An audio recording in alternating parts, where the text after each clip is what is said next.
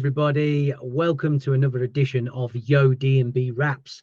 This is a very special edition that we've got for you today. We are doing an exclusive listening party to the entire Vibe City albums. It's a new project that I've been putting together over the last few months on Dirtbox Recordings, 100% liquid summer vibe drum and bass, a lot of party tracks on there, a bit deeper as well, covering the whole spectrum of liquid, your sub genres, in fact, if you will. The concept of the album in total is I don't know where this came about, but I've done this based on Grand Theft Auto, obviously Vice City. Big fan of the game myself, but more so I was such a fan of like the artwork and just how it went around. Now, obviously, I was thinking about Miami and summer vibes and things all like that nature. So it really brought me into thinking that way. We've had our art guy, Matt Williams, been working on this for about 3 months now. Absolute slog. Thank you so much for all your help with this, Matt. It's been a pleasure working with you, mate. You do so much good for this label. It wouldn't run without you. But yeah, Matt has individually turned every single artist on the LP into a GTA character. So all of these have been shared all over the socials as well. So I hope you like them. If you want to go and find them on Instagram or Facebook, it's just obviously the facebook.com, instagram.com at Dirtbox Recordings or the / Dirtbox Recordings. Lots of music to get through.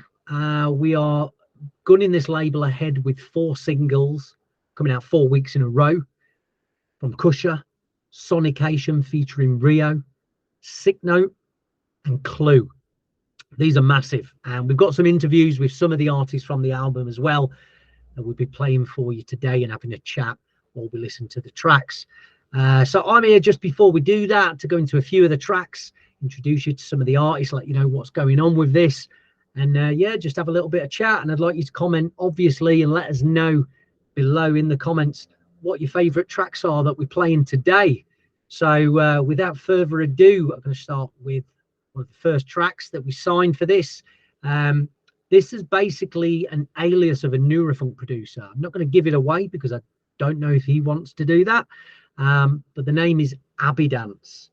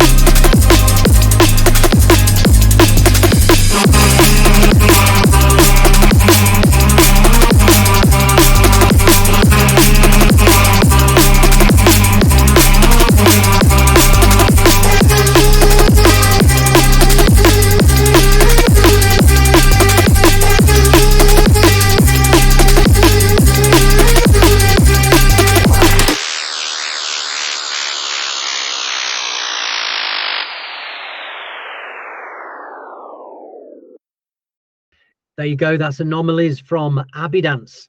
I don't know about you, but I love when some producers go out of their way to kind of surprise you with a different style and flex their production muscle a little bit. So this was a very welcome change from receiving Neurofunk from this artist. And yeah, absolutely blew me away. I absolutely love it.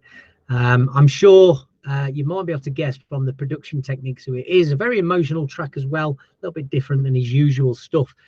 Definitely a great opening for the show today, and obviously one for the album, which, as I didn't mention before, is coming in 2 separate LPs in September. So once the singles are out, we'll leave it a few weeks to breathe, and then you'll be able to grab the full LPs. That track being one of the releases on the LP only. And the next track, we got a few tracks as a submission in the email box from a Brazilian producer called Urbase. I have noticed he does have a lot of tracks. I hope I'm not butchering your name, mate. Sorry if I am. But this one is phenomenal. This is Approved Character. It's one of the best tracks, I believe, that he sent across. We have signed some of the music from him under some other kind of DNB subgenres. Again, another one of my favorite. Check it out.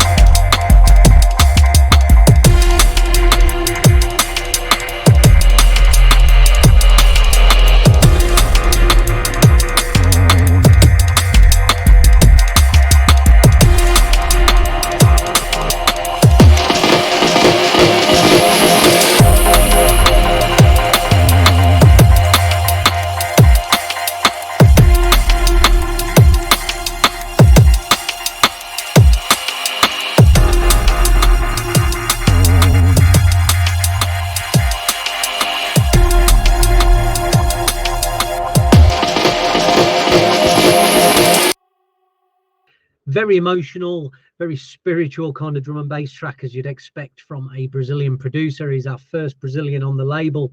Love finding people from around the world and featuring them, not just UK artists.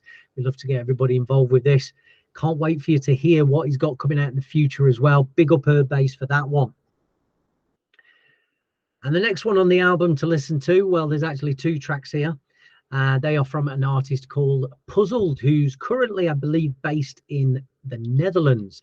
I think he's actually originally from Slovakia, but we've been conversing over Instagram for the last year or so, looking to sign these. I did actually have these signed as an EP originally, and I believe it may have given me the idea once I got more Liquid stuff to actually create the LP, because I was gathering just a few Liquid tracks that we wanted to put out on the label and show the diversity of what Dirtbox has got to offer.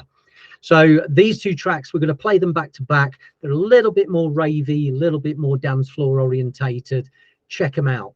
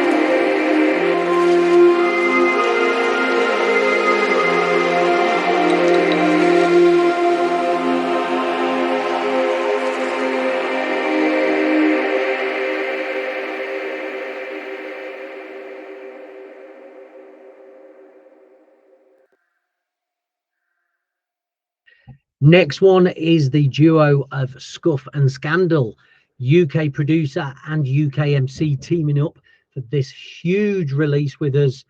Loving this one. Lots of vocals from Scandal on this. Definitely a vibe. I think this one's going to do absolutely massive for the LP. So check this one out. This one's called Legends Told.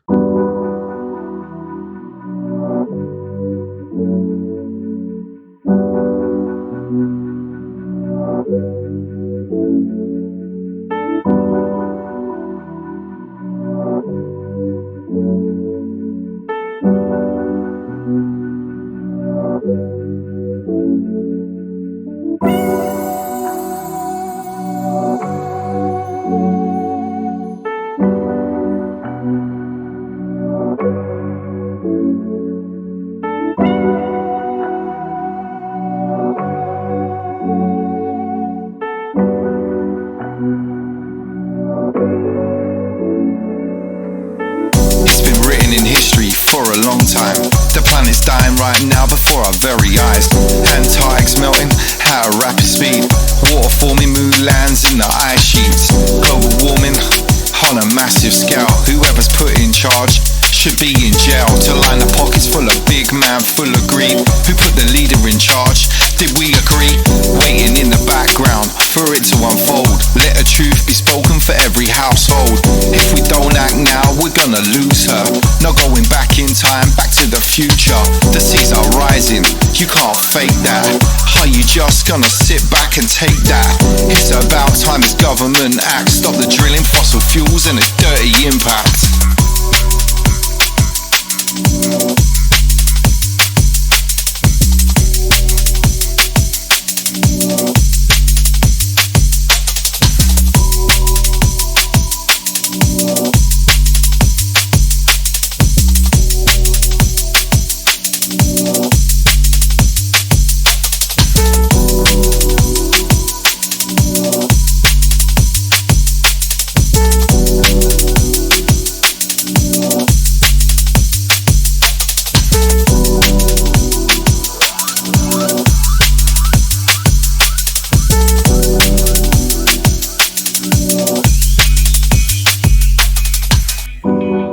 I've witnessed the natural world at its most fascinating and vibrant.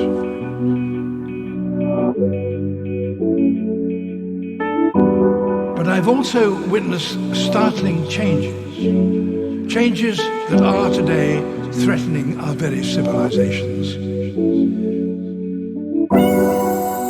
The impacts of this destabilization will profoundly impact every country on Earth. When you think about it, there is perhaps no more unsettling thought. The only conditions modern humans have ever known are changing and changing fast.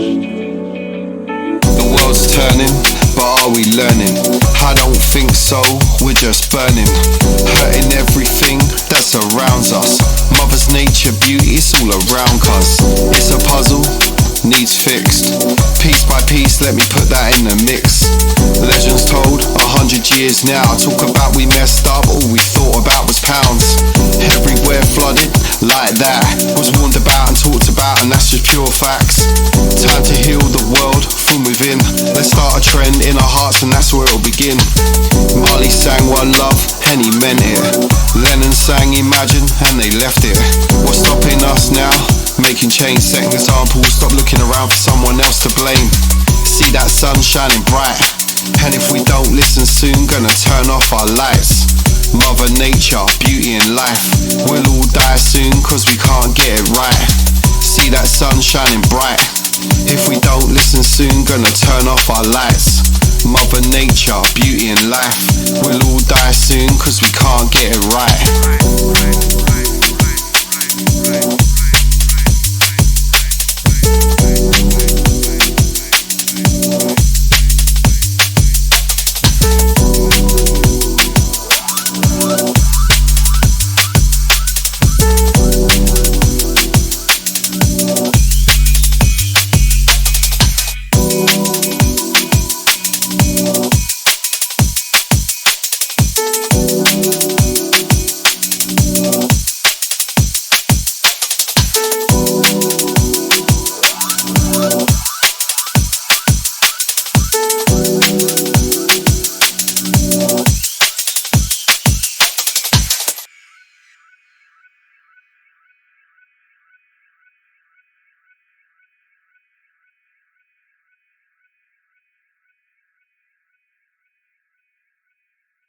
And the next one, we're going a little bit harder, a little bit techie on this one. Still running along on those liquid vibes, but Neurofunk producer the 5th has chucked this one in our inbox. VJC, this track is called.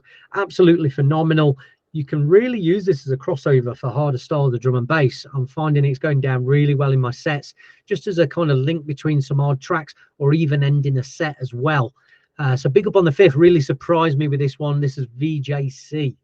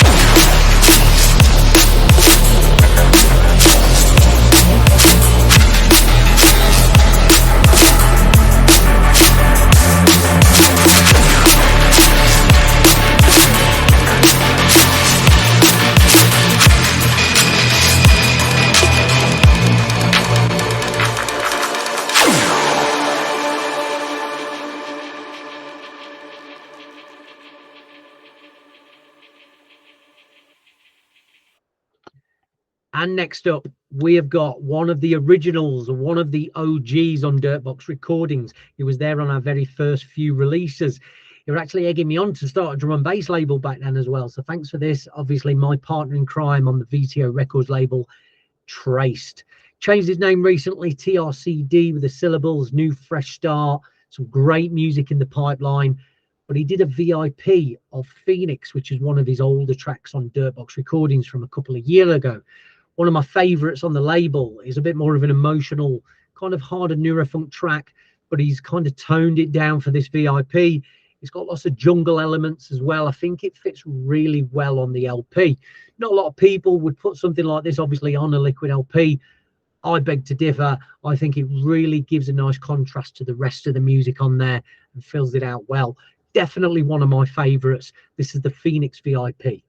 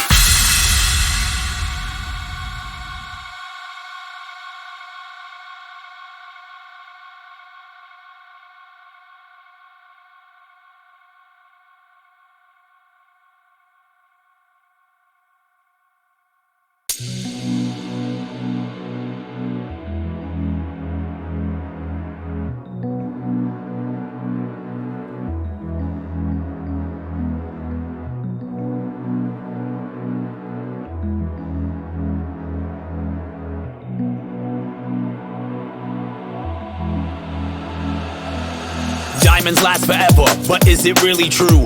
We can break them down, so what's that really prove? Everyone should know forever is inside of you. The soul is eternal life, who wouldn't knew? I'm letting it known, spiritually I have grown, telling all the masses everything I've been shown. I meditate for hours, then I get into the zone. My soul projects what I say on the microphone, trying to be positive so energies will follow. Keep the inner peace so my body isn't hollow. Trust in the frequencies, it's not a bravado. Past life regression is a hard pill to swallow. If you want answers for now, look into the past. Maybe there's a question that you can ask to undo the karma you live with really fast. Forever is how long our spirits really last. Every choice made for every endeavor, every inner thought for every single pleasure, every single person from the worker to oppressor. We are all on this path of life together. Time is infinite, but we decided to measure. If we find inner peace, life will get better. The body is a temple we should all treasure. The souls within us all will always live forever.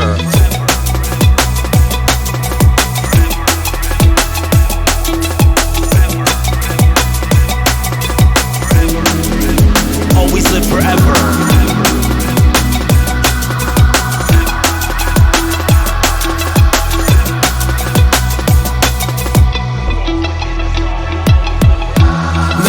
Forever is a common thing to say.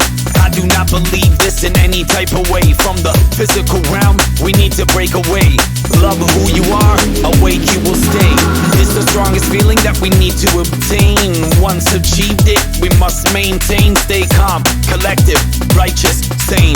Realize you last forever, nothing's the same. It's a different game when you know how to play it. You can always show love if you don't say it. Energies and feelings, that's how it's translated. When the body passes, the soul is vacated. Souls fly high when the body is below.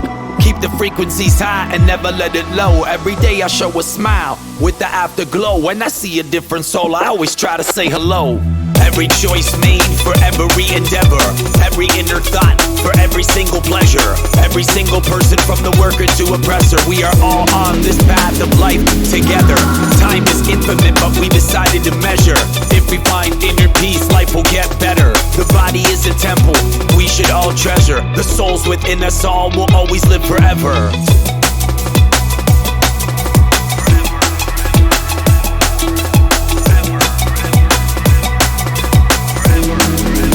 Always live forever.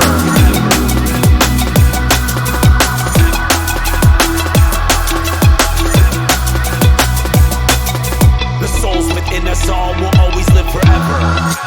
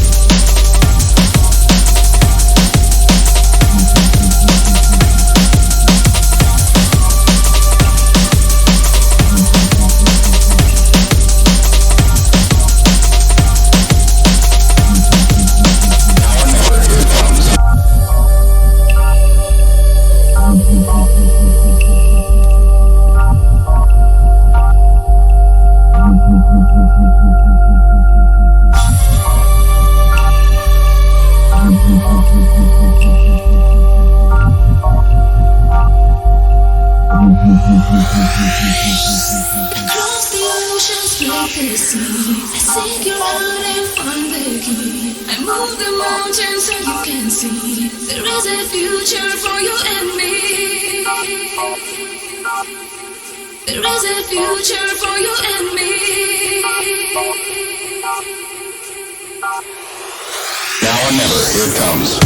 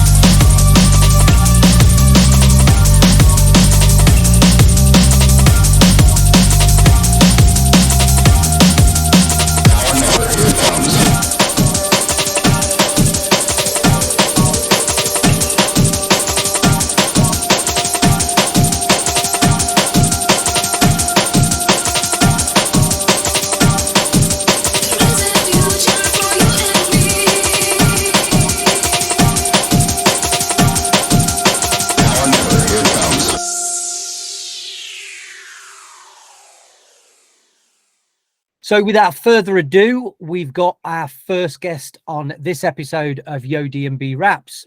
We're going to be listening to the tracks he has on the forthcoming album on Dirtbox Recordings. That's what we're here for today.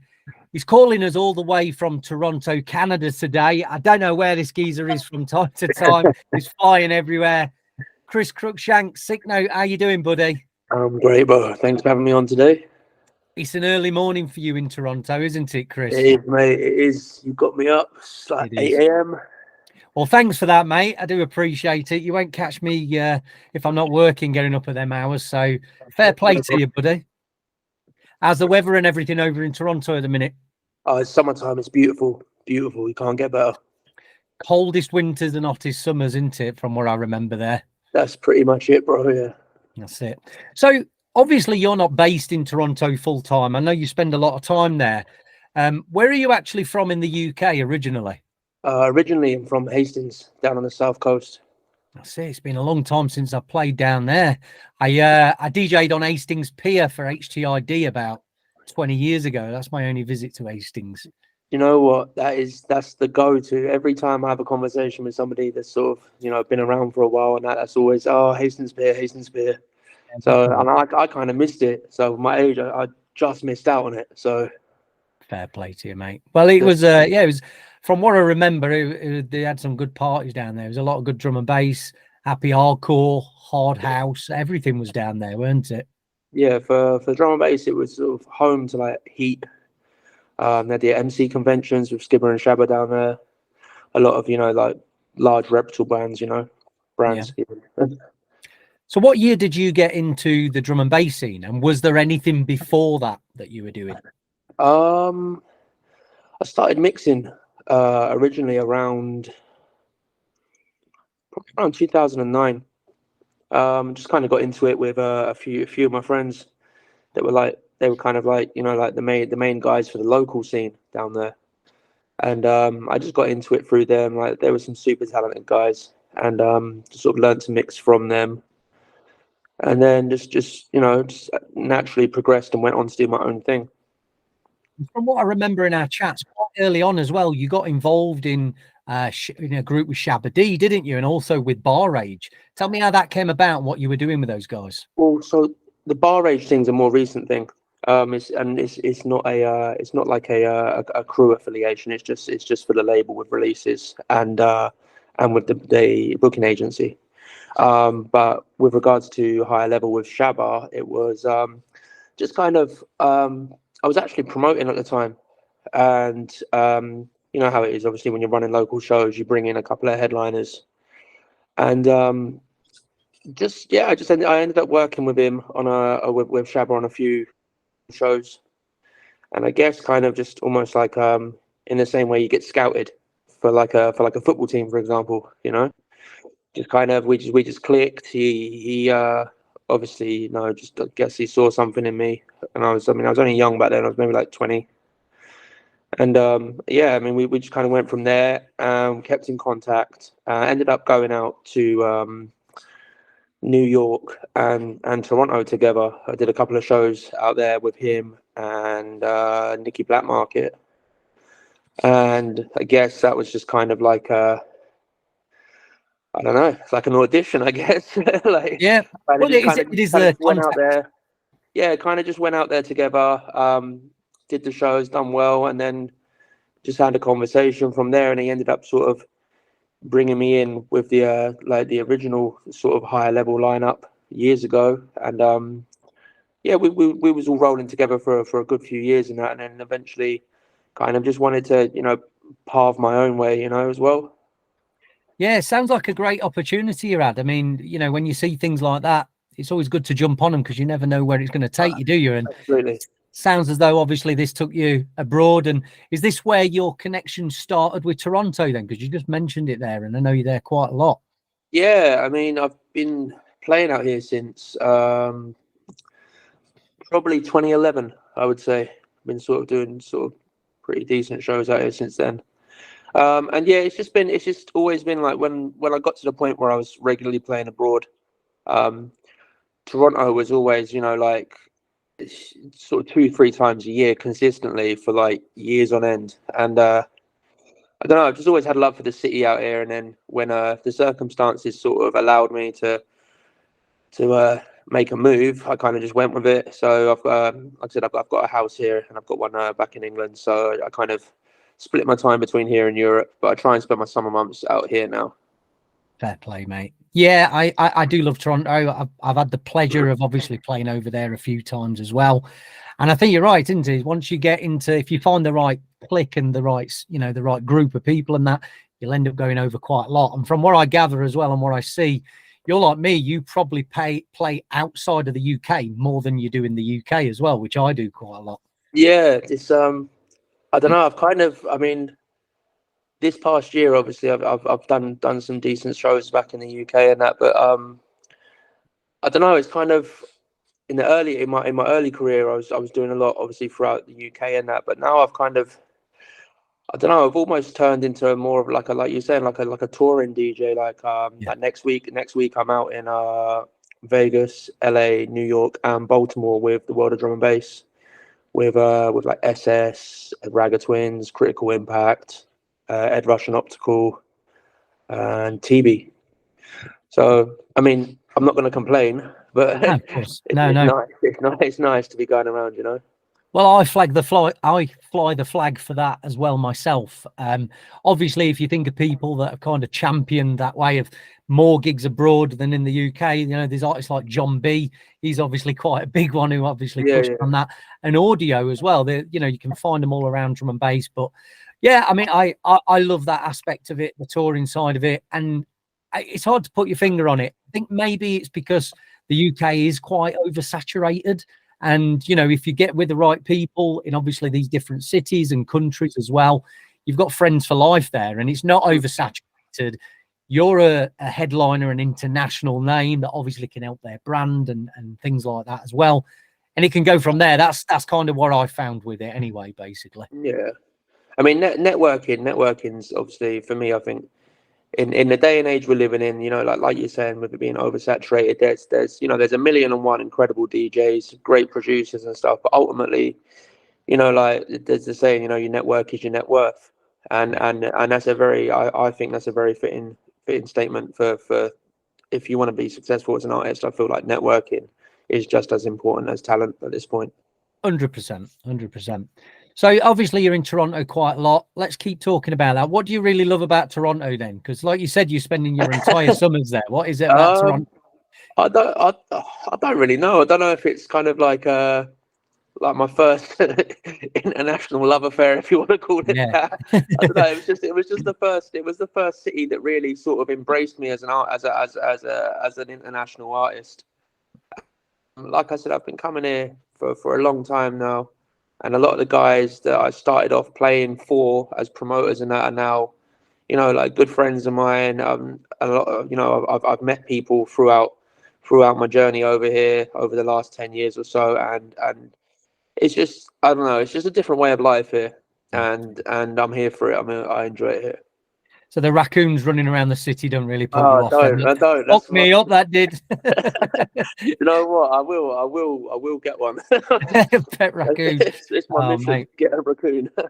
When we were staying there, like they would literally just you go out in the city and they just run past your feet. Do you know what I mean? There was everything there to do with raccoons apart from raccoon crossings on the roads. You know what? The first time I actually see one in the flesh, I went to pet it, and I didn't realise they're actually like quite savage little guys. Like my mate shouted at me, he was like, "No, don't touch him!" Like, freaking carrying lots of disease there, mate. You'd have your arm amputated. I was like, "Yes." What are you saying? Like, went to reach out to him. My mate was like, "Nope." So, and of course, Canada. They say it's one of the friendliest places on the planet. So, I can't blame you for that as well. Beautiful set. So let's get talking about what we're here for today, then, Chris. This release on Dirtbox. So there's a track called Corner of My Mind, which we're going to play in a moment. This is one of the very few singles that is coming out on the Vibe City albums in a couple of months on Dirtbox Recordings.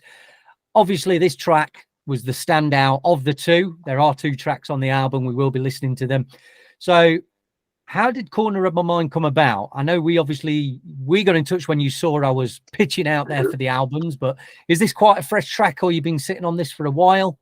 You know what? I've had that track for probably about it's been sat there for about 18 months now. But it was just for me. It was just the first in a new direction. I mean, like, I don't know. For the UK, predominantly, I'm probably known as a jump up guy. For the UK. That's what surprised me, to be honest, when we obviously got these from you. When I play internationally, I kind of play a bit more, you know, across the board. But when I'm in my car and I'm driving, I love listening to a bit of Liquid. So I was like, you know what? Let's just go with something that's, you know, make something that's something I would like to listen to. And that was just kind of, that was the back thought behind going with that. Well, it's a great is a great way to think about it with music, because I don't think enough DJs and producers think about this. Because what you've got to remember is when you're making music, you're making it for listeners. Yeah, you're making it for DJs, but they are less than 1% of the people that are going to grab your music at the end of the day. Do you know what I mean? So Yeah. It's a great thought process there. But listen, let's get straight into the track. Let's have an exclusive premiere listen right now of Sicknote, Corner of My Mind. Hiding in the corner of my mind, of my mind. Hey, hey, hey, hey, hey, hey, hey. Never letting go the things I hide, things I hide.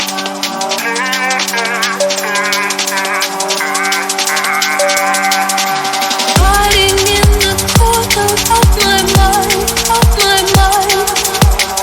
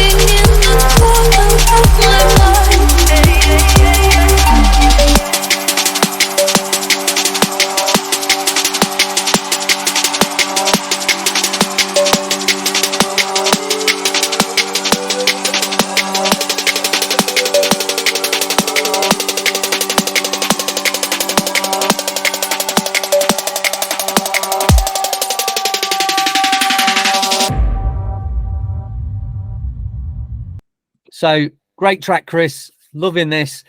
It's going to smash it in it. Let's be honest. Oh, I hope so. I know so. I know so. No, fantastic track. It hits it all, and we've got it just in time as well. We're hitting those big summer vibes. You know, let's get this in the cars. Played in Toronto and Hastings, of course, as well. But there's another track again after the single. It will be featured on the album, but we've also got the track Back to You as well.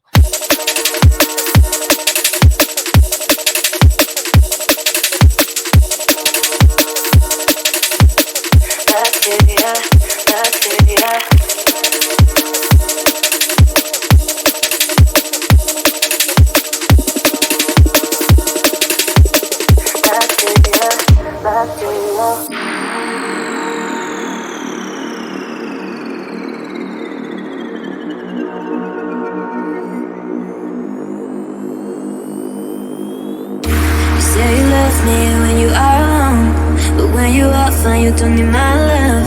I have to stop going back to ya, back to ya, back to ya. You say you love me when you are alone, but when you are fine, you don't need my love. I have to stop going back to ya, back to ya, back to ya.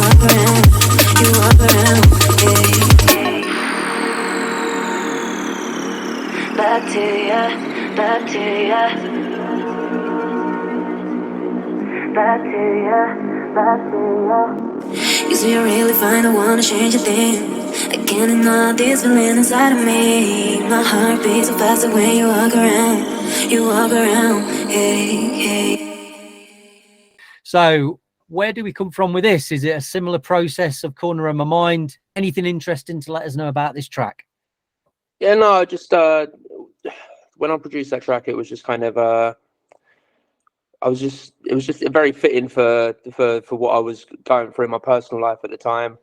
And again, it was just, you know, I was aiming for radio friendly, and again, just sort of vibes that you know, what I'd want to listen to myself. And it was just, again, it was just the direction I wanted to go with. Originally, when I put them tracks over to you, I was actually looking at doing sort of like a 4-track EP for myself. And you know, like I was sort of like two-thirds of the way through doing that, and then didn't end up getting that done. So yeah, you guys picked up the two of them, and can't remember who else took another one from me, but yeah, either way, that was the direction that I wanted to go with currently for that. Yeah, I'm so happy we got the opportunity on these, mate. They're both absolute bangers, definitely standout tracks on the album. Are you doing a lot of the work on your own for the productions then as well? Are you working these from scratch, or are you still in a process of like learning with it? Yeah, so I mean, I don't think you ever really stop learning as such. Obviously, I mean, like for the most part of it, you know, like it's all completely my own work. You know, like samples and stuff. Obviously, like, you know, everyone pulls a little sample here and there.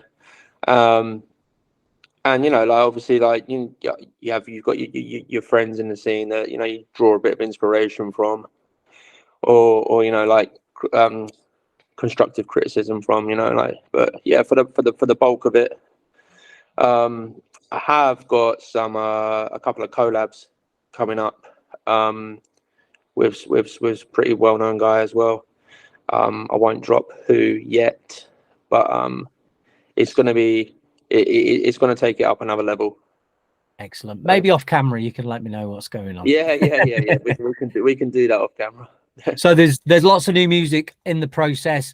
Does that mean we're going to see more Liquid and maybe even more releases on Dirtbox?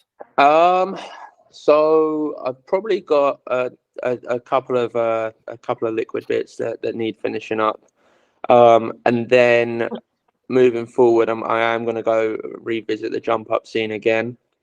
I've got some bits in the works already that need a fair bit of attention to, you know, but I'm just trying to. I don't ever want to be pigeonholed into being, you know, like a one-trick pony. I want to completely diversify my sound. I mean, at the end of the day, if you know, you can be a good artist in a small pond. I mean, I want to be, you know, I want to be known in all the ponds. Yeah, absolutely. And if anybody tells you different, you just point them to Andy C, because he's obviously the framework and the plan out for doing what you want, when you want, where you want. The guy's the blueprint. So. He is the blueprint. He is. So, leave on one final question. I noticed you got a label in the works. What's all this about? Yeah, do you know what? It's I just kind of felt like at the moment I've got quite a bit of momentum behind me. The bookings are flying in sort of internationally, and it was just, I guess, me just being a bit stubborn and toxic and thinking I can do it better than certain other people. I guess it's just over time and experience. You know, like you see how things are done, and you know, like everyone thinks they know best at the end of the day, right? But I just I see the way that some things throughout my career have been done, you know, by other people. And I just kind of thought, like, you know, like it's something I'd like to turn my hand to. And I kind of just feel like I'm at a point where, you know, I've seen enough of the good and enough of the bad that I feel like I know what direction I want to do it, like go in and how it should be done. And I've actually teamed up with a guy called Chris Harris, who's actually from out here in Toronto. Amazing audio engineer.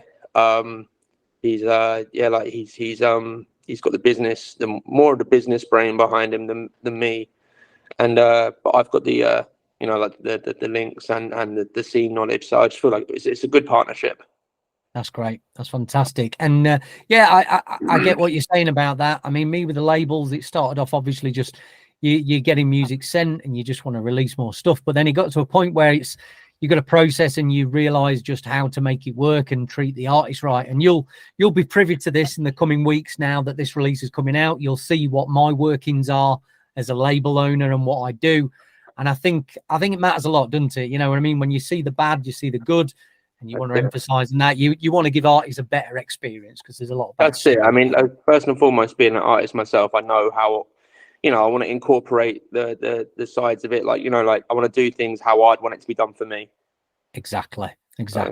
Well, you know what, Chris, it's a pleasure to have you on board, mate. I'm very happy that I dropped you that DM that day, slid straight into those DMs for the Liquid. That's it. And here we are today. So yeah, remember guys, these 2 tracks are going to feature on this massive album. Where can we see you next playing out, Sicknote? I'm in Las Vegas on Wednesday. What? Vegas Wednesday, Los Angeles Thursday, New York Friday, and Baltimore on Saturday. Yeah, and what stays in Vegas? What happens in Vegas stays in Vegas is what I meant to say. I don't know. Some of it will come home with you, bro. Great stuff. Listen, thank you for getting up extra early to speak to us today, No Chris. problem, bro. So next guest on the Yo DNB Rap Show is none other than Kusha. Jay, how you doing, mate? How you doing? All good? Very good, very good. So it's been a long road, hasn't it, Jay? Me and you have we've had ties here and there, back and forward, since I first moved to Birmingham around 2008, back in the dubstep days. Tell us a little bit about how you got into the dubstep and what was going on back then. So at the time, really, it was more into garage, how it started. And as you can imagine, back in the days of Passion and Sirius FM, that's what really kick-started my passion for DJing and music on a whole. And then when I started getting into that, somehow I fell into being friends with Devilman, the MC. And while I was friends with Devil, Mikal, as I would call him, it showed me a lot of the scene, and we got around quite a lot and met a lot of people that were involved with garage as well. And then dubstep literally came out of nowhere. And I remember listening to Scream Midnight Request Line for the first time, and that's when it really touched my soul. And from then I went digging for more stuff and came across the likes of Casper and Rusko, etc., and really just found myself indulged in that kind of dubstep scene, if that makes sense. And then from there, everything was just dubstep. Like the garage scene kind of faded out, and dubstep just completely took over. And because Devil was into it as well, he just fitted together, sort of thing, and we just was immersed in the scene, shall we say? Yeah, I remember back then. I think me and you crossing paths. There was 2 events. There was a small event ran by Breakthrough. It was at the Custard Factory. Correct. That was one event, and the other one was the Hype events, which we both played at quite a bit, didn't we, as well? Yeah, I think we crossed paths there. Hype was just fantastic memories, to be honest. And it was weird how I fell into that, because I had a friend called Dynamics, who was a DJ from Derby, and he knew John Chu, and at the time John was running Hype. And weren't they from the Derby area as well, the guys that run it? I can't quite remember. They were, yeah. And for some, I don't know how it happened, but I got invited to go and play on Shutter TV. Do you remember Shutter TV? Yeah. And I played my set, and from the second the set finished, Joe and John came running up and said, "You're playing Hype. The next Hype you're playing it." And from there, then I was just a resident every week, and some of the best years of my life. Hype was, it really was. Yeah, they were good fun. They were the one that was bringing the big guests to Birmingham for dubstep, weren't it? They had, and it weren't just like one headliner. There was like 4 or 5 headliners, weren't it? They went in hard. They were fun parties. I really enjoyed playing for them. I got into those guys from obviously attending the events, but I knew. Do you remember Jake Crow? Jake, yeah. Good old Jake. Hi, Jake. If you're listening, I ain't spoke to you in absolutely years, mate. Get in touch. But yeah, that was my in with that. And Jake, he was such a nice guy. He was really friendly, very helpful, and obviously introduced me to those guys and got my foot in the door. And that's obviously when I recognised you from some of the Custard Factory parties and things like that. But you got quite a bit of momentum around that time, because you were releasing tunes as well, weren't you? And tell us a bit about some of the releases and some of the plays that you had. So I got onto Stop Out Records, which were a small record company back then, but they, again, were very picky about who they signed and what music they released, and it actually done me quite a few favours. I ended up making a single called Made It Back, which actually made it onto Screaming Benger's Saturday night show on Radio 1. Oh, that was great. And when I heard that, I nearly crashed the car, because I was actually on the way back from a set in Derby when it came on. So I was coming down the A38, it came on, and as you can imagine, I lost my shit, just didn't know what to do while I was driving. And yeah, not only that, but I had a few tunes that I'd made with Max Venus as well. Now, Max Venus was one half a Substantial Error with Aaron Townsend, and both of them, I must admit, helped me significantly with the music I was releasing at the time, because obviously I did need a little bit of help, and Max was just a genius on Fruity Loops, believe it or not, and yeah, he helped me massively. So shouts out to Max Venus. If you're listening, mate, thank you so much for everything you've done, and it's appreciated, really, because it's made me what I am today. Well, that 2010 era, like Radio 1 was must-listen radio, weren't it? Then, if you were into dance music, you had Annie Mac, you had obviously Groove Rider and Fabio, or fucking Fabio and Groove Rider. Why did I say it like that? Groove Rider and Fabio. But yeah, that, and then obviously Screener and Benga show, yeah, some absolute epic shows on there. So to be included in one of those shows around that time, that's a big thing, isn't it? Definitely. And then you went away. You went away for quite a while, didn't you? And I definitely didn't hear about you until a few years ago. So where did you disappear to, Jay? Did you get locked up? What was going on? Well, to be fair, the dubstep scene kind of dropped off around that time, and just slightly backtracking. Once Made It Back was played on Radio 1, it kind of excelled then, because Trevor Nelson and DJ Target started picking up my stuff as well. And I eventually got to get played feature, should I say, on DJ Target's introducing show a few times. And then he took me across to Trevor Nelson's show as well, where I got like a guest slot where I was speaking about myself and what I was doing. And I actually met Target at the town hall in Birmingham when he was doing an open evening. And that's where I met him, and luckily met the producer of the show as well, Charlotte. And again, Charlotte really helped me move things forward as well. So big shout out to Charlotte as well. She's listening from Radio 1. And yeah, but where I went missing was the dubstep scene kind of died off, and then my lovely little son came along. So that took all my time. And to be honest, my focus was just on him, and music took a back step, to be fair. So you can blame my son for that one. No, it's a good enough reason, mate. It's absolutely fantastic, to be honest. But you did come back with a bang last couple of years. Obviously, got this little DM out of nowhere, and here we were chatting again after God knows how long. And obviously, we were talking about my new label, or the new label at the time, Are You Serious, which has been running a few years now. But obviously, that's my garage and bass label. It's obviously a sideline to Dirtbox. And you submitted a couple of tracks for us, didn't you? And they went off with a bang. Tell us a little bit about your EP with us on Are You Serious? Well, firstly, just one day, as I've always been kind of a drum and bass and dubstep guy, something just hit me out of nowhere, and I thought, I'm going to make a few garage tracks, because I was just feeling it at the time. And obviously, I've always known you've been doing your bits in the scene, because even though I took a back step, you still see what's going on around you and who's doing what. And to be fair, I noticed that over the years that I had taken out, you'd still progressed forward into getting your labels together and still releasing, still being in the scene quite a lot, if that makes sense as well. So you were the first person I reached out to see what you could do, to be fair, and it all matched up. So here we are now, and it was a good move, to be fair, for me. Yeah, I mean, just to emphasize on this, last summer we put out a release on Are You Serious, which was Vibe and Be Free by Kusha, and it just went straight into the top 10, didn't it? After about a week of just not being anywhere, and we were like, oh fuck, nothing's happening with this on Beatport. I just got this, Lee, check Beatport. So we check it, boom, straight in the top 10. So we start pushing it a bit harder online, and then before we know it, we got a #1 single on Beatport. And yeah, absolutely phenomenal work with that. Obviously lots of big DJs like EZ and things like that supporting it as well. So it really took off. So obviously that's led us into today's conversation with the new release on Dirtbox, Come Back to Me. Isn't that right, Jay? It is, yeah. Exciting times as well. Again, so they just hit me at the moment. Sat on my computer, started to get the track down, started with the beat, and it just, again, you normally find the best singles and the best releases that you put out, they come together really quickly. When you've got a project that you're working on for hours and hours and weeks, they don't flow as nice as what they do when you make them within, say, 3 hours, for example. The tracks that you make very quickly are always your best, and that's what's happened here. Yeah, absolutely.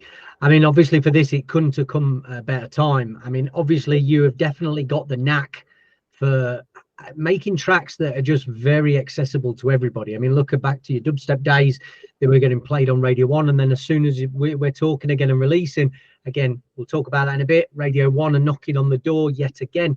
And with this release, I was right, well, I'd say I was about 20% in to programming this Vibe City LP, one of the biggest projects we've ever done on Dirtbox. In fact, fuck it, it is the biggest project I've ever done on Dirtbox Recordings.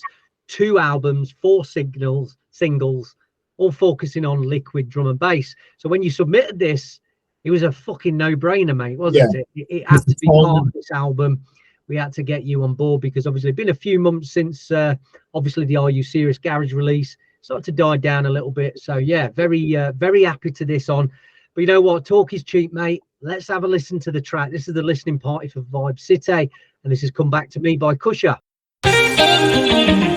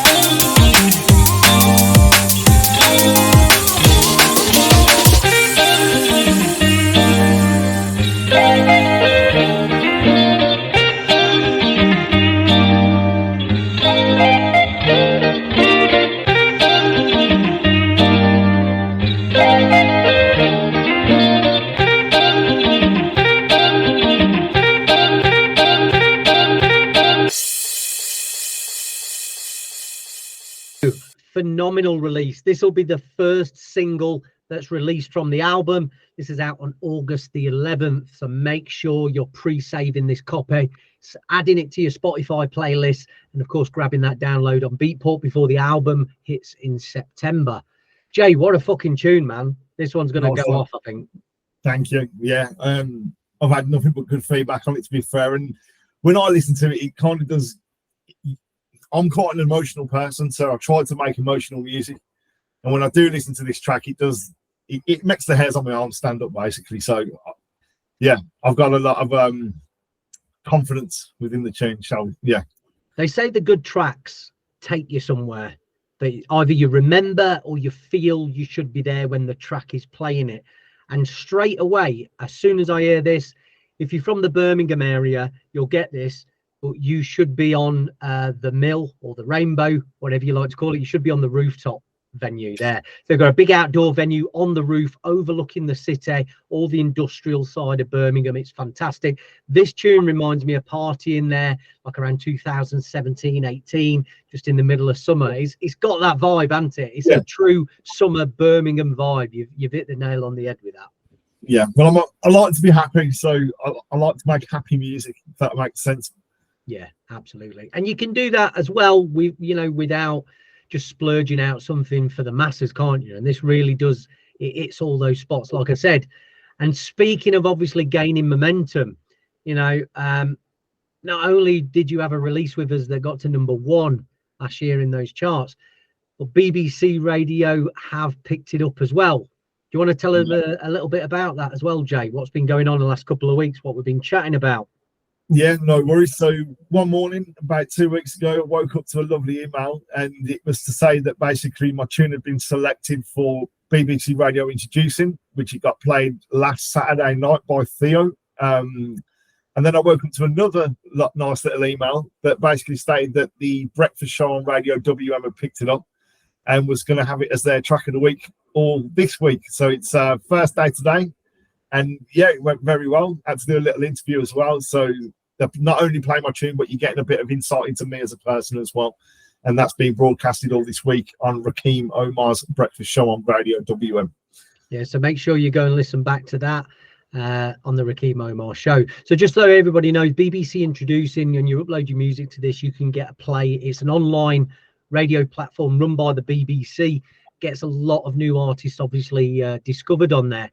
That has additionally got picked up by actual national radio in the West Midlands. So not just online, but going across the airwaves, and it's tune of the week. So the track has been played today. It's going to be played for the rest of this week as well. So obviously make sure, if you're only just listening to this, you can go back, check out it. Jay's got an interview, and it's very likely we're going to be going down to the radio studios this week, isn't it, Jay? We're going to have a chat in person. Yeah. It looks that way. I had to do a kind of voice memos that I've had to send in that they're actually edited together and now playing like I'm actually there. But yeah, we do have to go in and do a wrap-up interview towards the end of this week or maybe next week. I'm just waiting on confirmation for that now. Yeah, so it should be soon. Very exciting. Well, it's the first coverage we've had like this on the label as well. So it's a milestone for us. You know what I mean? Everybody's excited for this. I'm so happy to be back in this track, James. So happy to be back in you. I don't think there's anything else we can say apart from, make sure you're grabbing this one. It's an absolute barn burner. Obviously, this is part of the album, the Vibe City album. One last question for you, Jay. What's it mean to be on a project like this and having your track featured on it? Do you know what? I must say it's an honour, to be fair. I didn't think my music would take me as far as what it has done over the last 12 months. And to be a part of something with such amazing artists on it, as well as a good label behind it, I don't know what to say, really. It's just that much happening that's never happened to me before. It's kind of overwhelming, to be fair. And you just got to take it all in. But, mistakes I made in the past I've learned from, and this time it is not going to slip. And I'm not going to take my foot off the gas either. So to be a part of something this massive, yeah, it's just overwhelming. Like, I'm feeling the love from more directions, and I'm just grateful for every opportunity that I'm getting at the moment. So, Lee, thank you. No, thank you, mate. Obviously, it's your track. Do you know what I mean? You're making it. All I can do is just put the power of the promo behind it. and obviously get it out there, which is what I'm good at. I'll do the marketing side. You know, you're the talent with this, and it's very good to have you on board, mate. Absolutely. Thank you. It's a pleasure being on board as well, Lee, to be fair. You know, making the tracks half of the job. You know, these days the world's changed, and you need to work as part as a team these days to get the best out of what you're good at. And you know, hopefully this track that I've made is good and people enjoy it. I hope they do, and if they do, then I need your help to get it where it needs to be. So yeah, hats off to Dirtbox Recordings and RUSRS and anything else that you're doing for me, Lee, because to be fair, you've done a lot and I'm grateful for it, so thank you. No, my pleasure, mate. And like I said, definitely more to come. We've got some great ideas. Let's tell people a little bit about what's happening with Kusha after this release. Obviously, we are working on your own solo EP for the label that is incoming. He has got 2 remix EPs coming out as well. One on Are You Serious very, very soon. And we're about 50% done of drum and bass remixes of Be Free and Vibe as well. And the remix we've had so far, oh my fucking God, this artist has smashed it. You are not going to believe. But that's the latest story. You can contact Kusha for bookings through us. We are dealing with them all now. We've started a little agency up for some of the artists on the label, Kusha being one. And this is through our SMYDF brand, which is Show Me Your Dirty Face. That's what that stands for. So if you go to facebook.com/SMYDFPR, contact us through there or email on info@smydf.co.uk. So yeah, if you want to get in touch, get the bookings in for Kusha. He's ready, he's able, he's willing to do almost anything for a peanut or two. He's ready. Lovely stuff. Jay, thanks for your time today, mate. Can't wait for this release to get in the hands of everyone. Yeah, it's exciting times. It's exciting times. But again, thanks to you and thanks to everyone else who's listening to my music and picking it up. And big shouts to all my fans out there, if there is any. Love you all. Thank you. There you go. And now for our next guest, we have one half of the duo, the drum and bass duo Kleu. We've got David Junior Ed. David, how you doing, mate? Yeah, good, man. Good to be with you. Nice to talk. Have a little convo. Yeah. Are you actually in the UK then? Because you've got the shades on. I don't know. You're wearing shorts as well. Whereabouts are you? I am wearing shorts and I'm wearing shades, but not for the reasons you think. It's because I've been ill for a week and no one needs to see what's underneath here. Don't need to see the red eye. Oh, okay, I get you. That's it, man. Lovely stuff. Well, listen, mate, thank you so much for taking some time to be with us today. Unfortunately, Kirk couldn't make it. He is very busy working on the next Dirtbox or release that he's got for us, hopefully. That's what I'm sure he is, yeah. I'm sure he is. Well, we'll get straight into it. Obviously, Kleu is made up of 2 members, Junior Red, David, who we're speaking to today, and Kirk, who also goes under the alias of Arcane, doesn't he? Where did these names come about for both of you? I mean, you can answer for Kirk as well if you want, but where did your name come about? Well, I'll do Kirk's first. He got the name. It's a weird story because he was trying to think of a DJ name, and a friend of his offered to help. And she did some research and came with a list of names and their meanings. And he ended up taking Arcane. I can't remember what the exact terminology for that is. But that's the same girl that actually came up with the name of Kleu, which turned out to be Latin for to hear or to listen. So that's how we got his. But I've had my name since I was 13. My sister, she used to go out with a guy who was called Red Mantis, a reggae artist who was just amazing, freestyler, really good. And I started writing lyrics and stuff, and he said, "Oh, you need a name." Sorry, I'm getting a call coming through here. That's all right. Yeah, so he said, "Oh, you need a name. Why don't you have Junior Red?" And it just went from there. Basically, I took it as a enthusiastic little teenager, and it's just stuck with me all the way through. Fair. So it's fair to say then, you and Kirk actually go back a little bit before the Kleu name, then, don't you? Are you guys boys from way back before that? Yeah, I mean, well, I met Kirk about 6 years ago, But we've both been in the drum and bass scene for a long time. I mean, without giving away too much, I've been in it for a long, long time. I moved to Brighton in the early 2000s from London. Started just jumping on mics and stuff, linking up with Brighton DJs, which is like Stacker and Skynet, DJ Skinny, DJ Friction, and just started kind of doing it for fun from there, and then got onto agencies and finally ended up joining Urban in the mid-noughties and became Aphrodite's MC.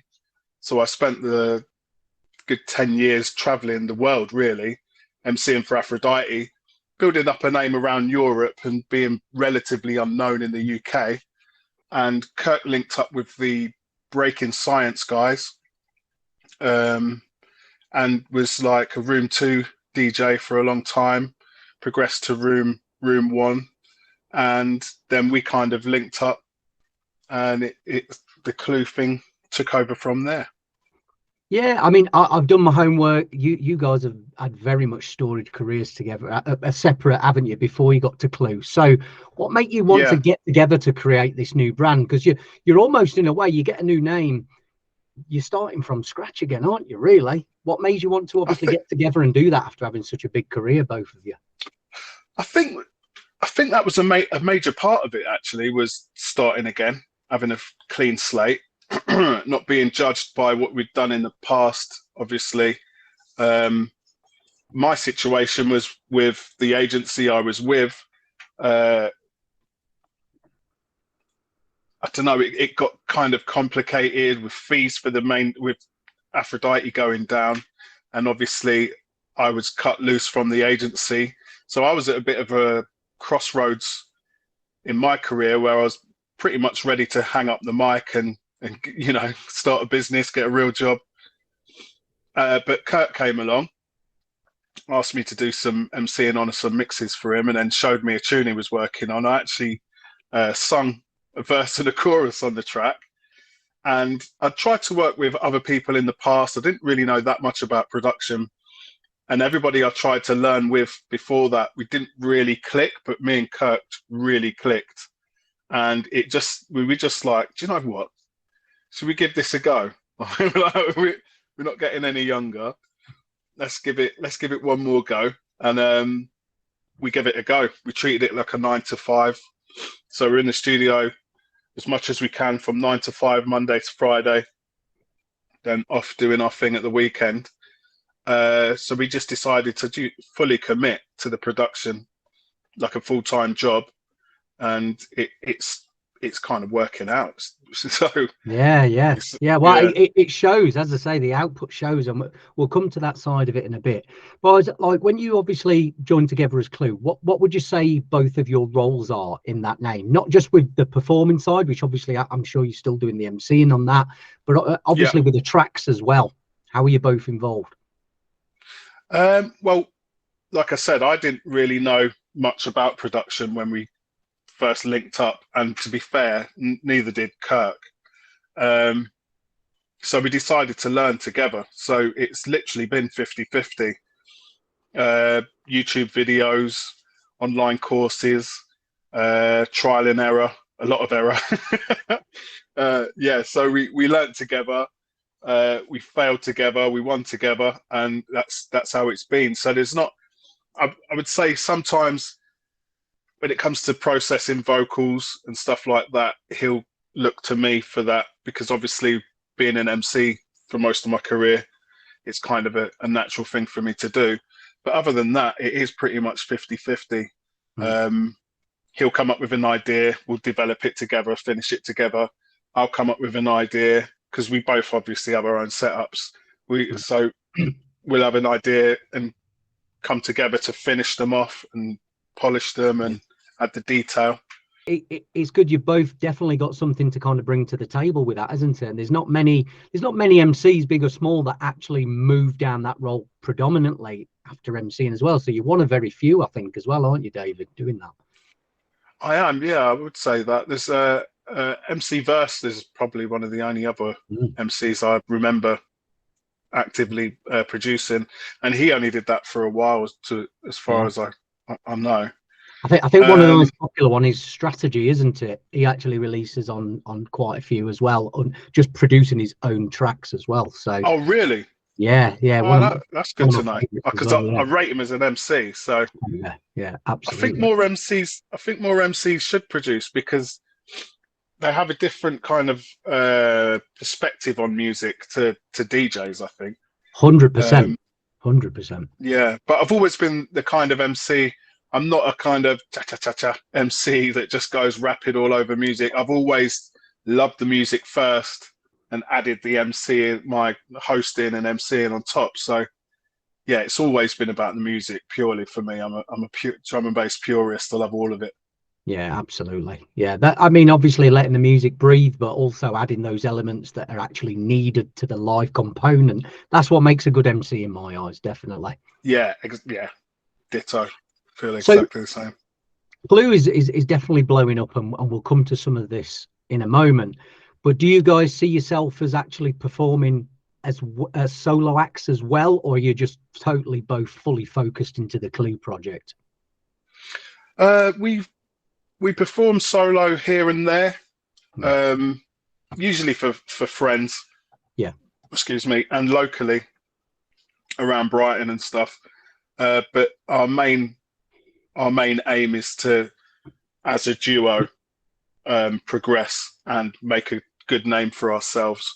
And then maybe in the future we might do side projects and stuff on our own. But we kind of, I think we definitely value each other as music partners, and so it's all about the Kleu at the moment. Yeah, definitely for the foreseeable future. It's definitely picking up some pace and momentum at the moment, isn't it? Since the pandemic, it really is coming together quite strong. I mean, if you look at output of any producer or anything like that, and I was even looking across Beatport, the actual output you guys have is one of the top ones out there for a solo artist. You know, multiple labels, multiple releases every month. You know, you're definitely kicking it on all cylinders there. I mean, what would you say is keeping the work rate so high? You know what I mean? You've got, you know, you're obviously not having any writer's block or anything like that. You're just kind of picking up each other's slack and stuff. What's thing with that is it's our fear of TikTok. But it is actually our fear of TikTok, and the fact that if I have writer's block, we've been very lucky that if I'm blocking, Kirk is usually okay, and then if he's blocking, I'm usually okay. So it's always worked out that we can pull each other out of these blocks, and you know, that's the kind of the magic of being a duo as well.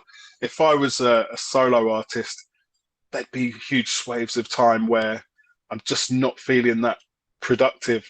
And the ironic thing is you keep making stuff when you're blocking. When you come back to that later, you realize that you weren't actually blocking. You were not believing in what you were doing. Yeah. So to anybody who has writer's block regularly, I would say just keep making stuff. Even if it's like, meh, keep making stuff. Because when you go back to that, you never know what you're going to find with a fresh pair of ears. Yeah. Could be sitting on gold. I personally, I don't think it really exists with writer's block. I think, like you said, it's you're not believing, you're kind of bored of it. And when I've obviously been doing producing and I'm just having that kind of stale couple of weeks or couple of months, I just go into something else, like organising my sounds, listening to other music, and just stepping back from things into it, you know, just having a play, create some loops, create some sounds. You don't have to make a track every time you sat in the studio, do you? Yeah. Sound design is an excellent way to get your juices going again, because if you make a sick bass sound or some nice pads or whatever, you want to use them. It's kind of the natural thing to do. You want to use them, and it usually helps to get you straight back in the seat. But also tutorials on YouTube or whatnot. Watch a couple of those and you can't wait to get back to it. So it is a belief thing, but like you say, there's definite ways around it. Yeah, absolutely. Well, talking about being prolific with the productions, I mean, I've written a list here. Fucking hell. Last few years, mate, you've released on Jungle Cakes, Device, Born on Road, Elevate, Dope Ammo, Audio Porn, that was obviously one of the first labels you guys got picked up on as Kleu. Yeah. But I mean, there's not big many up left there. Yeah, big up the boys there. Is there any on the bucket list that you're wanting to get releases on? Is there anything out there that you really want to obviously aim to get a release out with? I'll tell you what, there's we've got a few coming out.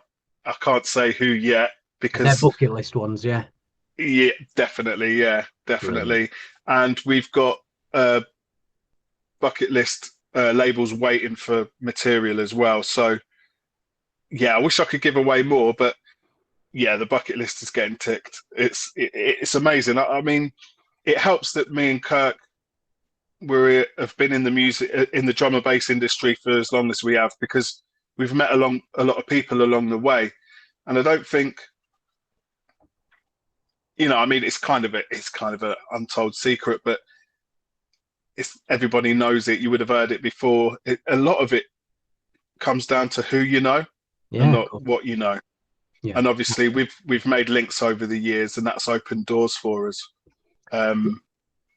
But yeah, we've got some good news we're going to announce this year. So yeah, keep your eyes peeled.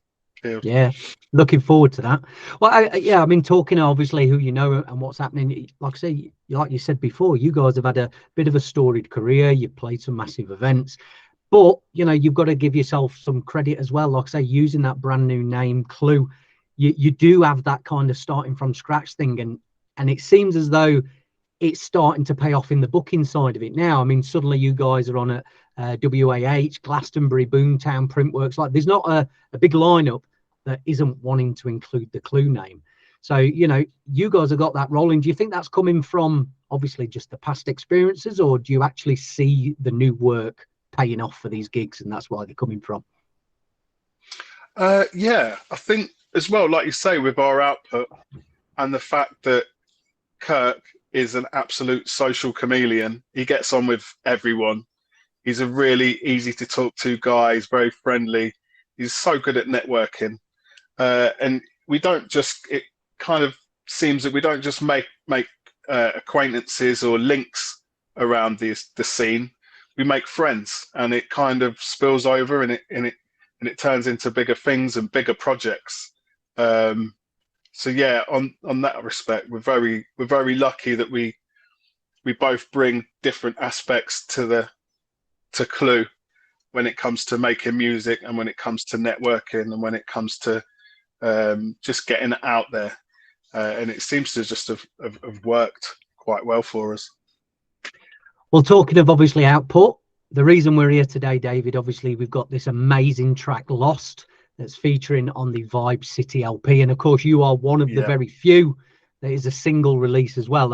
I'm fucking super excited for this one, mate. We made it right at the last minute, didn't we? The last minute we got it on the album. So you guys cut it a bit fine, but we made it. So what we're going to do now, we're going to listen to the track. We're going to have a chat about it straight after. This is the listening party after all for the album. So this one is by Kleu, and it's called Lost.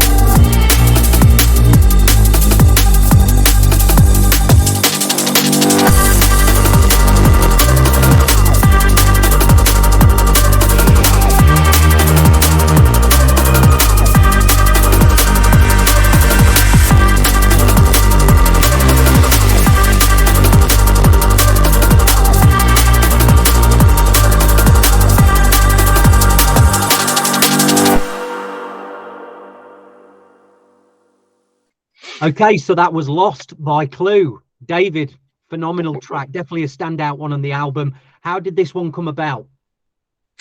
Well, it's a mad one, this. We started this project quite a while ago, and it's been one of our favourites, the potential-wise, and one that kind of, at the time, it was a new direction for us. We'd been trying to make a lot of kind of dirty, nasty, not jump up, but kind of, you know, some Kleu filth that we're quite known for. And we really wanted this one to go to the right home. So we sat on it, basically. And when you popped up with your project, I checked out your stuff, checked out what you was up to, and I was just really impressed with your approach to the label, your approach to labels in general, and how you market your music, how you're just very thorough. And I had a really good feeling about you, and I thought it would be the perfect opportunity to actually finish this project properly and take it somewhere that deserve it. Because it's weird that I'm not going to say anything bad about any labels we've worked with, but there are certain labels that they get big in stature and they lose the personability of it, and it becomes kind of a machine. And what we liked about your label and labels, to be fair, is that it's a very human touch in there, and it's very well thought out. And we thought, yeah, we can see you're going to be doing big things in the future. You're definitely going to be sitting on a good label, big label in the future. And we thought, yeah, we'll be part of that. Let's grow together. Do you know what I mean? No, that's great feedback, man. Thank you for that. And No that worries, is man. really, that is the ethos. That's what we're trying to do with it. Obviously we set up the Dirtbox Recordings back in 2018, but I've had 20 years of running different labels in different music genres. And yeah, just like a few years ago, something really clicked. I mean, we were signing music from our friends and we wanted to branch out, just make it actually mean something and take notice. Yeah. And obviously this is when we started coming up with some crazy projects and just having a very personal way of managing the label with the artists and getting involved. And you guys have, like I say, you've seen the front of obviously the track being signed, but come August, there's a lot of stuff I've got planned. I think you're going to be really excited to see what we do in the background, but also in the front ground. So, and of course the artwork, I'm fucking loving it. The GTA flavored artwork and stuff like that. Yeah, sick, man. That's it. Yeah. Brilliant. So thank you for that, mate. I'd say we got to the end of this. Not too harsh for you, I hope. Some low ball questions there, just to see you through on a Friday afternoon. But good to see your face, mate. I've heard your voice and read your words a lot. Good to see your face. Thanks, man. Yeah, you too. I mean, obviously, I see you because obviously you guys are here, there, and everywhere at the moment with gigs. I've been hibernating this year. As I keep mentioning it to people, obviously I've had a newborn. So for me, it's just kind of okay. Oh, really? Yeah, not a lot of traveling at the moment, but it's slowly getting there, and I'll be back to gigging again very soon. So hopefully we'll bump into each other in person as well. Oh, for sure, man, for sure. So we know about a few things you can't tell us about, like you said earlier. Is there anything this year, gigs, music, or event-wise, or anything like that you can let us know that's happening with Kleu? Yeah, I mean, yeah, we've got shows up and down the country. We're doing a couple of shows at Boomtown this year. Mucky Weekender. We're in Brighton this weekend, doing the after party for the On the Beach Festival, and then a dramatic festival near Norwich on Saturday. So yeah, just wherever you are, keep your eyes peeled. I'm sure we'll be lurking about. We've got 2 tours in the works. Again, I can't mention too much about because they're not all fully confirmed yet. So yeah, we're busy boys, and we'll probably be in your area soon. So keep your eyes peeled.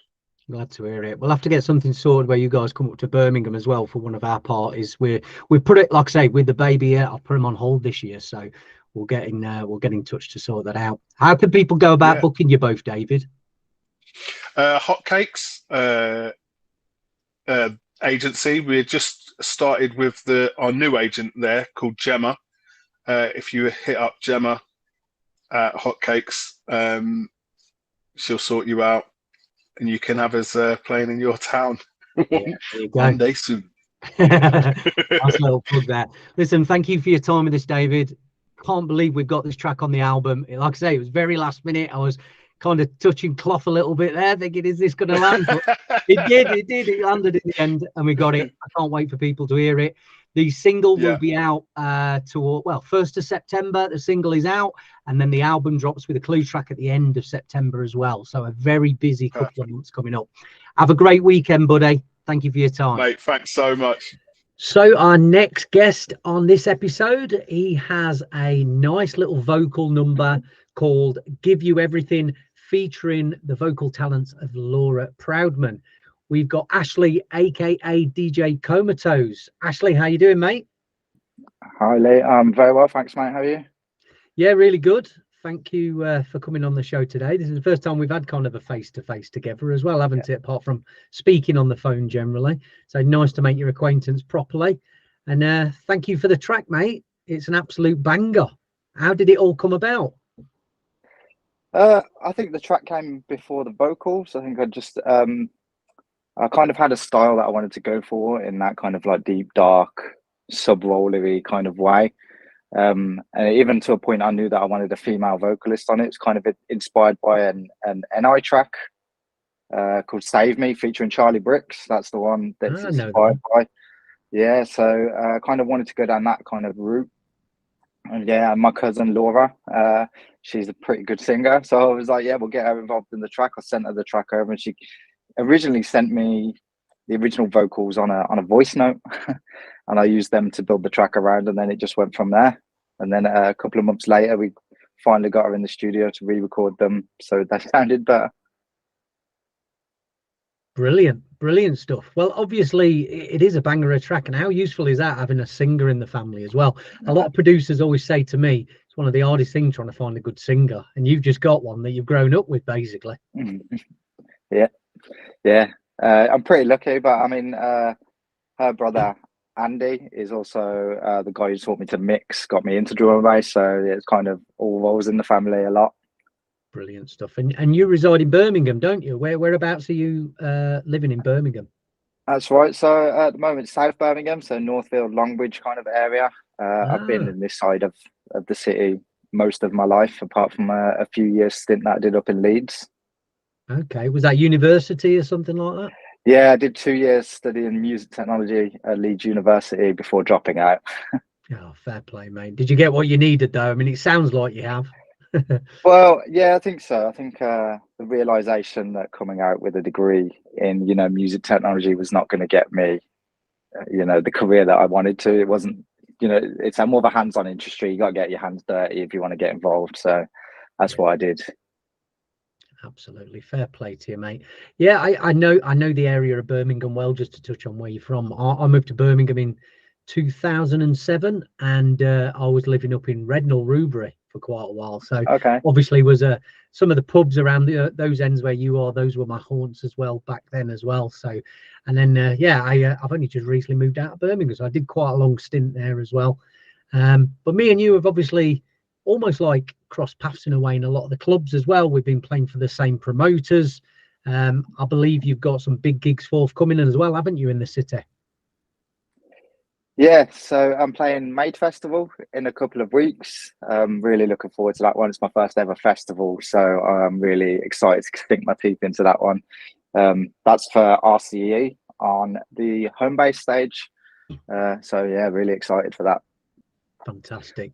Yeah, Made Festival, definitely a premier festival in the country. And what I love about this year is they're taking it back into Digbeth City Centre. Well, Digbeth Centre, aren't they? Not City Centre really, but Digbeth Centre, and getting it back in the streets as opposed to having the big field in Wolverhampton, aren't they? Yeah, that's right. Yeah, back in the Digbeth Triangle. So I'll be honest and say that I haven't actually been to a Made Festival before. I'm not really a big festival goer on the whole. I've been to a couple of smaller day festivals, but not even in the drum and bass genre. It's more of like a rock genre. So I've been to Slam Dunk Festival, Day Festival. That was really good. But yeah, I've not actually been to Made Festival before. Fair play. Well, I think this will definitely change you for the better. Made does have a tendency to do that. It is a lot of fun, a lot of fun.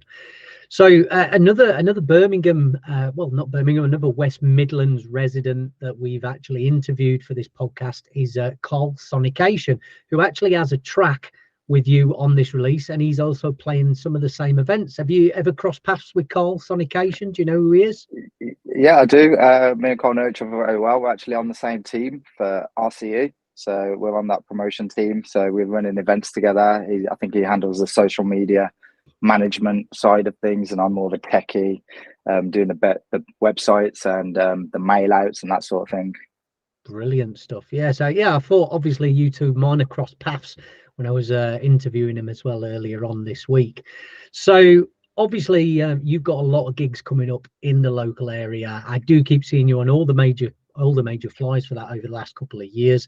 Has this just kind of crept up since the pandemic then? Is that when you kind of started playing for some of the bigger promotions and things like that? Yeah, I would say the pandemic was pretty much like restarting of my drum and bass career. I've been doing it for a long time, but when the pandemic hit, I was furloughed for 9 months. So I just had nothing to do. So I got back into producing. I was doing like weekly streams on Facebook, doing DJ streams. I think I just got picked up from there. And since then, I've just got, you know, a little bit more popularity, and my name's got about. And I think I've been going to a lot more raves than I used to as well. So that's helping, like putting face to names and stuff like that, and meeting the local promoters. So I think that's really helped. Yeah, it's invaluable. Me and, funnily enough, Cole Sonication was talking about this, that, you know, if you really want to get gigs, you know, forget just dropping messages on Facebook and being lazy. You've got to get your face there, haven't you, so they can physically meet you in person, and doing that networking. It's probably the most valuable thing, is getting the gigs, isn't it? Getting out there. Absolutely, yeah. And I can't stress it enough, really, that it's really impersonal to promoters to just get a message saying, have you got any gigs? Have you got any? When you've never spoken to them before in your life, the best thing to do is to get yourself down to the gigs that you want to play and show your support. That's it. I mean, before there was Facebook, you know, when I was coming up DJing, that's exactly what I had to do. I was traveling the lengths and the breadths of the country, you know, as far and wide. If there was an event I wanted to play at, I'd turn up and I'd speak to the promoter and just show some support for it. And obviously it's not changed now. We've just got other ways we can try and do it, which are obviously a lot lazier, but they're not going to have the same effect at all, are they? So about that time in 2021 as well, this is when you started having your first releases on Drippy Boy and Hot Q as well. How long had you been producing before those releases then, Ashley? So I've been producing in quite a long time now. I was in my teens when I first started, so probably about 15 or 16 when I first started. I mean, they weren't very good, I would say. But that's when I first started. It was like using Reason and that kind of Reason 3, so really quite early. I'd had a couple of releases prior to 2021, but they weren't at a good enough level. Now I look back to have had them released, and they were few and far between in the space of about 7 or 8 years. I think I had 3. So I think since 2020 and the pandemic, I've had just a lot more consistency and a better way of working, and my output's just been a lot more steady. It's kind of tailed off recently because I've been quite busy, but yeah, the output is still a lot more than it used to be a few years ago. That's good. And obviously we've crossed paths when you submitted some music to us. I mean, this is not the only track that's actually going to be appearing on Dirtbox this year. We actually have a Komatose EP as well, don't we, later on? Yeah, looking forward to that one. I think it's another couple of tracks, is it? Yeah, really excited to get there, mate. Yeah, so we have a big project, obviously, we're going to announce for this. Komatose will have his own EP. But yeah, let's get this one out of the way first, because there's definitely plenty to come. And I'm sure you've got some other music lined up as well with other labels this year. I think I'm in talks with a few, and none that have had like the dotted line signed yet. I'm still a bit backwards and forwards on a couple of tunes and trying to make our minds up what tunes fit where. So just going through the process at the moment. Like I said, my output in the last 6 months probably hasn't been up to the standard that it was before. But I'm still working on scheduling a couple for the later on in the year. Great to hear. Great to hear. Well, without further ado, let's get straight into the track then and have a listen. This is the listening party after all. This is Gave You Everything by Komatose and Laura Proudman.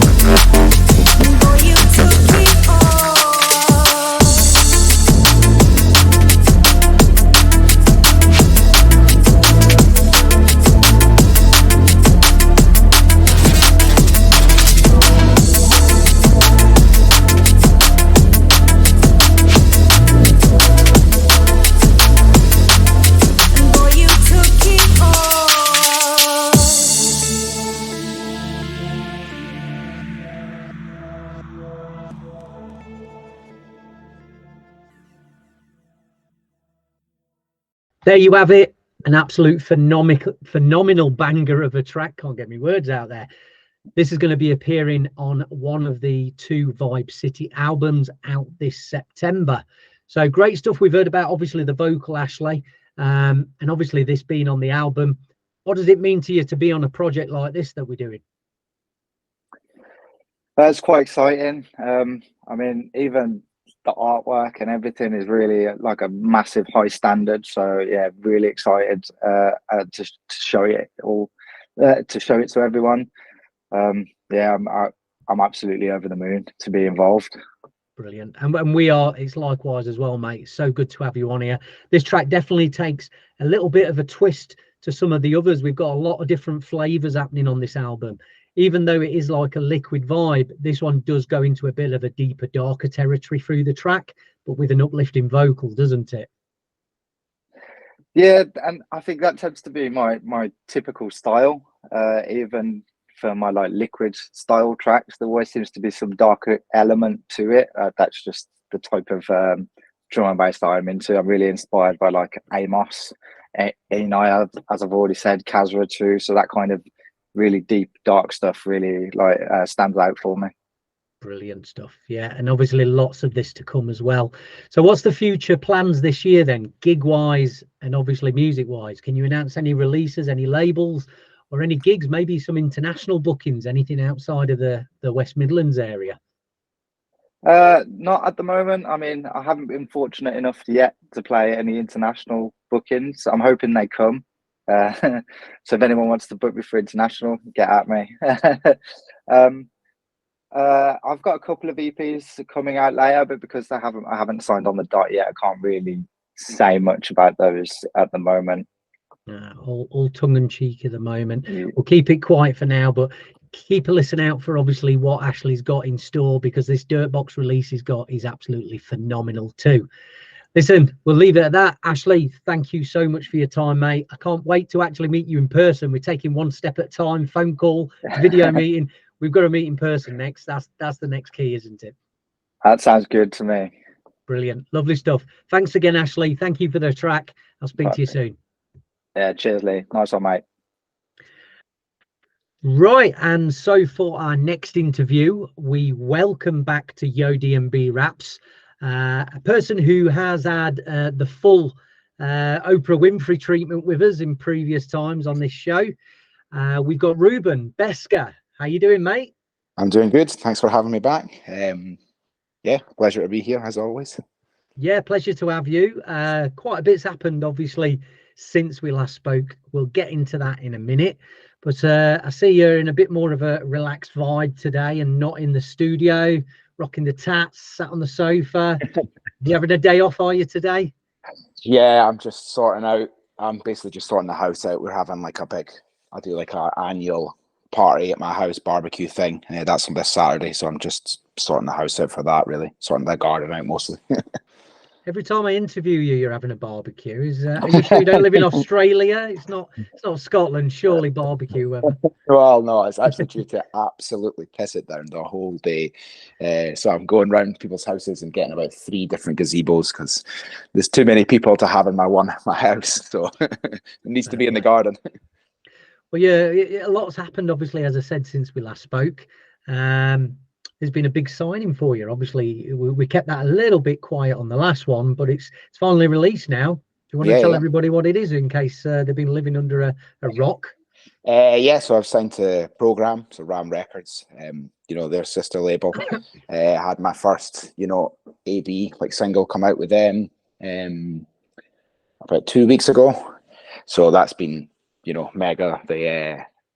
The feedback from it has been great, and it's just, it's a real step forward in terms of, a foot in the door for Ram Records, and it's it's a career goal that I had myself set like last year. I said to myself, I want to try and get something on Program, and I managed to do that. Because they've got such a massive roster of artists. It took 13 months from like me actually signing the contract to actually coming out. But so I've been sat on it for a long time. It feels great to finally get it out. Then they must be sat on a lot of music. Then, I mean, if you look at Program as well, but they are releasing sometimes 2-3 times a month. So they must be sat on a whole heap of music for it to take 13 months for you to get it out then. Yeah, I think what they do, I don't know, don't quote me on this, but I would imagine what they do is, for someone like me who's never released with them, you know, I'm almost back of the queue, and it's like, you know, have an idea of roughly, right, okay, we'll try and put that out then, but let's say then someone like Shanks or something comes along who's releasing them loads of times and they've got a release, you know, they might try and bump them up and try and get their stuff released if they wanted to, which is fair enough, I get that.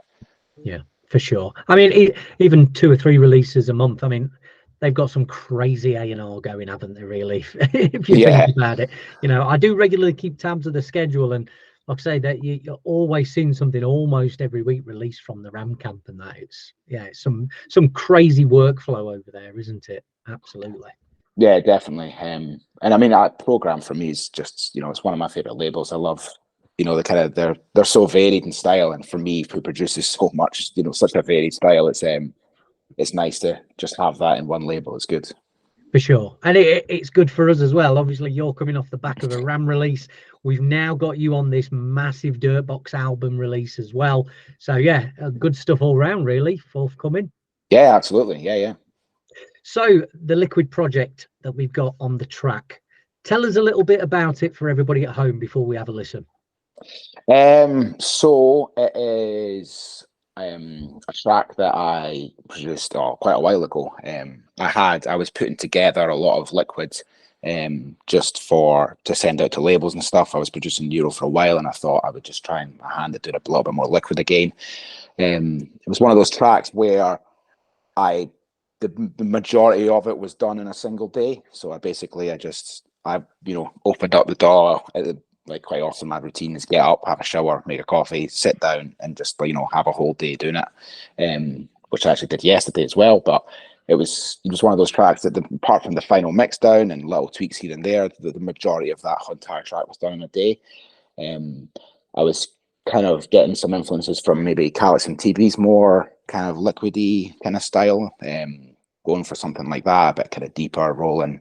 The vocal is a Splice sample, I'm pretty sure. I just, you know, I wanted some sort of individual vocal. And it was a track that I kind of had for a long time, was sitting on to potentially release with other Liquid I have.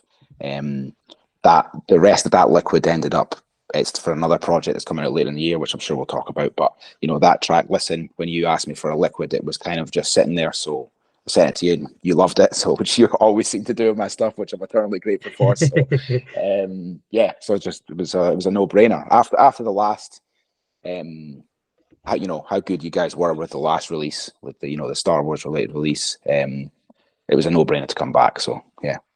Oh, bless you, mate. Yeah, and it's a pleasure working with you as well. I had so much fun doing the Star Wars themed release with you. Even when we did this interview, we got the Star Wars helmets out and everything like that. So yeah, lots of fun, and hopefully, I mean, we know we've got you on this project. I do have you on another project at the end of the year, so we'll let everybody know about that. And oh my God, this one is phenomenal. I'm not going to let the cat out of the bag though. That one is very special. But yeah, hopefully we can get something going down the line again when a couple of tracks come up for next year, maybe. Absolutely, yeah, 100%.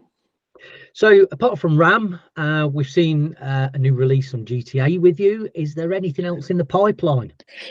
Yeah, loads. I mean, to be fair, this month and last month, or no, and next month, for some reason, for June, July, August, it was just mental. It was like, I think two weeks ago, I had 3 releases in 8 days, which was just mental. So yeah, I've got a single coming out on GTA, which by the time this comes out, it'll already be out. To be fair, it comes out tomorrow. And then after that, it's a little bit quiet. I've got loads coming out on GZ Audio. So like I said, I was doing all that Liquid. I have basically a Liquid LP that's going to be coming out on GZ Audio, which is every single one of it is collabs or features, which was kind of why this track never really fit on that, because it was just me. So but that LP is getting released at the end of the year. There's going to be a release of like singles running up to it. I think it's about 11 tracks, like I said, all collabs, all features. It's going to be titled Liquid with Friends. So That's amazing. Looking forward to that. Absolutely. And yeah, send me some clips. Let's have a listen. Let's see what's forthcoming from Best. Can't wait to hear it. So let's get straight into it. This is the Vibe City listening party, and we are about to listen to the track called Listen from Beskar. Here we go.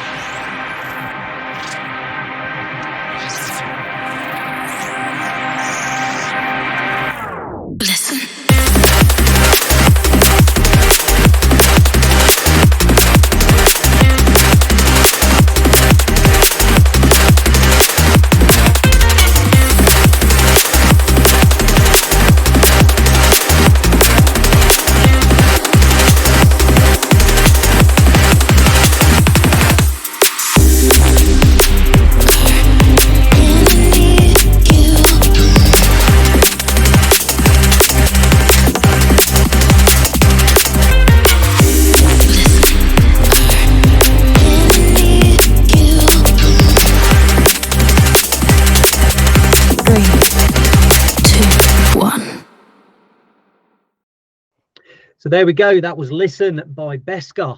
Of course, let us know what you think in the comments. Drop it below here on YouTube or even on social media. We'd love to hear your thoughts. Ruben, what a track. This really does single out the album for us. Absolutely phenomenal, mate. Thank you very much. Cheers. Yeah, I do like it. It's I like the kind of how it has no drums or anything in the start. It's just this kind of like long atmospheric build, and then, you know, when it kicks in, it has that deep vibe, and then changes into the kind of more kind of, it's not 4/4, but it's got that kind of really intense kind of like lead sounds and pads, like gated and dark sidechained. It's just, yeah, I don't know. I like the different segments to it, and like I said, having that nothing before and then just that bang when it kicks in, yeah, good. Yeah, definitely. And on the album, as I say, we've got a humongous amount of tracks on the album. This was one of the few on there that had a bit of a heavier bass range as well. So accompanied with that, it does contrast a lot of the others. As I say, you could literally a nice little set of some of the tracks here, like almost like a not a harder Liquid, but a bit more on like a heavy, deep edge to it. Does that make sense? What I'm trying to say there? Yeah, totally. And I mean, I think that goes, like I said, I was very heavily influenced by Callus and TB stuff. And, yeah, they've never done any sort of, just straight up like Kino or like, that kind of Liquids. They always have a bit more of a kind of deeper, heavier edge to it, and that was kind of what I was going for. Yeah, we've definitely been very selective across the two albums, which tracks go on which. It's not a case of one album's better, it's having an even spread of sounds, and even through then the track listing, we've tried to build it up. So I think what you'll notice is you'll be very happy to put the track in the album when it comes out in terms of 1 through 10 as well. It was a process that did actually take more hours than what it actually should, just to select the track listing for it as well. So yeah, no, I can't wait to listen to it in its entirety. I think it'll be great. I know you just sent me it just there, so I'm not a chance, but I'm looking forward to it. Absolutely, mate. No, listen, Ruben, thank you very much for your time. Loving the track, loving the album. Dirtbox present Vibe City will be out very soon on all platforms, Beatport, Spotify, you name it. Ruben, we'll be speaking again very soon, mate. Thank you for your time. Right. Thank you. Okay, and so without further ado, we have another guest interview from artist featuring on the compilation albums for Vibe City. This is a very special one. Not only have we managed to get 2 artists on one call, but both of these artists actually made one of the tracks together, and they're actually both over in the west coast of the USA as well. So quite a big time difference. I think it's about 8 a.m. So introducing Nick Spoompi. How you doing, Nick? Hey, doing all right. Good to finally speak to you almost in person. Yeah. And of course, we've got one of the permanent fixtures now on the Dirtbox label. He had a release earlier this year with us on one of our Cities EPs. We've got Marcellus, aka Composure. How you doing, buddy? What's going on, man? Glad to be up. Glad to be out of bed. Glad to be here. Thank you for going up early, guys. Obviously caught you both at breakfast time, all I can see, and getting ready for work. So we won't keep up too much of your time. We just want to get to know you a little bit better, give our audience some background into what you guys are up to, hopefully get you a few more fans. And of course, we want to listen to the tracks. This is the listening party for the Vibe City albums that are out any week now. Depends obviously when I actually post this this podcast up. So let's start by talking about how you guys got together on this. Obviously, Marcellus, we've known you for quite a while. Nick, we received obviously a track that you've done with Marcellus, Profit. Tell us a little bit about how you guys came together to write this one, please. For the past year, I've been doing events out here in San Diego. We're doing a weekly event. I had been in contact with Nick for a couple of years. We met through going to shows in Los Angeles. And before one of our weekly shows, I think we had Spoompi coming out to play our San Diego show. I had Spoompi over, we hung out, we did our usual thing, and we decided to, work on a few tracks and maybe see if we could get a track done before the show. We wanted to be able to, put together a track that we could play out that night. So that was kind of how we started working on that project. I think we ended up with 2 songs that day. So it was a really good session. Nick's a really great producer. He's been doing it for a while. And the songs just came together, and that's kind of like how, that project happened, really. Yeah, I mean, Nick, you have definitely got some great technical ability. It shines through on this track. And obviously me and you have had a few little technical tracks trying to get the master right for it as well. So thank you for that. But you've not had like full releases for like Beatport releases and things like that yet under Spoompi, have you? Have you got No. something planned for anything like that? Just still starting out. I have my first one like on the horizon though. With I just got an EP signed for Soulflex, so they're gonna be putting out some stuff. And then I know the Prophet tune probably on Beatport as well, right? Oh, very good. Yeah, absolutely. It'll be on all platforms. Maybe we can get you guys involved in our next project, which is going to be the remix LP early next year. So yeah, we'll probably have a chat about that, get something else sorted. So Marcellus, you spoke about Contact DNB. This is your event in San Diego, isn't it? Can you tell us a little bit about it and how it started? Yeah, Contact Drum and Bass is really just a group of people, myself, Tom, AJ, my girlfriend Bowie. We all came together. We had an idea to create a weekly in San Diego. The previous weekly that we were all going to was called Organized Grime, which still exists. They're a recording company. I love the Moriarty brothers. Love those guys. Yeah. I've played for them a couple of times. Great event. Exactly. They created a really great legacy, and you know, we just wanted to kind of carry on with that inspiration of, you know, being able to provide a place for people to see drum and bass weekly in San Diego. So we've been doing it for about a year now. We started with these monthly beach parties. We've had Nick come out to a few of them, and now we do a weekly every Wednesday night. And we've had artists like Serial Killers, Sub Killers play. We just had Dave Owen. So it's growing, and it's been really cool. Night Stalker's been coming through, as well as Donald Glaude. So it's been a really fun adventure, and it's just a great way to bring everybody together through drum and bass. I've said it a million times before. I'm not sucking stones here just because you're on the podcast, but San Diego is one of my favorite places in the world to visit. I've got a really good friend out there who actually booked me, as well as the Organized Grime Boys, called Ramsey. I believe you know Ramsey. Yeah.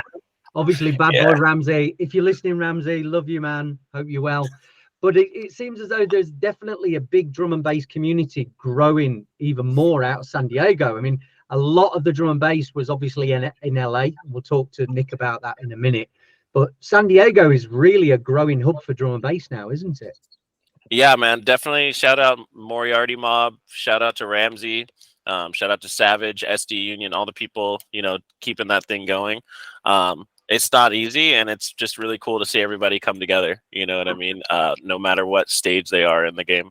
For sure. And Nick, you're a regular on the Los Angeles drum and bass scene. What events have you been playing at over there? Just mostly stuff like down, like I've played like a few things like Orange County. There's like a show near Costa Mesa, which is kind of where me and Marcellus started like hanging out again more, I guess, or like started becoming closer, because he played a show up there as well, and like I helped out with like the visuals for it and stuff. But nothing in LA yet. I still haven't played anything in LA under Spoompi. I'm kind of waiting for the big ones right now, like Respect. That's like kind of on what I'm aiming for. So I'm just like holding out, and I've actually turned down some booking offers that are like just like smaller ones that I don't feel like will further my career, I guess. Because right now you've got to be a bit you've got to be choosy in that, especially if you're building a career as well, haven't you? Yeah. So I don't mind like just working harder, like I'm just focused on the music. I'm just waiting until my music is good enough to where like Respect has no choice but to book me, you know, and, like without any like favors or handouts, just purely off my music is what I want to do. No, I fully respect that. And obviously Respect is, well, the name is in it. It's one of the most respected drum and bass nights on the West Coast, probably in the USA. It's definitely up there, definitely one of the top 5. Machete's obviously doing a big thing with that. Respect to him. I've actually been down to Respect as well. But there is again, Los Angeles, very well known.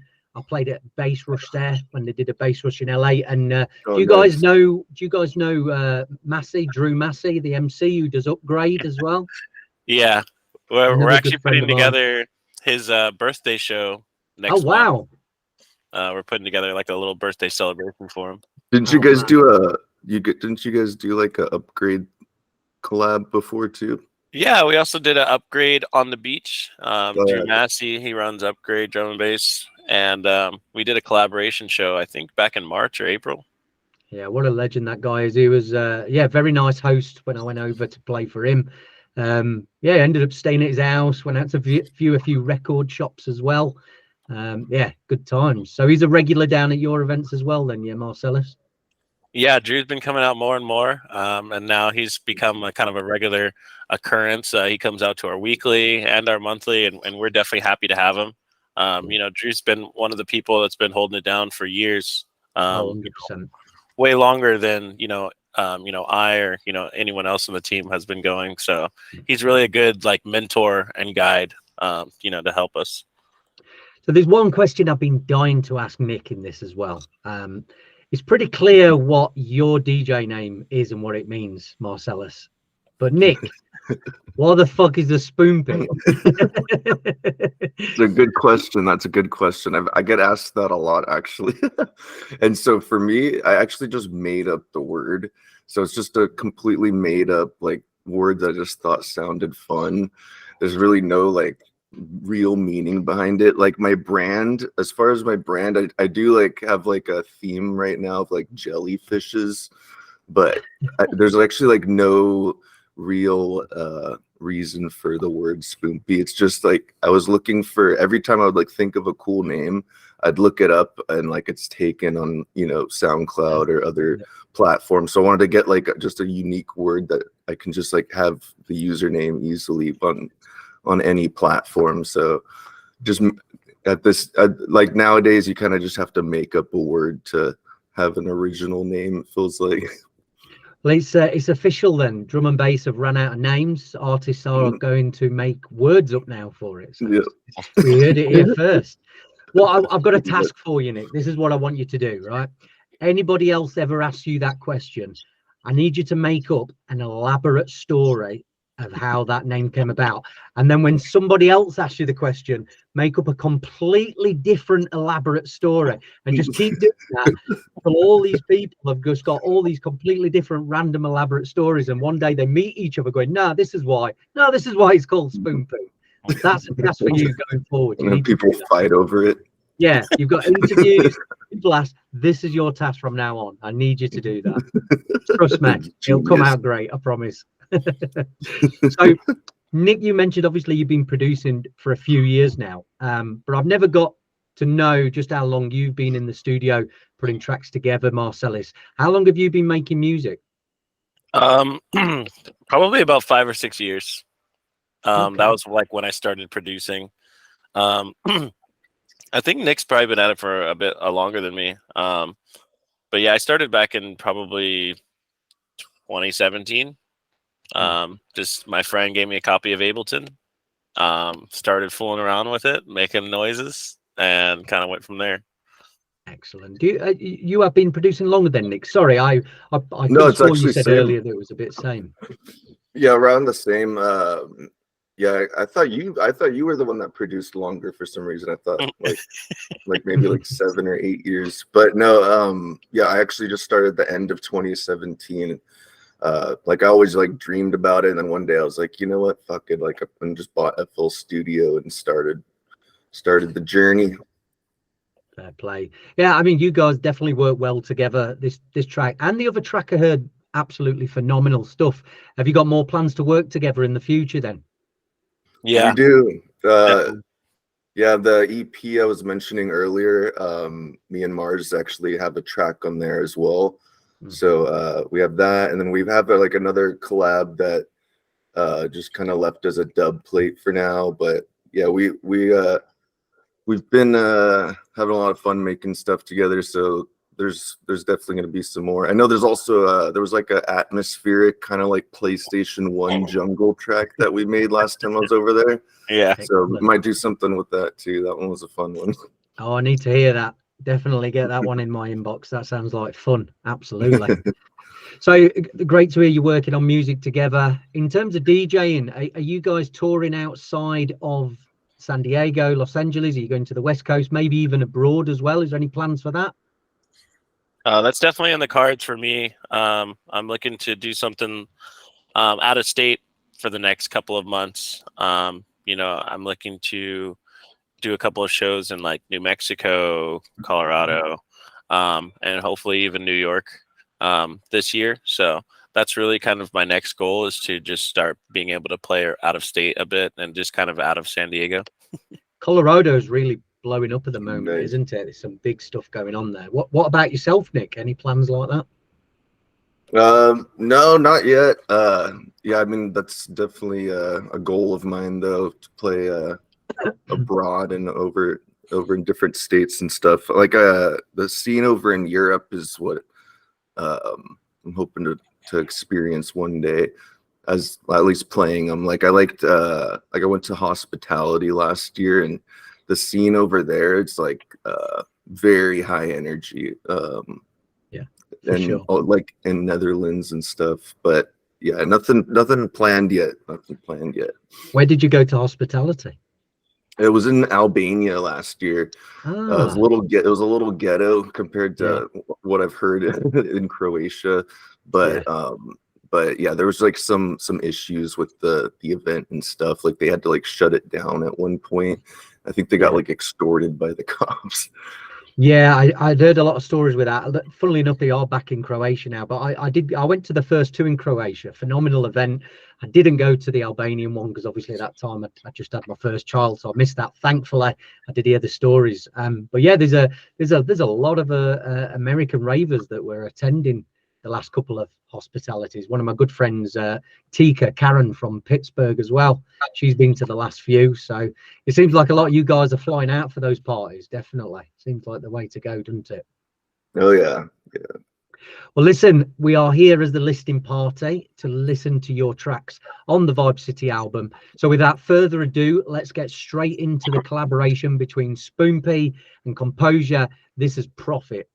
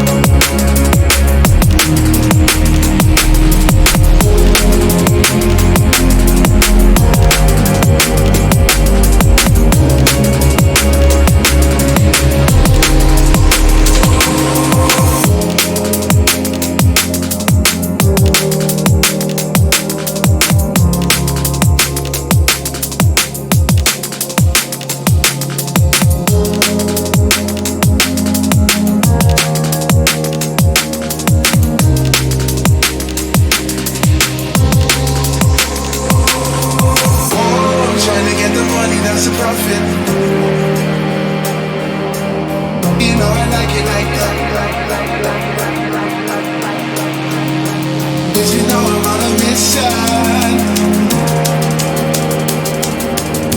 and now it's all done.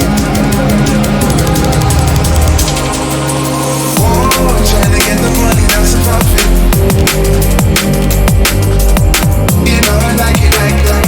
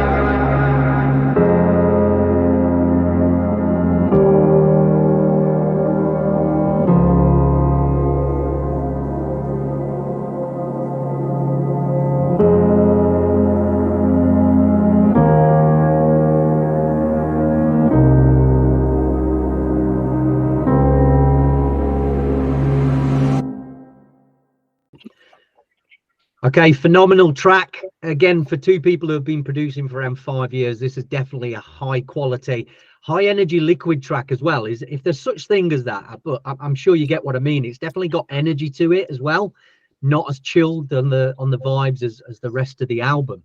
But how did you guys get this together then? What made you want to collaborate on a track together? We definitely wanted to have a song to play that we could play that night.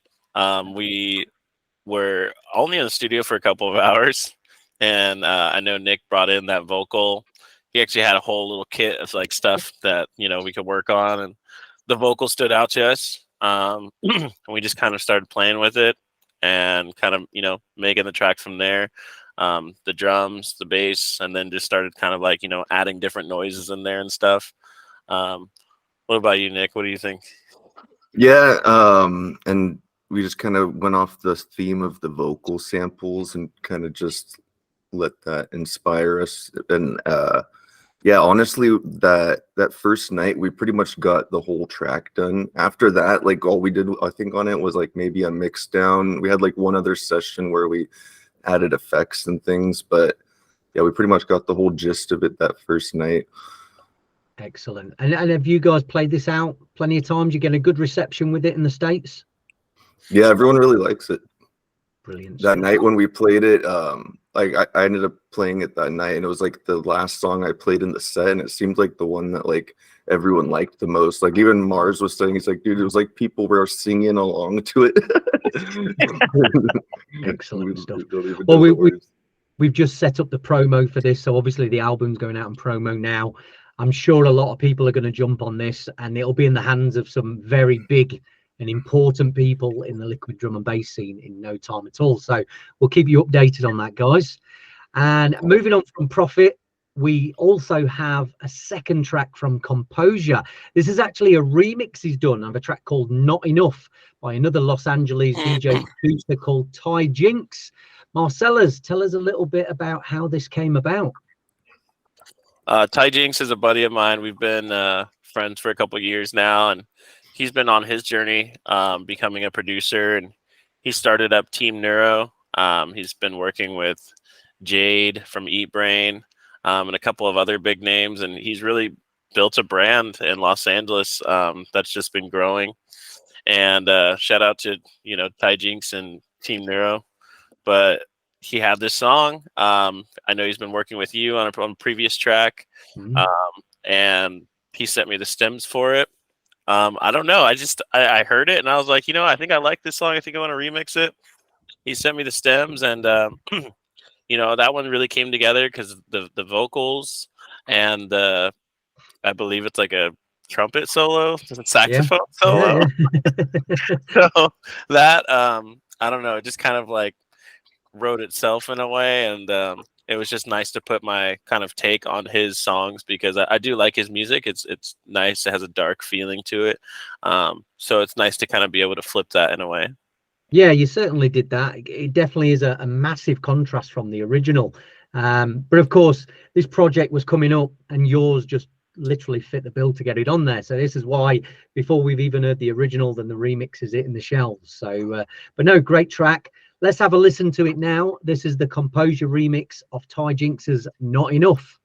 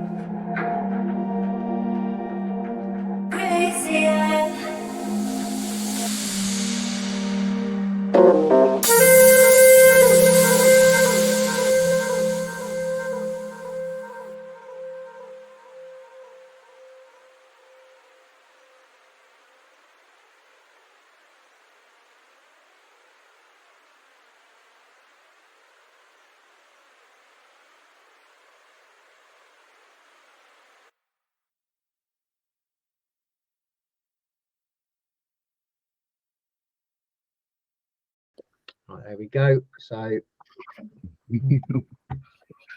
Gotta go fucking. whoop, whoop. Right, here we go. Okay. So there we go. Another phenomenal track from the album. Composure is lucky enough to be one of the very few that has a track on both of these album releases, Volume 1 and Volume 2, out in September. Big up to Josh for obviously the original on this, Marcellus. He's an excited young talent in Los Angeles. He's regularly in my inbox, not always for the right reasons, but let's just say that I do enjoy speaking to him. Are you going to be doing any more work with Ty Jinx in the future? Yeah, I am working on another remix for him. It's another one of his tracks. I think it's one where he did vocals on it.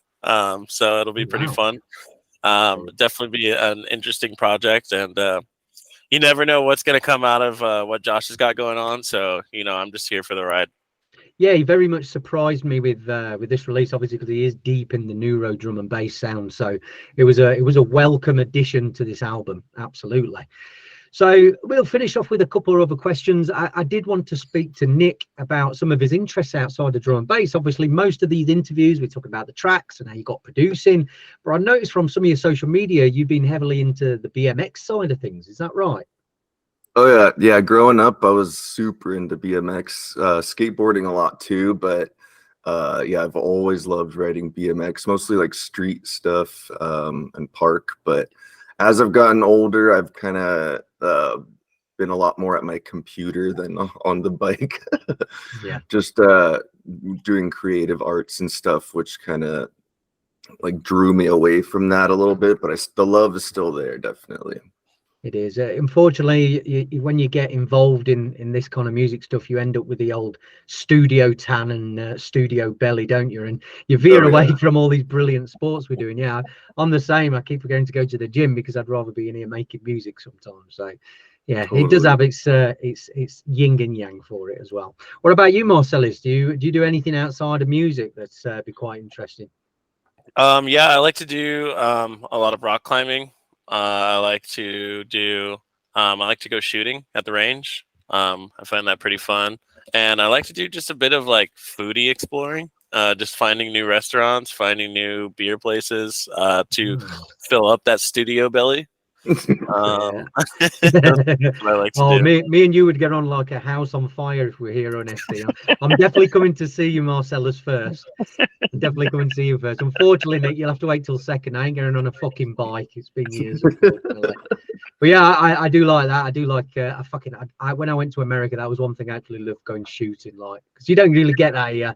Do you know what I mean? And I went to Vegas, and we were, honest to God, I got a picture of me with this gun, and it looked like something off the Terminator. I'd never seen anything like it. And the fact somebody put this in a drunk man's hands in Las Vegas and let him pull the trigger blows my mind. Absolutely blows my mind. So we'll leave it at that. We just got one question to ask you guys. We've asked everybody the same thing as well. We'll start with you, Nick. What does it mean to be on a project like this, getting your track out there? It means a lot.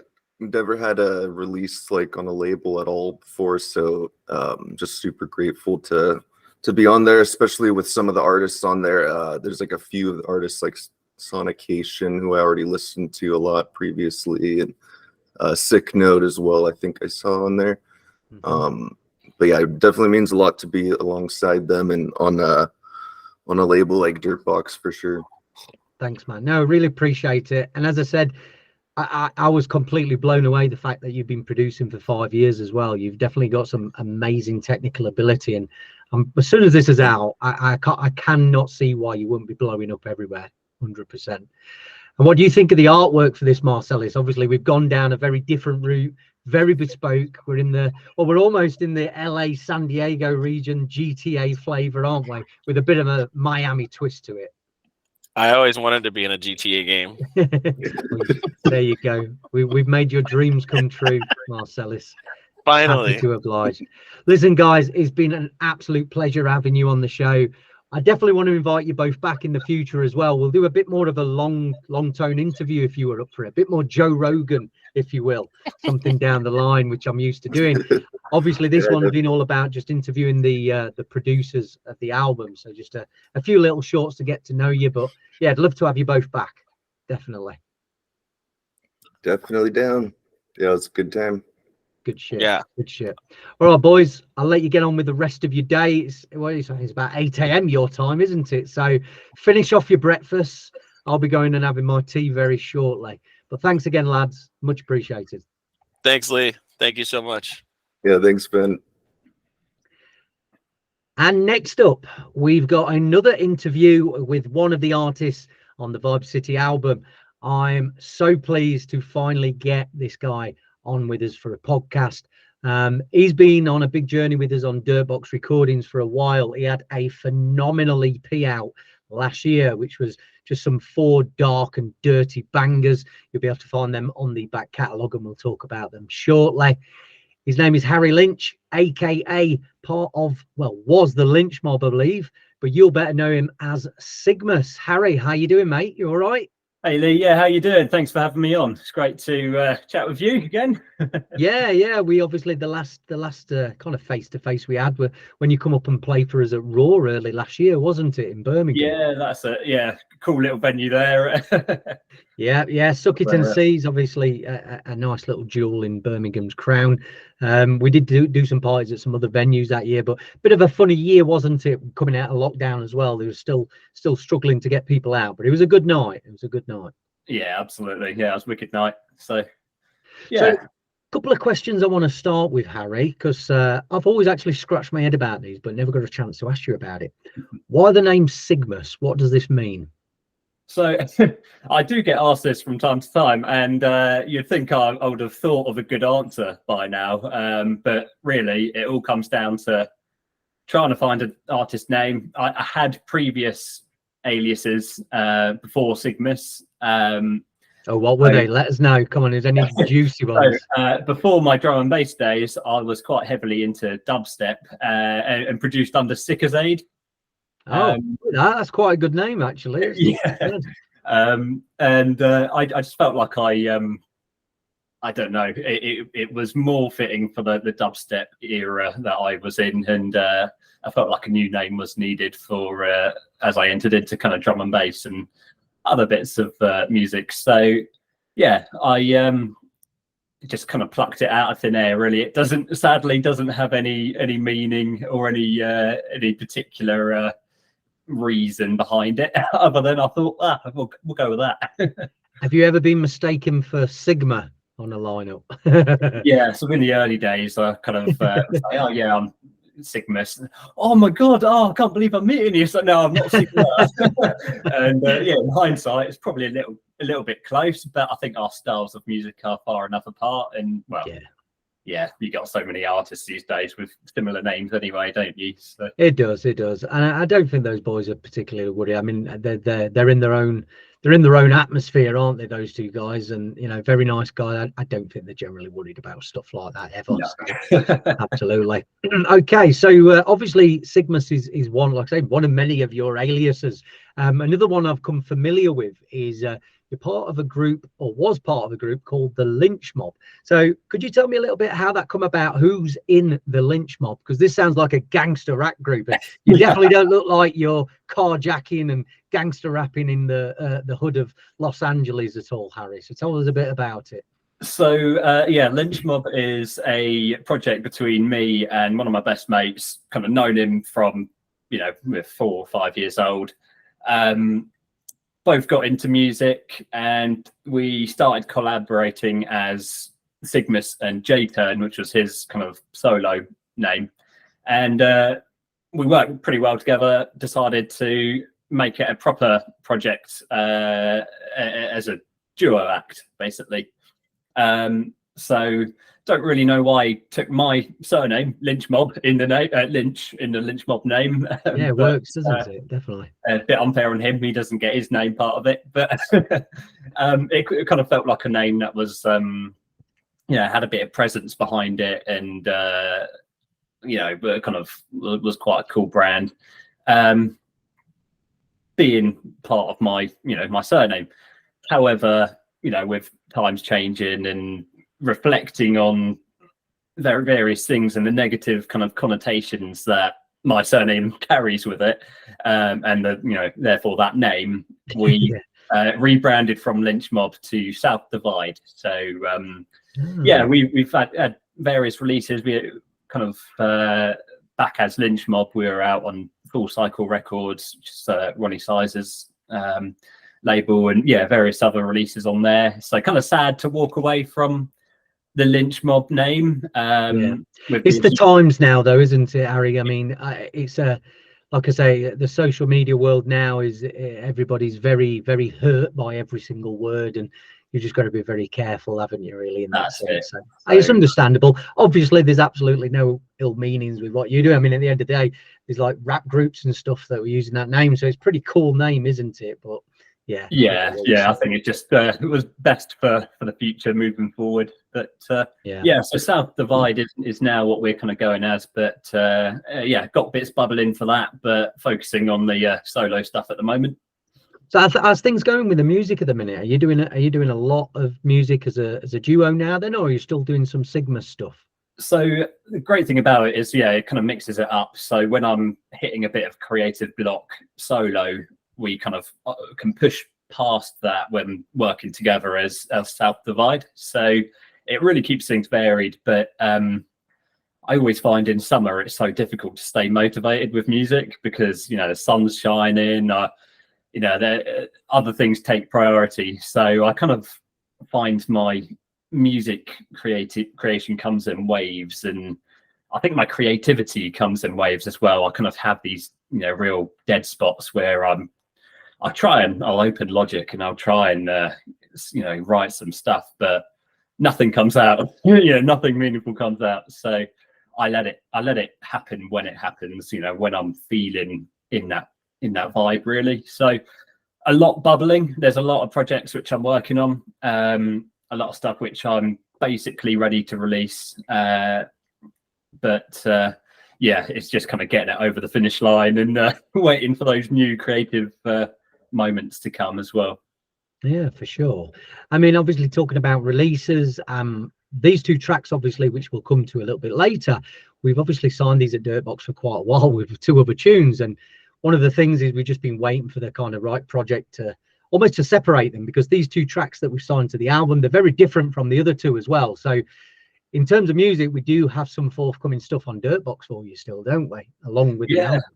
Absolutely. Yeah, no, it's great to be getting these tunes out there as well. So sorry about that. It's been a while, hasn't it? Yeah, finally. Jeez.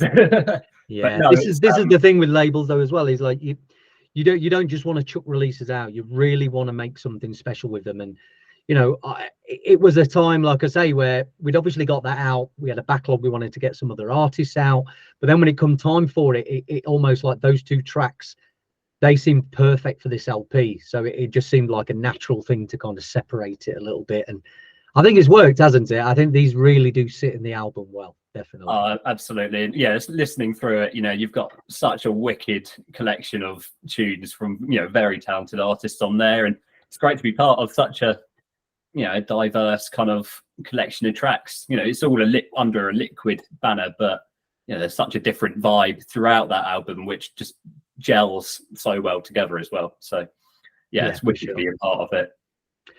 And you're obviously from you are from Guildford, aren't you? You're from the Guildford area? Yeah, you're from Guildford. Obviously one of my partners in another label, VJ Records, Dan Traced, is from that area as well. But there's a big drum and bass hub in Guildford that not a lot of people know about, but some of the greatest names have actually come from that area as well, and if not just live there for a little while and things like that, obviously Octave, and he had a record shop down there, didn't he, in the Guildford area? And of course, a very notorious club for drum and bass, 30 Hertz. Phenomenal club, obviously, is very well known for drum and bass. And I believe you put on some of your own parties there as well, don't you?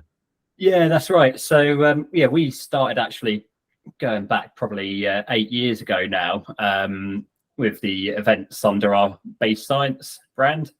And so Guildford, going back to the early 2000s, kind of before my clubbing days, for sure, but going back to the 90s and early 2000s, it had a really cool nightlife for underground music and drum and bass and whatnot. And that slowly got phased out as various clubs shut their doors, and the council seemed to, you know, stamp it out, I think, you know, via regulation changes or whatever it was. But Guildford lost that. There was nothing, there was no drum and bass event, there was, you know, nothing going on for that kind of music. So me and a couple of mates, we decided we wanted to do something about that. We started the Bass Science brand and started contacting the clubs. No one would have us. No one wanted drum and bass in Guildford at the time. And so we actually started at a small pub in a little village outside of Guildford, in Bramley, and that was kind of where our origins began in the events space. She completely packed out the pub to a bunch of ravers and gave us a good case for getting accepted by clubs in Guildford. So that's kind of what eventually led us to 33 Hertz, which, yeah, as you said, is an insane venue for, you know, for drum and bass. You got a wicked Function 1 sound system. You've got their lighting system, which is just awesome and, you know, very unique. So yeah, it's kept us busy with that for sure. Yeah, like I said, the stories about drum and bass in Guildford are, they're quite well known, as I say, for a little town. Or is it a town? It is a town, Guildford, is it? Or is it a city? Yeah, it is a town. So obviously that town is quite storied. As I say, the record shop as well down there, which I believe Dan worked at, I was actually run or managed by Octave, as I said earlier as well. Did you ever go there? Yeah, is it Dance 2? Is that the record? Yeah, that's it. Very popular, well-known record shop back in the day.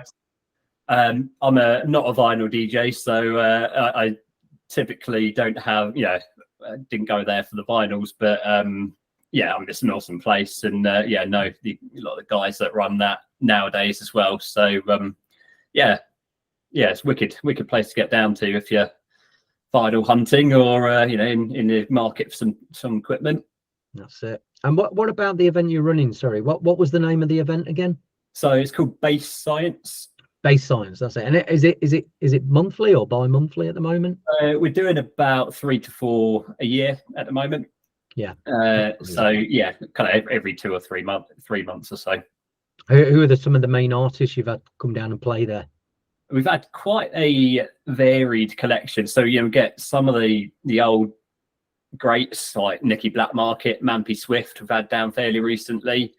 We've had Current Value, which is more on the heavier sort of side of that was just before lockdown as well, start of 2020, and yeah, that was stressful times with wondering whether he was going to get back to his country, his own country, after the flight, after the event.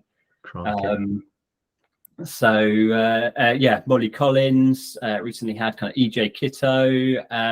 Yeah, real kind of varied sort of 360 full spectrum drum and bass is kind of what we're after. So we'll get different vibes down different events. So brilliant stuff. Yeah, like I say, I do see it when you're posting on social media, and it has I have seen it on some of the artist pages as well. So it does seem like it gets a little bit of traction for such a little area, and obviously a smaller case event, because it's not a massive capacity, is it? 30 Hertz. No, so it's only about 170 capacity, which makes for really intimate events, which the DJs, you know, their feedback is, you know, that was one of the best sets I've played. It's so enjoyable, that crowd interaction that you get, and you know, you pair that with the lighting and everything, and it just makes for a really really wicked evening. Yeah, you fill those clubs, and there's something special, isn't there, when you're DJing those live. You've got a full room with about 200-300 people, those kind of sets go off big time, don't they? Yeah, 100%. Yeah, big time. So let's just go back to the music a little bit. Obviously talking about your previous release on Dirtbox, just to get people a bit more acquainted with what you do. You released with us a 4-track EP called the Primal EP, just a little bit over a year ago. A year ago already. yeah, I believe it was February last year. So, but those 4 tracks were a massive staple of my set. Still are, you know, I still play Non-Existent and I still play Power from the EP. So yeah, definitely go online and check it out on Beatport, Spotify, wherever you get your music, by Sigmus, the Primal EP. But yeah, they were very special. Are you still playing those tracks as well? Yeah, always find an opportunity to drop them into the sets. So it's yeah, it's great to hear that they're still being played by other DJs as well. It's yeah, I was pretty proud of what I've made with those tracks. So yeah. And they're a very contrasting to the 2 that we're going to listen to today again, aren't we? So you are like your event, you like to keep your finger in all of the different drum and bass genre pies, should I say?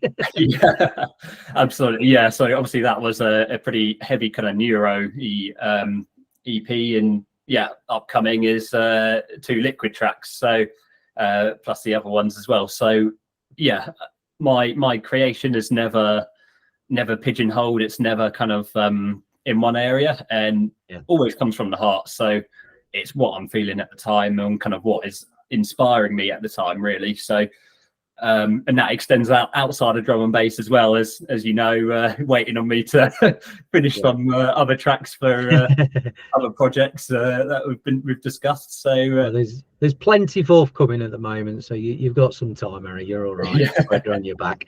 But of course, yeah, I mean, we talk about obviously the style and how it contrasts it. I mean, if I was to pigeonhole these, I'd call them the duttiest of the grittiest dutty rollers, basically, aren't they? That's what they are. I know that BTK has actually played this EP a few times as well, so it kind of makes sense, because he runs a label called Dutty Audio. It would not be out of place if it were released on his label as well, I don't think. Yeah, so let's get into these 2 tracks then. Like I said, I've been sat on these for a little bit of a while, just waiting for the right moment to unleash them. Now we've got it on the Vibe City LP. You're actually one of the very few that is appearing on both albums. We got 1 track, Storm, on the first album and Searching on the second. So what we're going to do is we're going to have a listen to both tracks today, have a chat about how they came about, and of course, if you like them, anything at all you like about the tracks, just make sure you're leaving that in the comments below. So let's start with the first track. This is Storm by Sigmus.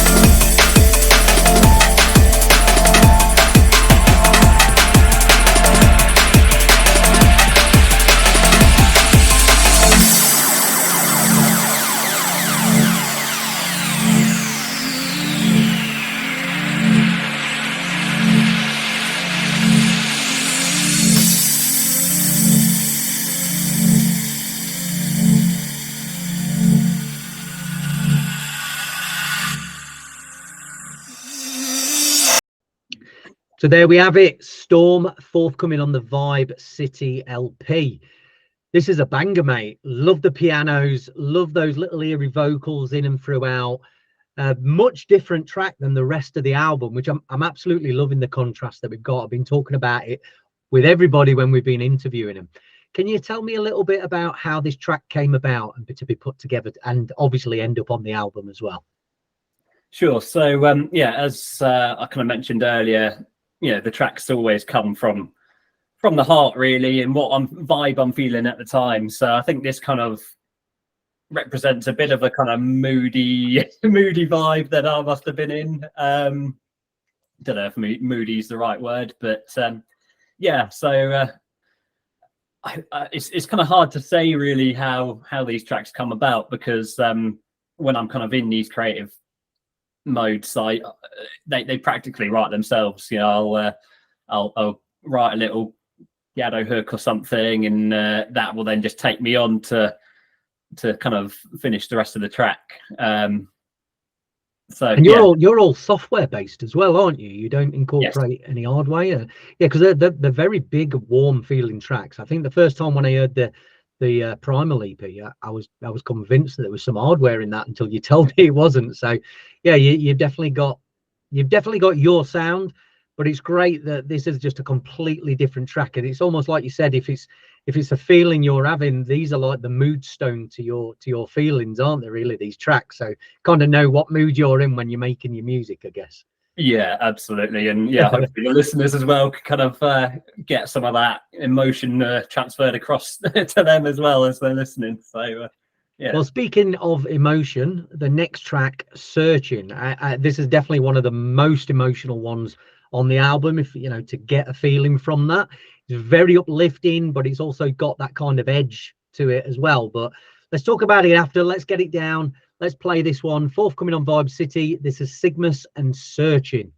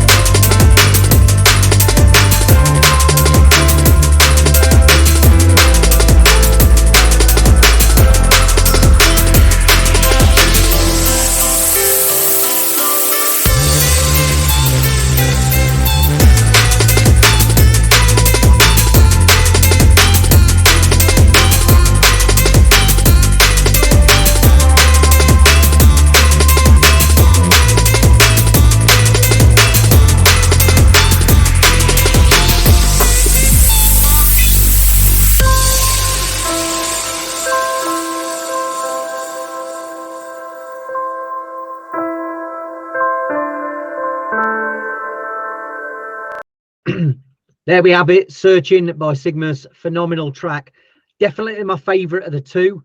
Not that it's very easy to pick a favourite either, Harry, but again, very prominent pianos in this. Big bass line on that as well. Loving the sub. Is this just the same answer to this? How did this come about? Again, just another emotion, or was there anything behind it that put this together? So kind of same again, really, which is a bit boring of me to say, isn't it? But we should have just bunched the answer together anyway, shouldn't we, for it? So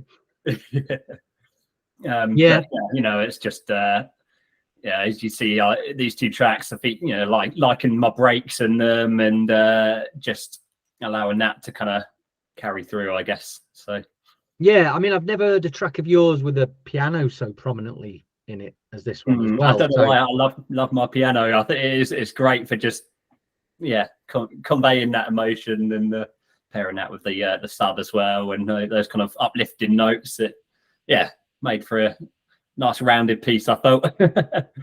Yeah, sometimes it is a bit as simple as that. Do you know what I mean? You can't always go in depth into a big story about releasing a track. I mean, like you said, something just happens and it just clicks, and suddenly there's the track, isn't it? It's right in front of you to finish. Yeah, absolutely. So we've got these down. We definitely have a couple of other tracks in the pipeline on Dirtbox, which we should have obviously scheduled very soon. We've remixed a couple from the Primal EP, so that's an exclusive for you here. That's obviously had the remix treatment, and I believe you're going to be on with a remix at some point for us as well, aren't you?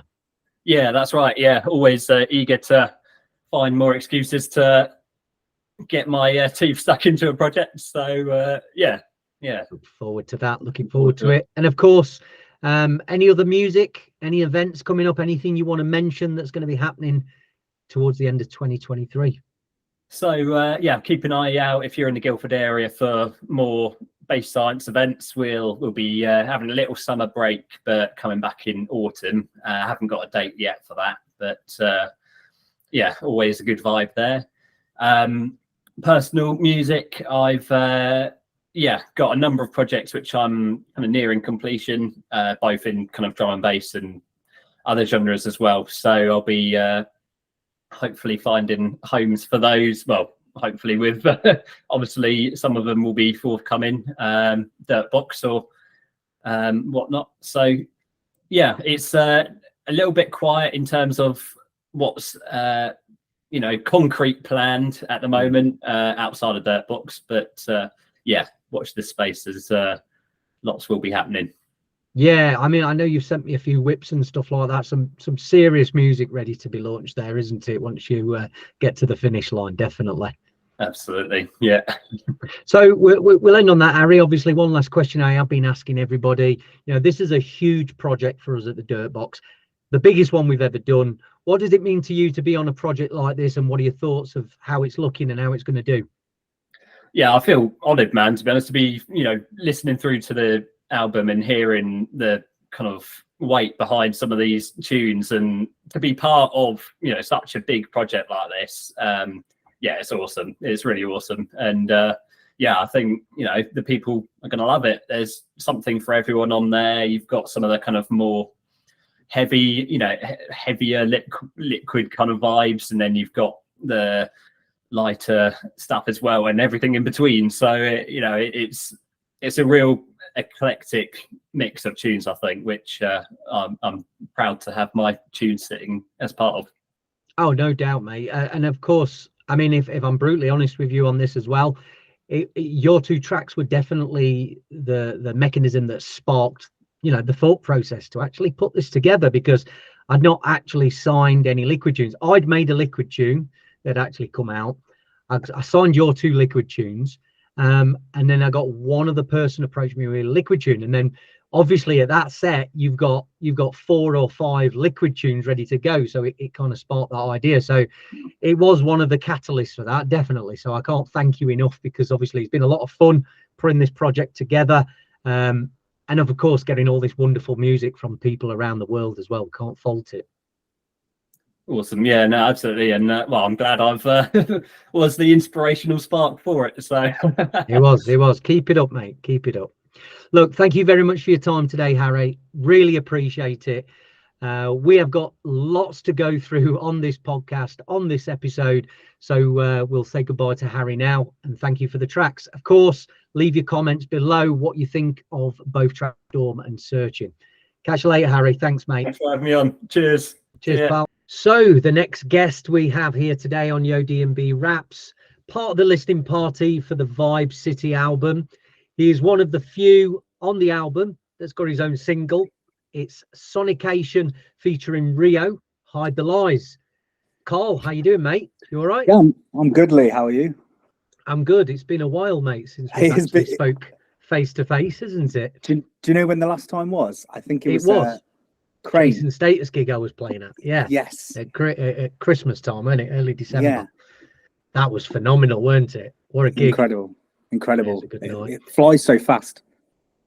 Yeah, definitely. You had that second room absolutely put. Well, can you call it a second room? I mean, to most venues, if anybody's never seen Crane, unfortunately, it's not there anymore. It's a huge warehouse. They fit about 6,000 people in this one arena. I was playing upstairs, warming for Chasing Status, and Carl was playing. You can't really call it a room 2 because that room is big enough to be a main room in any other venue, isn't it? Holds like 700 people. But you had it absolutely pumping, didn't you? Absolutely phenomenal set. Do you know what? I really enjoyed that set, and I was on first. No, I was on second, and I wasn't expecting anyone to be there. And then within 20 minutes, it was just like it's such a great little room. That such a shame about Crane, really is, but it's the way the world goes sometimes, isn't it? So that's it. That was Birmingham's answer to Warehouse Project and Printworks, weren't it? And it's a shame. There probably is no other way we could have a venue that size in Birmingham apart from that one. So, oh well, these things happen, don't they? But you're a very busy DJ on the circuit nowadays, Carl, from what I can see. How's that actually going for you? And how's it been since I saw you play at Christmas? Yeah, it's been good. So I think, do you know what? I was just actually thinking about this before you logged on, and like it's that thing where 2 years ago, I want more bookings. You get more bookings, and then like, I want more. I'm still nowhere near where I want to be with the bookings, but I've managed to make some really good friends who I've got a good relationship with, who trust me to sort of play for them regularly. So like the Runcorn lads, the guys at Casbah, and all that. So it's good, and I just want more. It's been harder since COVID. COVID is definitely. I don't know if you've noticed that, but I feel a lot of promoters, particularly smaller promoters, are playing things safe, keeping things tight, close to chest, which I completely understand. Like I would be doing the same as a promoter, so it's been harder to get them bookings. But yeah, you know, we move, don't we, and we make the best of it to keep the scene thriving. Yeah, I mean, since COVID, obviously people were gagging to have the gigs, but it feels as though not many people are going out as what they used to. I mean, the big events are obviously smashing it, but the smaller events have really been suffering, haven't they? It's been quite a detrimental thing for that.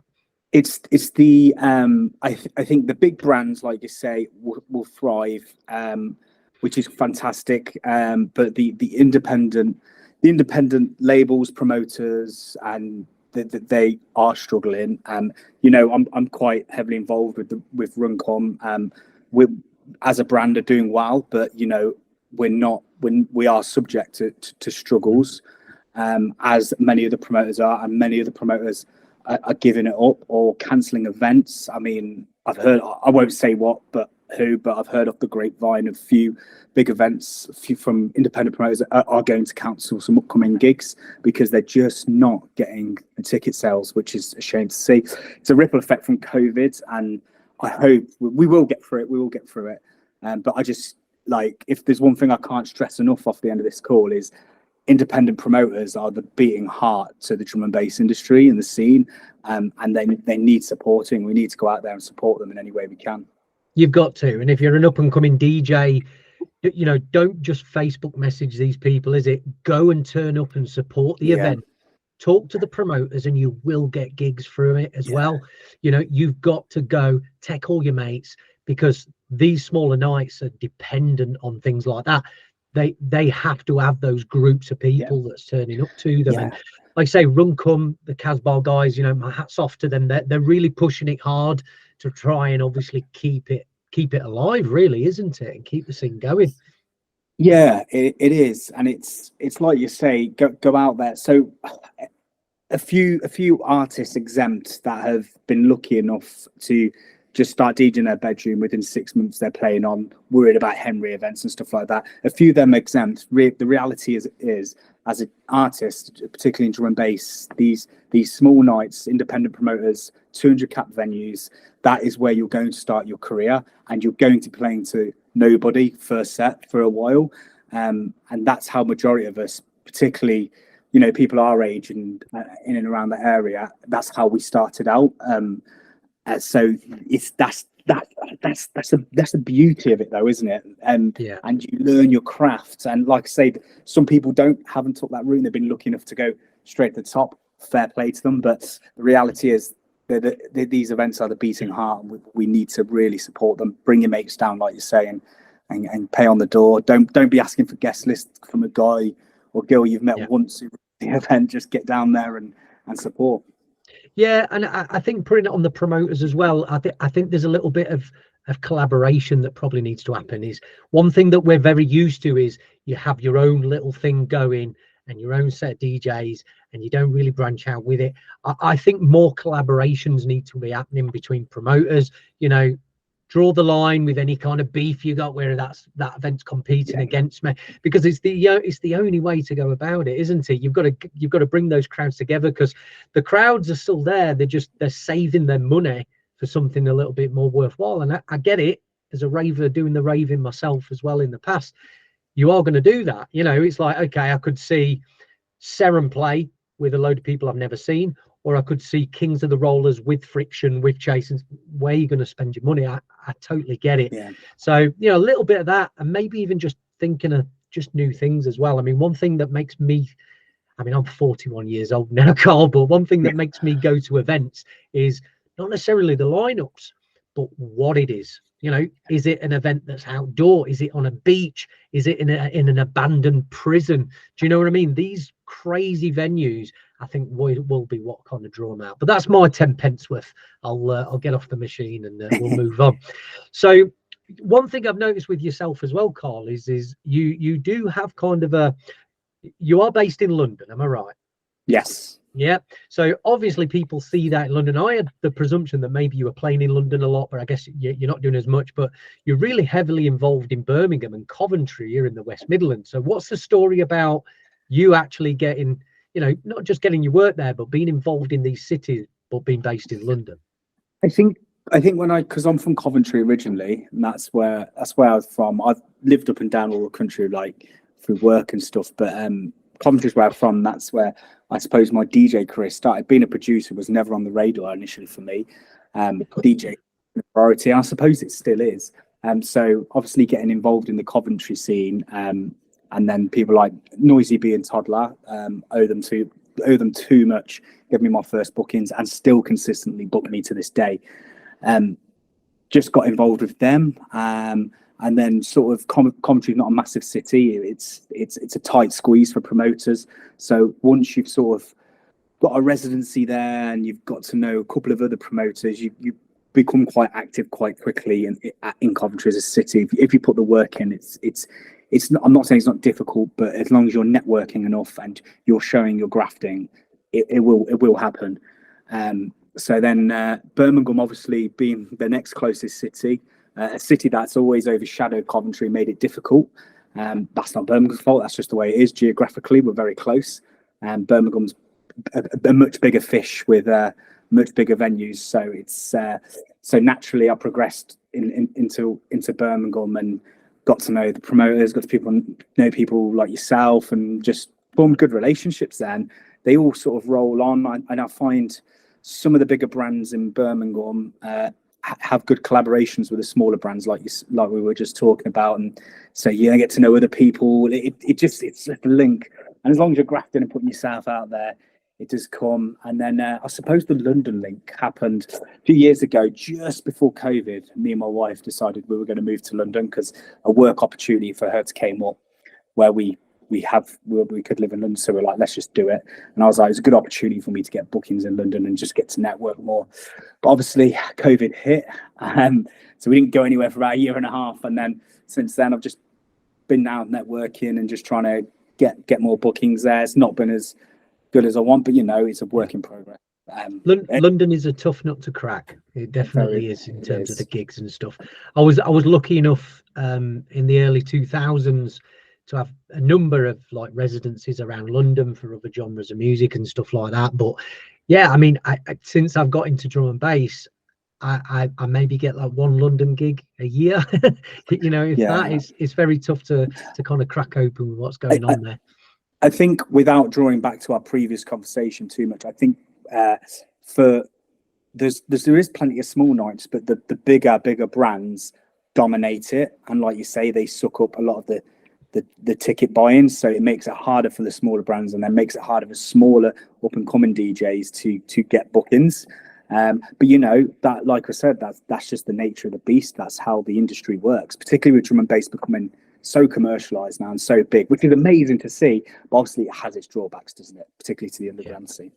Yeah, well, it's great to get your insight on this, Carl, with the events. It's definitely something I wanted to speak to you about, because that's where our connection lies, isn't it? And we are going to talk about the music, but very quickly before I do that, the background of me and Carl actually comes from when he was DJing for me under a duo that he played under called Bally and Boom, with our good friend Bally, and of course Carl here now. Sonication was called DJ Boom. So you've transitioned into being a solo act this year as well. How's that transition worked for you? Because you were a duo for quite a while.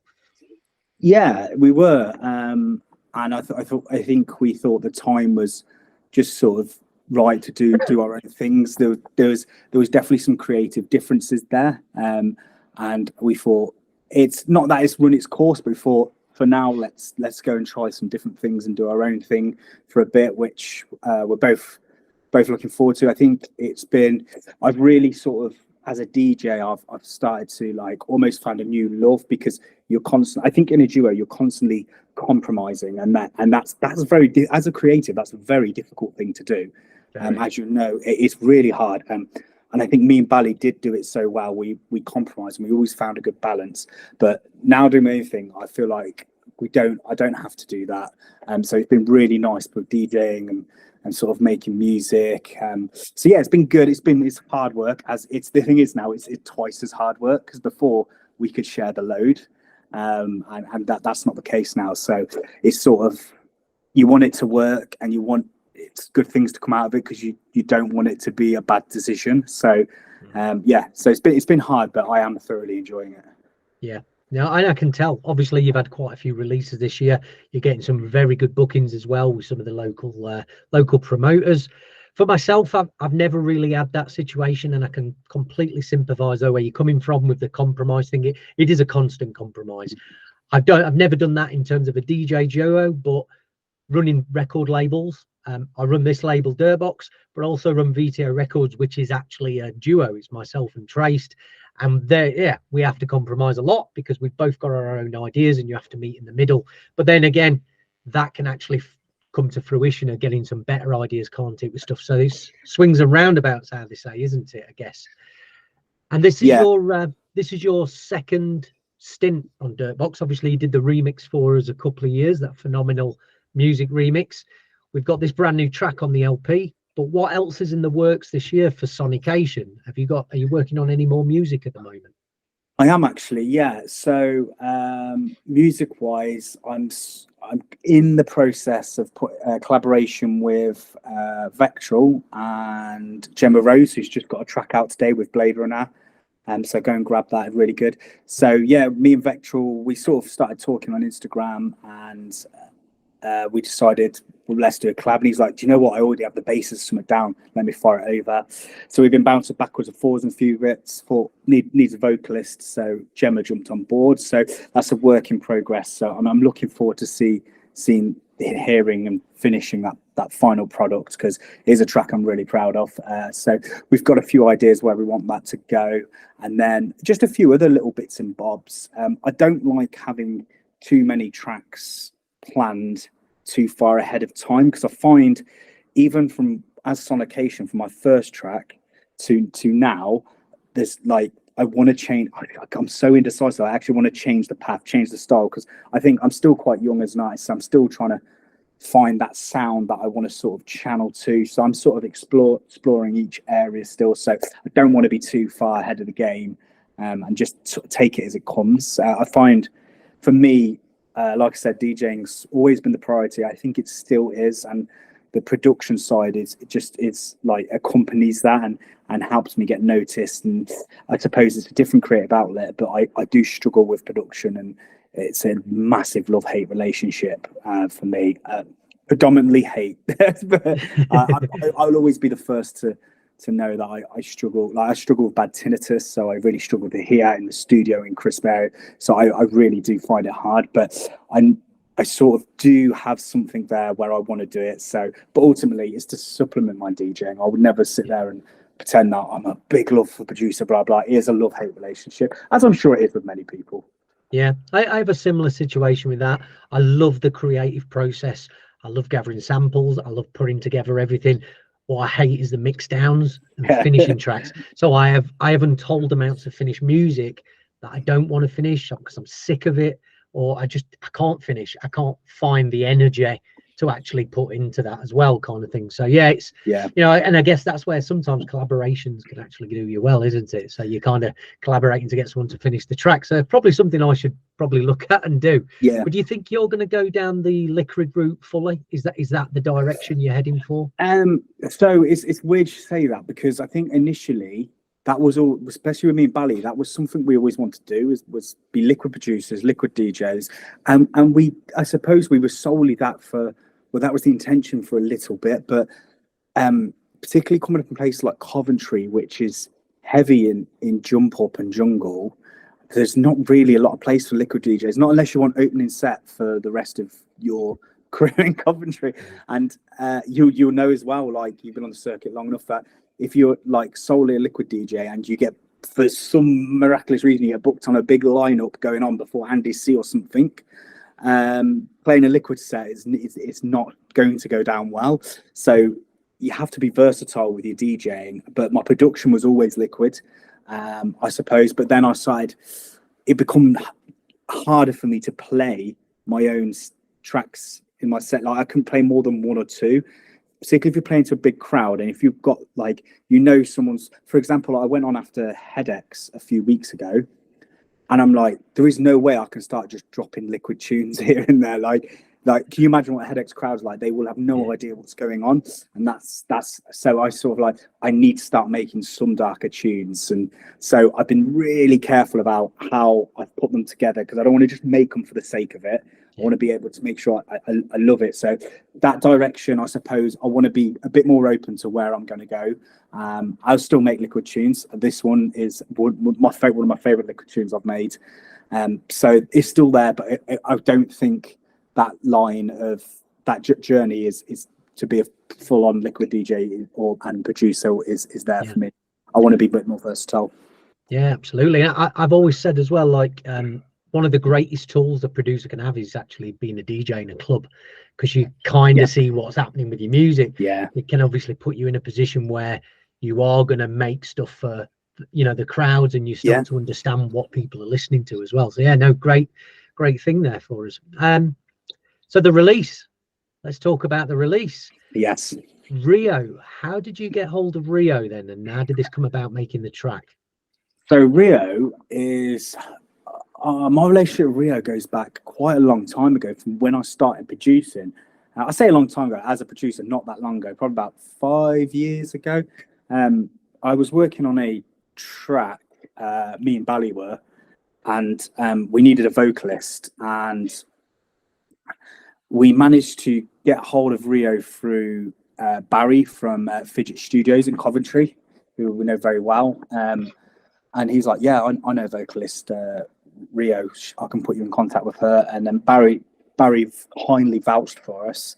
So Rio was like, Rio's quite an active artist. She's always moving around, so she's quite hard to pin down.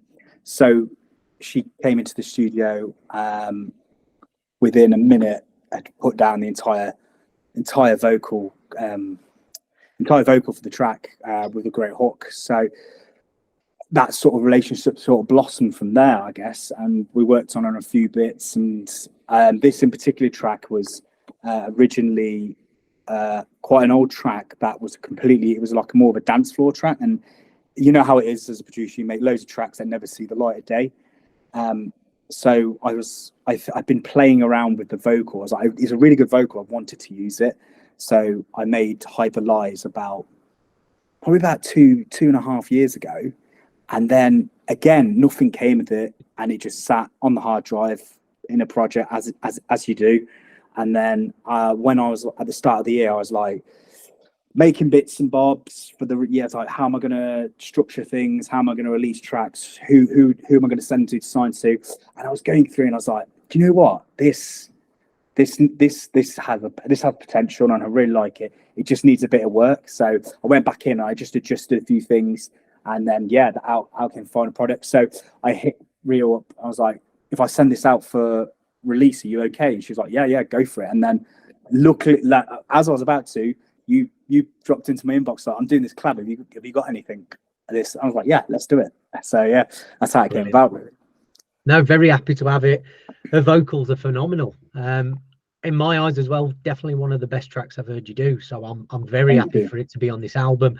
It's one of the standout ones. I mean, it says for itself. We've obviously put this as one of the 4 album samplers. So there's 4 singles on this, and obviously Hide the Lies is going to be one of them. So talk is cheap. Let's have a listen to the track. This is the listening party, and we want to give people a feel of what's going on with it. So this is Sonication and Rio, Hide the Lies.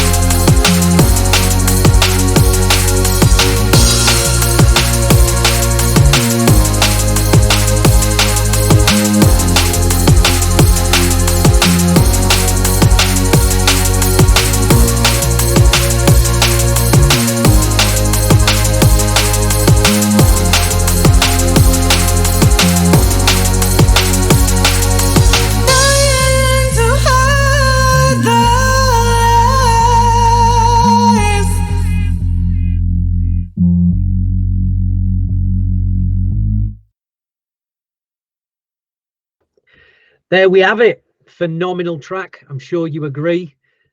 Carl, thank you very much for your time today. Thank you. Absolute pleasure to see you again, mate. And you, we must link up soon. Yeah, 100%. Let's get something done. When I'm done changing nappies, of course, because the baby's still taking up quite a lot of time. Oh, yeah, congratulations. I'm hibernating still. Hibernating. What's next for you then? Do a couple of quick plugs if you want as well. Yeah, so I've got Made Festival. I'm just trying to think like when this goes out, what events whatever we've been out. So I've got Made Festival at the end of this month, which I'm really looking forward to. Got my usual bits at Casbah. They've got some good DJs coming up, some Focus. And they've also, oh no, I can't, I'm not allowed to say. I nearly dropped myself in it there. But yeah, some Focus has been announced. I can't say the rest.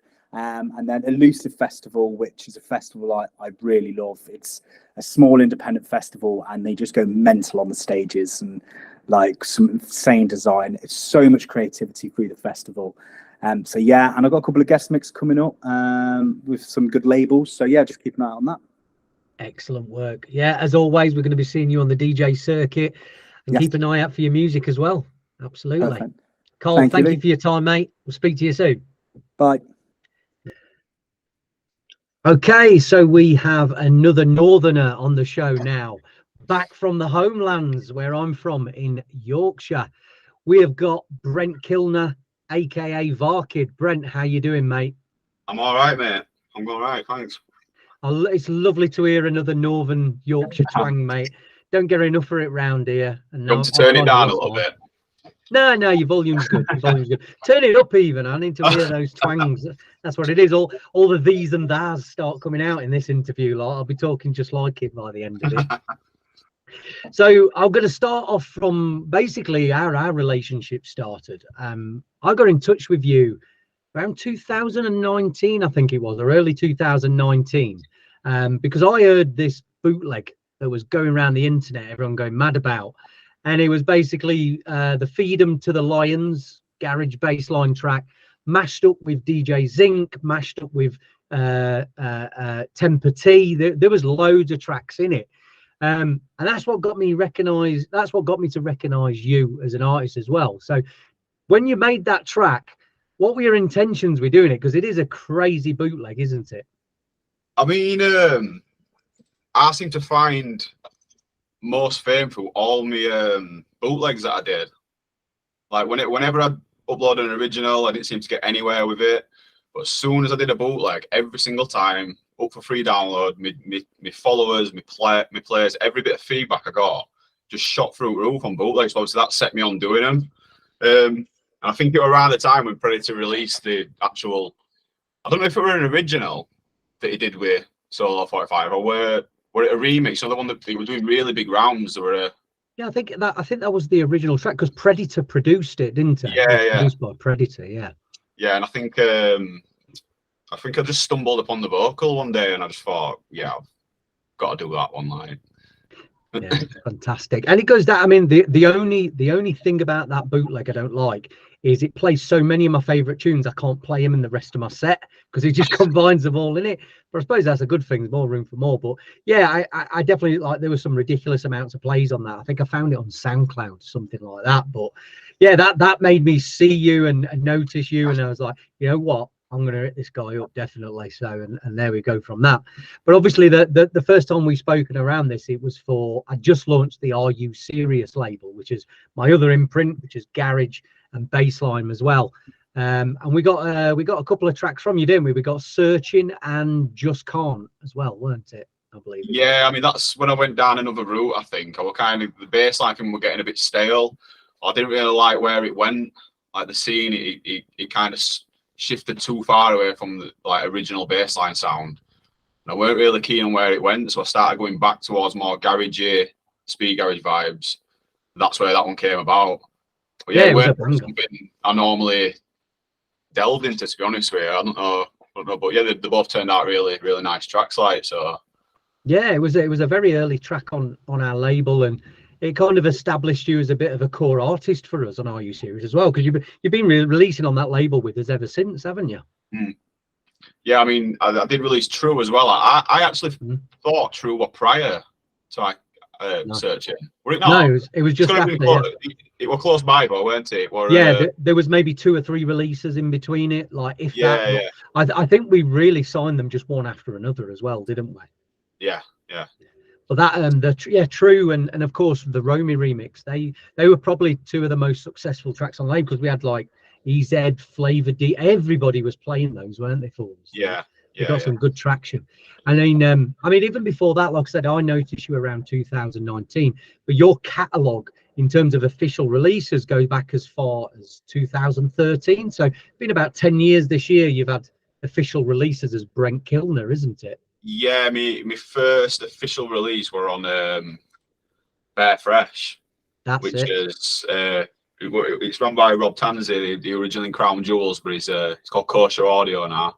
He actually hit me up for it. We're a Resonate track that me and one of my friends used to collab. That was as Alias together, and he hit me up for a release on a compilation. I mean, looking back, the tune is awful. If I ever hear it back now, I even took it off me on SoundCloud because I didn't like it that much. But yeah, that's the original release that I ever had. But I mean, that were 6 years into producing, maybe, before I actually got recognised for anything, really. So you'd been doing music for a good enough amount of time before you had that release then, didn't you? Definitely. Oh, yeah. I mean, I'm 32 now. I think I must have been 19 when I started, maybe, around that time. But I mean, it was just... whenever I learn to do something, I can't watch a tutorial or anything like that. I have to just work it out for myself, and obviously you can't really do that with music. You need somebody to show you the ins and outs to it. So the first 4 years were literally me just throwing samples in, no idea about compression, EQ or whatever, but I enjoy myself anyway. I had a very similar interview on this show with Lemmy Dubs, who's just released on the label, and he was in the same position. He went for years without even discovering that you could have tutorials and things like that. So he was just literally just throwing random sounds into tracks and trying to create dubstep, which obviously you have a background in as well, don't you? Yeah. That's why I originally started with dubstep. Like, I'd rather not talk about it. not an easy genre to actually produce as well, to get those bass sounds sounding right and the subs very, very tough to make, as opposed to speed garage, of course. Yeah, definitely. But I suppose when I started making dubstep, it was still in like the Jakes era, so it was more just like your low wobble, so that weren't too bad, because I did used to use Reason originally, and obviously the Subtractor VST on Reason is just perfect for stuff like that. And that's how I ended up doing bassline, actually, because that's where all the original 4x4 basses came from, Subtractor and Reason.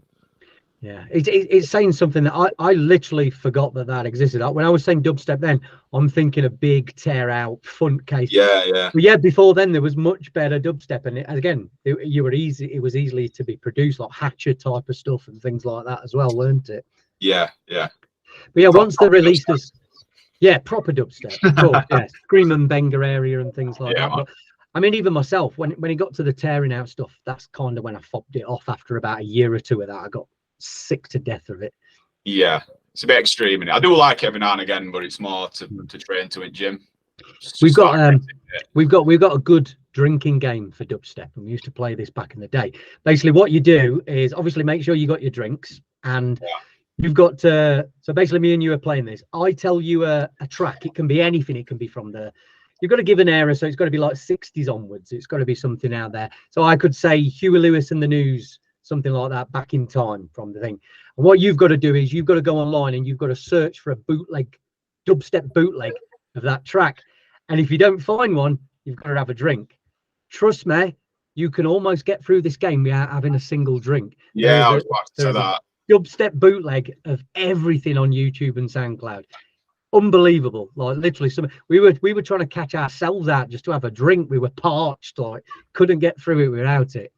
But yeah, I mean, obviously when you started producing as well, the releases come thick and thin, didn't they? I mean, you were on some pretty big labels after Bear Fresh. You got 440, 3000 bass. Obviously LW Recordings is quite a big one as well. So they're all falling into place like dominoes after that, weren't they? Yeah, I mean, to be fair, when I listen back to the music I were making at that point, the production quality is so bad.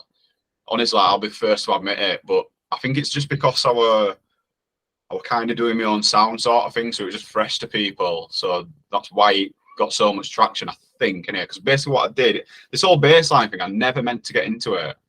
Like, so obviously I'm from Barnsley, which is really close to Chef, so it's obviously the 4/4 bassline scene. But obviously I made dubstep, so I was like, what if I made the dubstep basses over bassline drums? And that's how it started. And then obviously if you listen back to most of me tunes from like 5 years ago, you can still hear that in them all. So I just kind of fell into this bassline thing without actually ever intending to go back into it. Yeah, but you've caught some ways with it. I mean, like I said, obviously those labels came thick and thin, and I believe you even got a track on Holy Goose Fabric album as well, doing that stuff, didn't you? Yeah, well, me and Holy Goose we were really pally at one point. He's been to mine, I've been to his house. We never finished the tune. We collabed every time and started something, but we never finished it. But obviously, he's like, his work ethic in this scene is just like, it's a business to him, and he's so good at it. He's just absolutely skyrocketed. So at one point, me and him were like, yeah, sending each other tracks, and then obviously he just blew up massively. Yeah, well, there's those flyers of you playing in Birmingham. You were like 3 names above him on flyers and stuff. Yeah. Well. And that was only like 6-7 years ago or something. Yeah, well, that just shows just how long I've been doing it, really, I think. Like, I remember we played in Bristol. It's got to be 8 years ago now, and Skepsis were at the bottom of the flyer. So that just shows how long I've been. Yeah. Well, a lot of those boys have been playing in Birmingham. Obviously, Tom Short has big up all the 0231 crew. They've been booking almost everybody since day one, haven't they? From Chris Lorenzo to Red Light when they first started. You know what I mean? They booked everybody in the bass and garage scene when they were nobody. Yeah. They're really gone far for it. So, I mean, you talk about timelines and that, and we know obviously you were producing, as you said, a good 5-6 years before you started releasing. Tell us and put together the timeline of the music then. So, you know, what was your first love in music? What got you into DJing to then get you into producing? I'm going back here. Do you know what's so when I were about 9, 10, I mean, I've always been into music. It's just one of the things you either are or you aren't you? Yeah, I think I'm more after the dance music type of thing, because obviously the music that led you to DJing and producing, really. Yeah, so as it initially started with, when I was around 9 or 10, I got bought this I can't remember what it was called, like a Yamaha, like a little sample box, and it was preloaded with loads of trance and hip hop and everything. You could just alter it, like EQs, cut offs. There was nothing really. You couldn't produce on it or really DJ on it. It was just like, I don't know. It's hard to explain. You just strip samples out and stuff, and that's the first thing that I got. And then I got some Bush acoustic vinyl decks from Argos when I was 14. The mixer had a crossfader and 2 faders. That was it. There was no EQ or anything. I had no idea where to get vinyls from, so my mum gave me all the 70s vinyls. Again, I had no idea how to do it. I had nobody to show me. But yeah, I got back into it proper when I was about 18. So they offered me some vinyl decks for cheap, and I got a load of Speed Garage reflective and echo vinyls from. What year was this then when you was 18? This was 2009, maybe. Oh, so just something like this. I was only asking that because I used to be a manager at Reflex Records in Sheffield, but I left about 2004. Right. So obviously, if it was a bit beyond that time, that was the hub, weren't it? All the reflective stuff and Big Ant, they all come from Reflex Records in Sheffield. Yeah. And I was like the sales manager there. I bought all the releases in. But yeah, we obviously just missed each other then around that time. Yeah, but I mean, in 2004 I was 13, so yeah. I would have been. Yeah, no, well, that can be hard to find records. Yeah, of course. I actually worked there when I moved to Birmingham as well. Well, that's where I got all the vinyls from. So you probably had something to do with me getting them at some point. Yeah, my timeline might have matched up. It was about 2009-10 when I was actually working hard to find records. Yeah, I did that for a couple about of years. That time, like, yeah. So yeah. Maybe so. I dealt with a lot of equipment and I was on the floor a lot as well. I did some of the orders with the vinyls, but yeah, it's funny, isn't it? Like, obviously Sheffield and Yorkshire, and then there's a big space, and then Birmingham. They are prime for the bass line, aren't they? Basically, yeah. But it's very selective in the cities and areas in the country that pick up on it, isn't it? Yeah, I mean, you get the odd. I mean, like Huddersfield were always really big, and you get the odd area in Leeds, but even with that, you didn't really get a lot of it. I mean, No. I literally, as I started going out, being allowed out to clubs, it was literally just on the tail end of when the baseline scene were at its biggest. Yeah. So I Yeah. obviously got to see it just like I'm not old enough to have gone to niche. It closed not long before I were allowed to go, so I never got to experience that, which I'm pretty good about. They did a few tribute reunion nights after, but yeah, it's sure. I used to go to niche quite a lot when I had nothing else to do at end of the morning and I was fucked out of my face. But yeah, it's that's another story entirely. I wasn't like when I worked in the shop. I fucking hated Speed Garage. I really hated it, and it wasn't necessarily the music, because some of the older stuff from the mid-90s, that was good, but it was like the current stuff at the time. It was very underproduced, and we'd always have some right fucking monkeys coming to the shop off the tits on a Saturday morning, just straight from the niche, and they'd be there bothering you all day for records that they'd never buy. So I used to get fucking fully pissed off with it. Like I was just weren't on board. And it took a few years after leaving the shop to actually start to, you know, like the music, and the bassline house obviously got me back into it as well, you see. But yeah, the niche days, wow, that was definitely something else, weren't it, for Yorkshire? Definitely. Oh yeah, definitely. Yeah. So just going back onto your music, I mean, like I said, from that point you're releasing, you've been pretty consistent, especially as Brent Kilner. You've had numerous tracks across numerous labels, spanning those, like I said, the last 10 years very consistently. What would you say is the biggest bit of advice you can give somebody to have those consistent releases and, you know, keep, well, not churning them out as well, because they're all, like I said, they're all good ideas in their own right. Obviously, you're going to hate some of your older ones, but you've progressed and progressed and progressed, and you've always had labels releasing you. How's that happened for you, do you think? I mean, it sounds like a cliche, but you've just got to try and bring your own style into it. If you're just making these cookie cutter tunes that sound like everybody else's, they're just 10 a penny and nobody wants to hear them. Do you know what I'm saying? Like, you got 20 tunes. Yeah, they just throw away tracks, and that's all it seems to be at the minute. Like, it's just saturated with people just copying each other, and it just don't.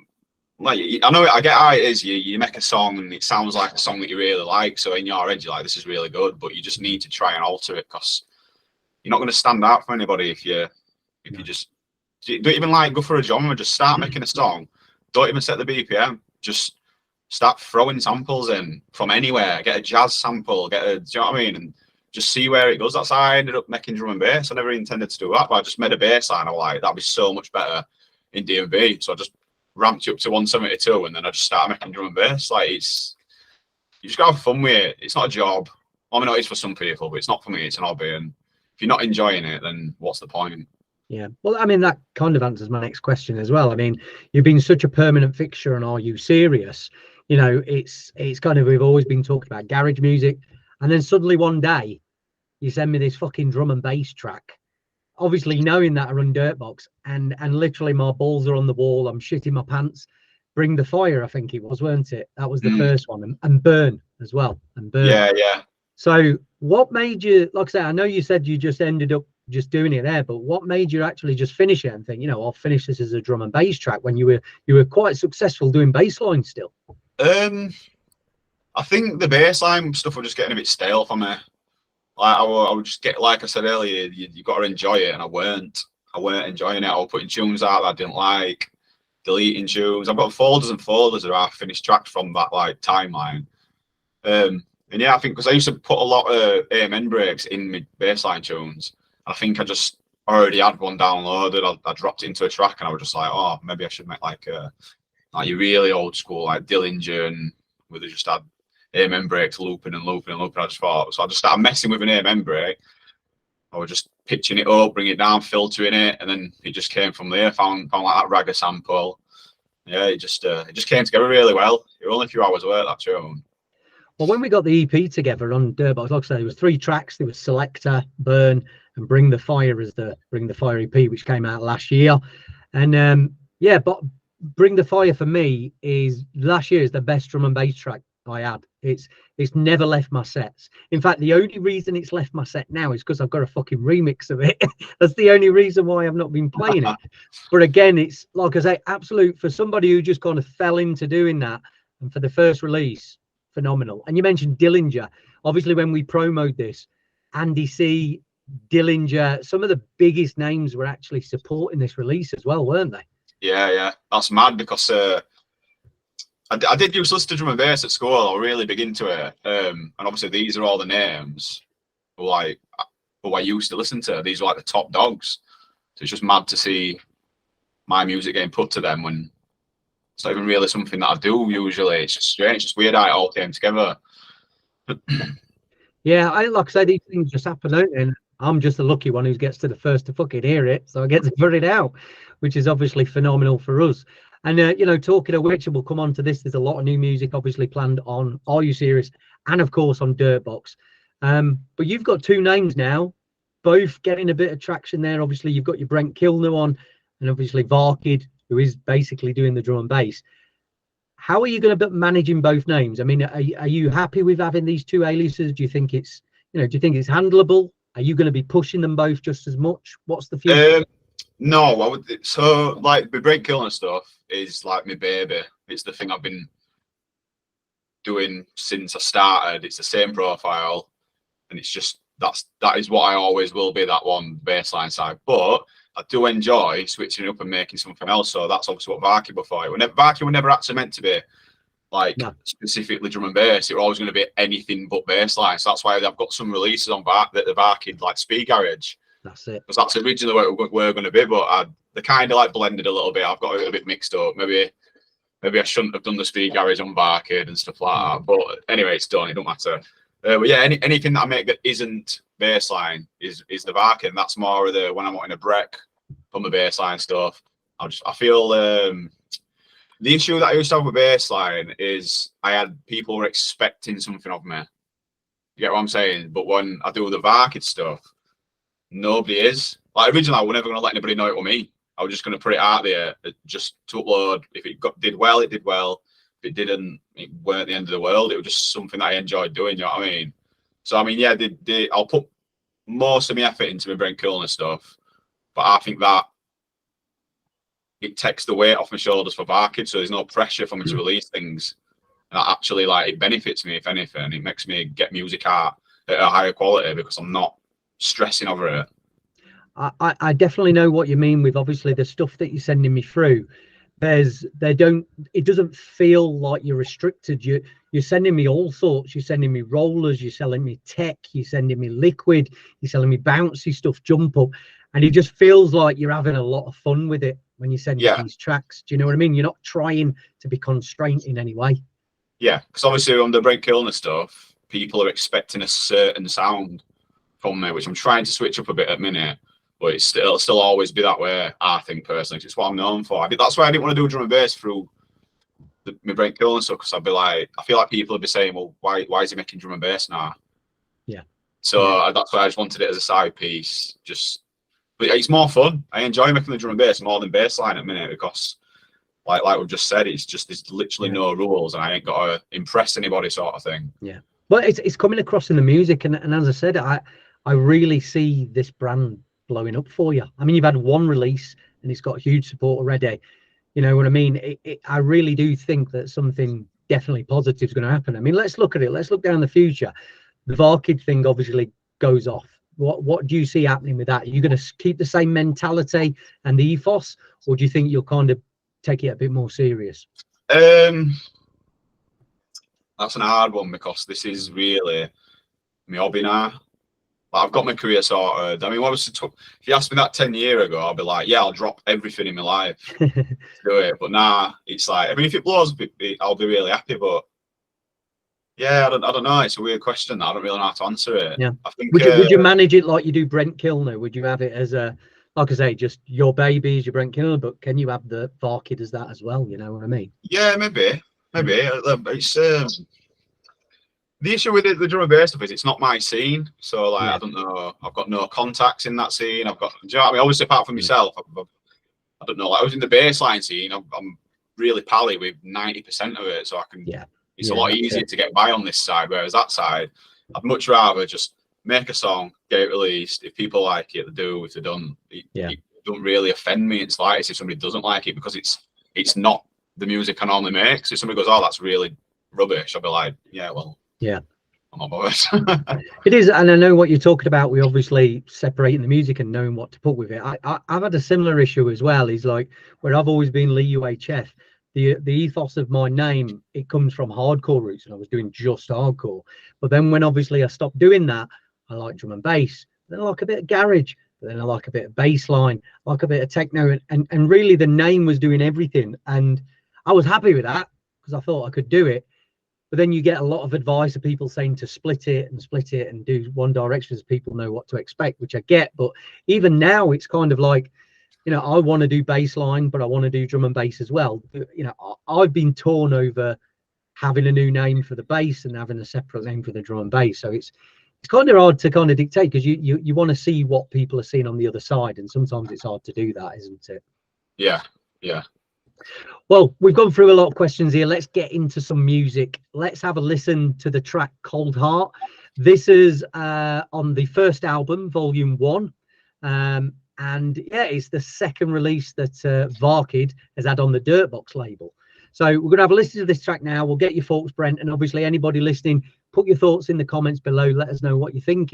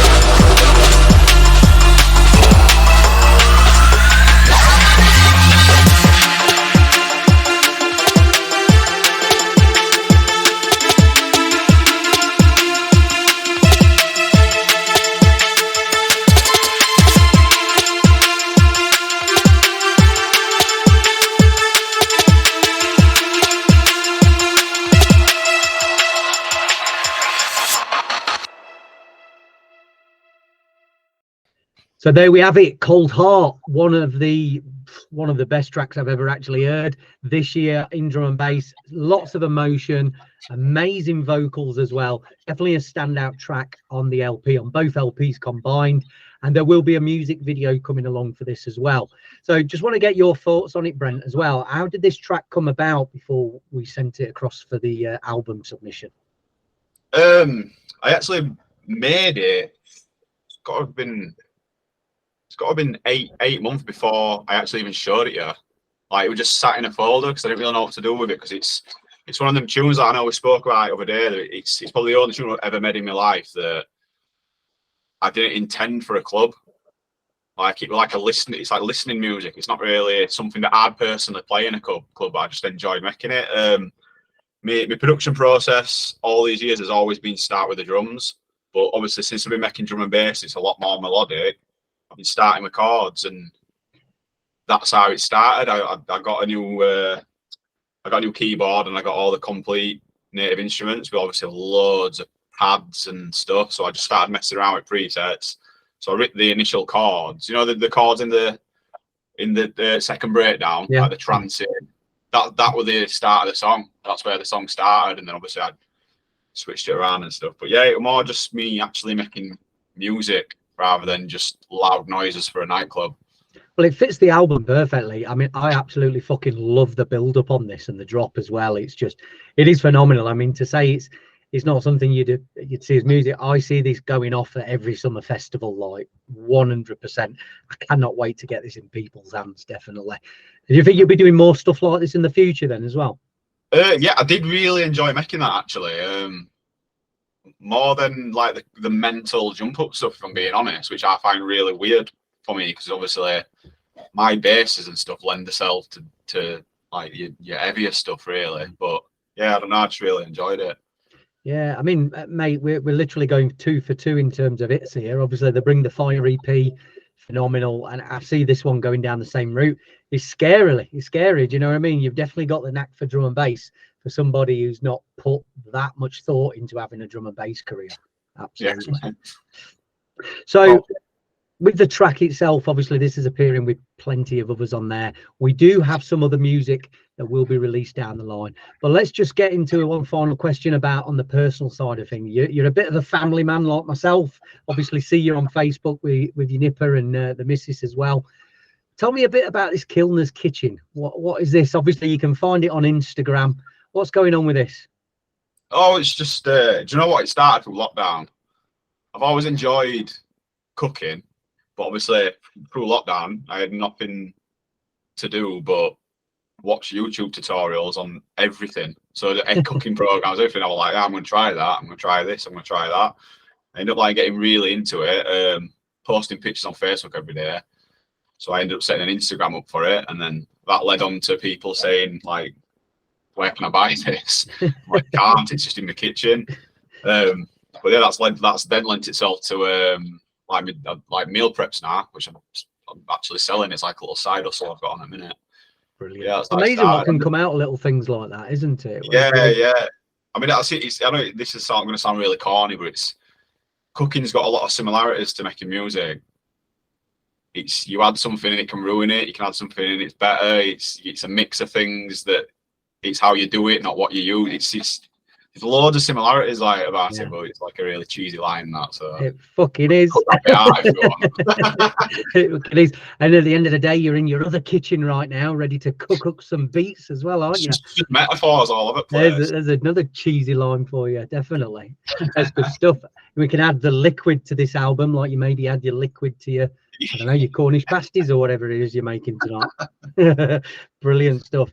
Well, yeah, obviously we can check these online. Do you want to give us your music and your food socials, Brent? Let's let people know about them.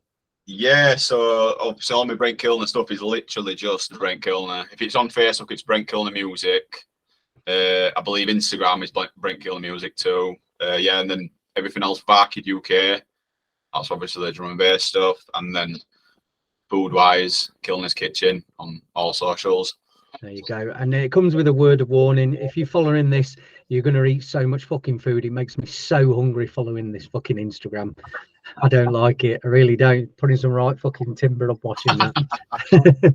Anything in the future that we can anything in the future that we can announce for Brent Kilner and Varkid music wise? No, I have got a few Varkid tracks which you have heard, and you have like you signed.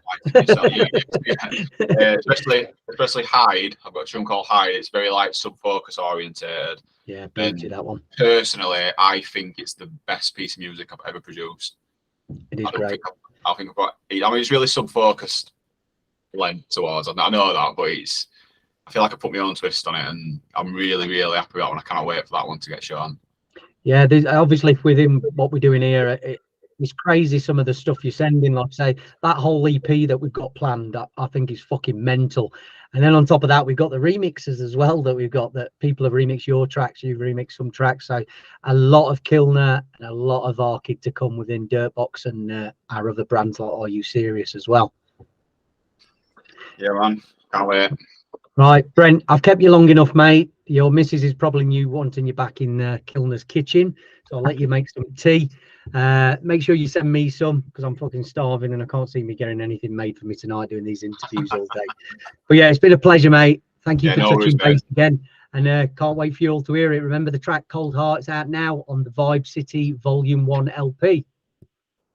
Okay, so for the next interview, we have a very special guest on the show. He's not produced a track on the album. He's done something much more different, much more significant for us with that as well. He's actually one of two people that has mixed the album together to give you a continuous mix to listen to. So if you're not a DJ, you're just getting the tracks, you want to have a listen to this on all the major platforms like Spotify, SoundCloud, this mix will be available. It's none other than Subliminal, all the way from Romania. Alex, how are you doing? You okay?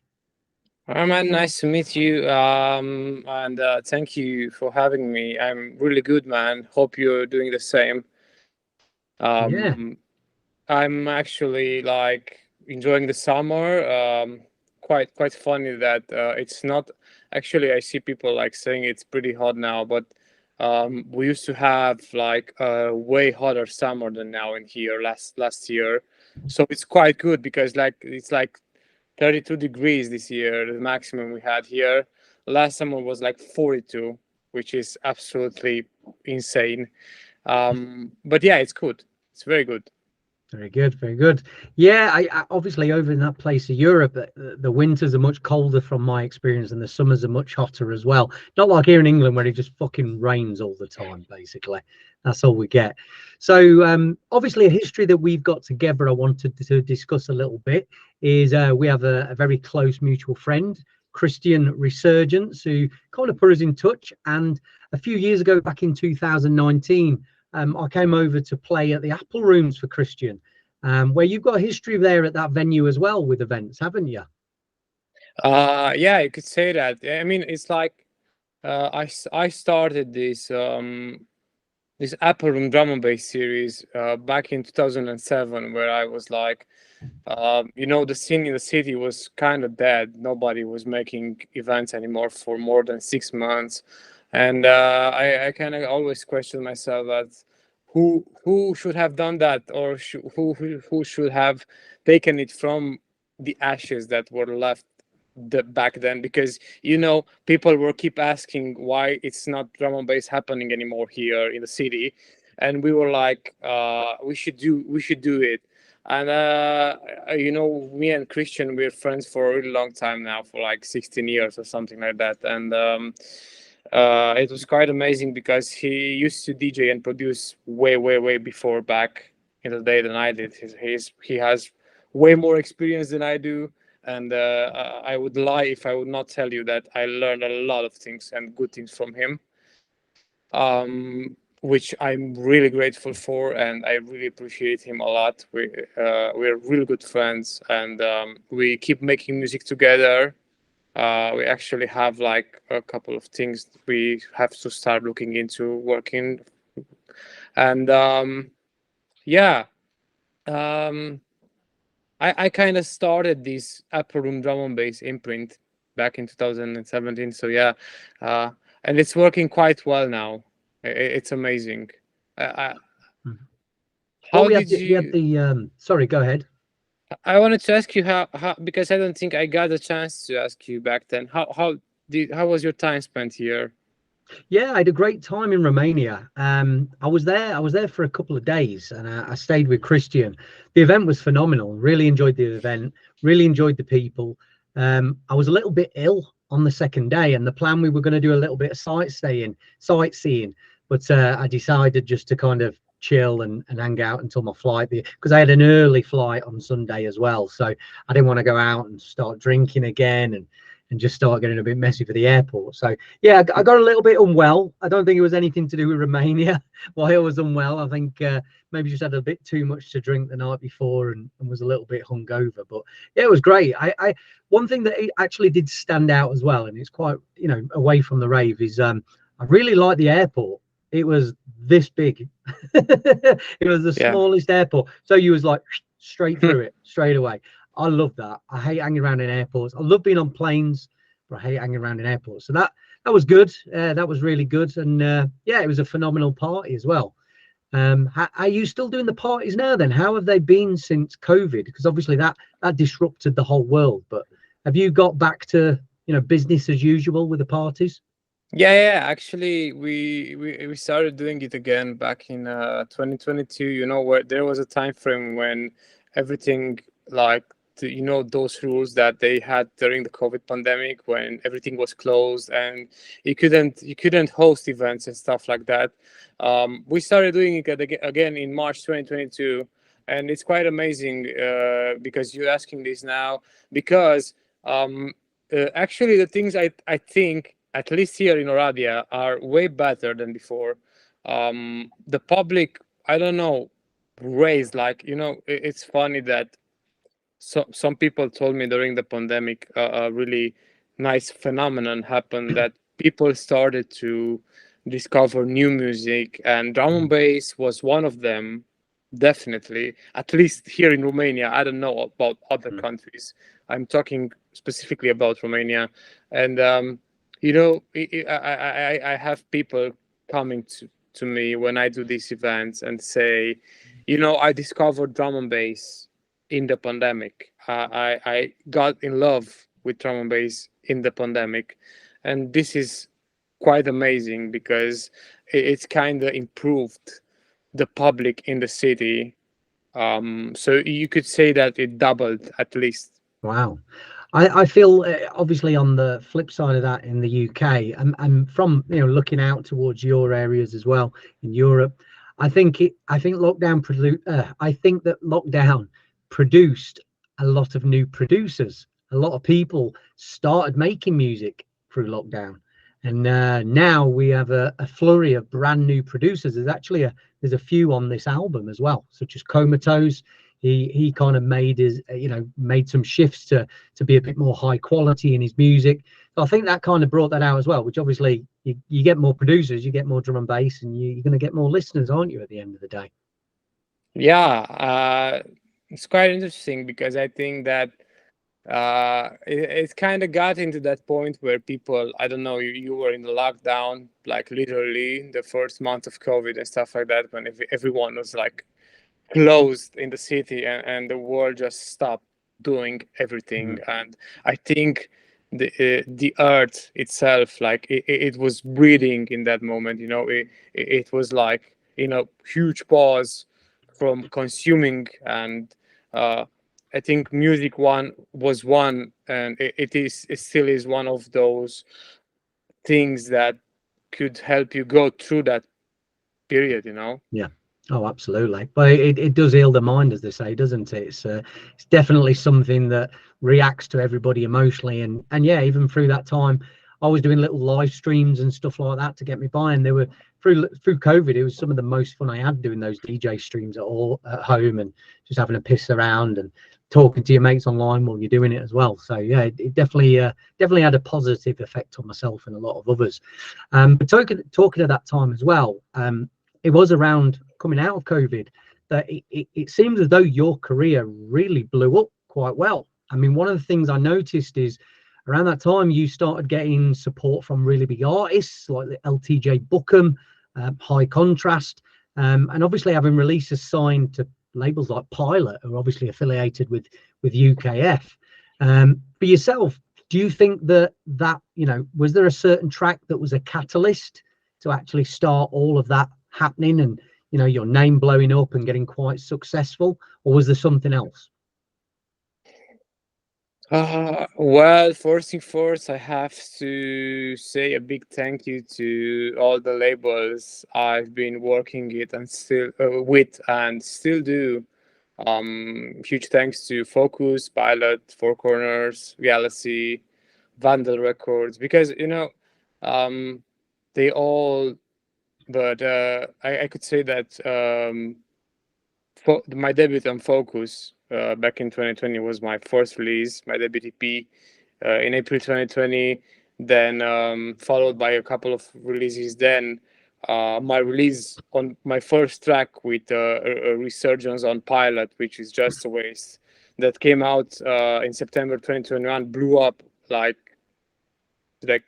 it brought up I think it brought me and to Christian and Raluca to a lot of audience. Yeah, I think it's hitting about 1 million streams now across platforms, isn't it? It's definitely plus over. minus. Yeah, it's like half a million on Spotify.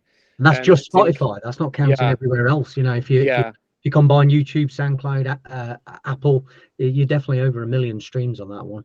100%. Absolutely. I think you're right, but it's quite amazing because from that point, monthly listeners to followers they started to blow. Like organically, everything was like blowing up, and we were amazed. And I have to, I can't thank you enough to Pilot and to the UKF team and everyone supporting that release. So quite amazing. Do you think that track, the collaboration, obviously that's done that, do you think that's been the most defining moment of your career so far? Yeah, you could say it was a really big milestone because UKF and Pilot, and it's a really big thing. But also the other labels I've been working with, like Galaxy, which is the sister label of Liquidity, is amazing. Huge support. Really big label like Pilot is, like UKF is, Focus. Even Focus, Focus is a very big label nowadays, and it's all like it's since back in, I think it's from 1999, and it's quite amazing because they still releasing the music and they still release music from the artists. So all these things together, I could say really huge thanks to everyone supporting my music, releasing my music, everyone who did and do. I really appreciate it.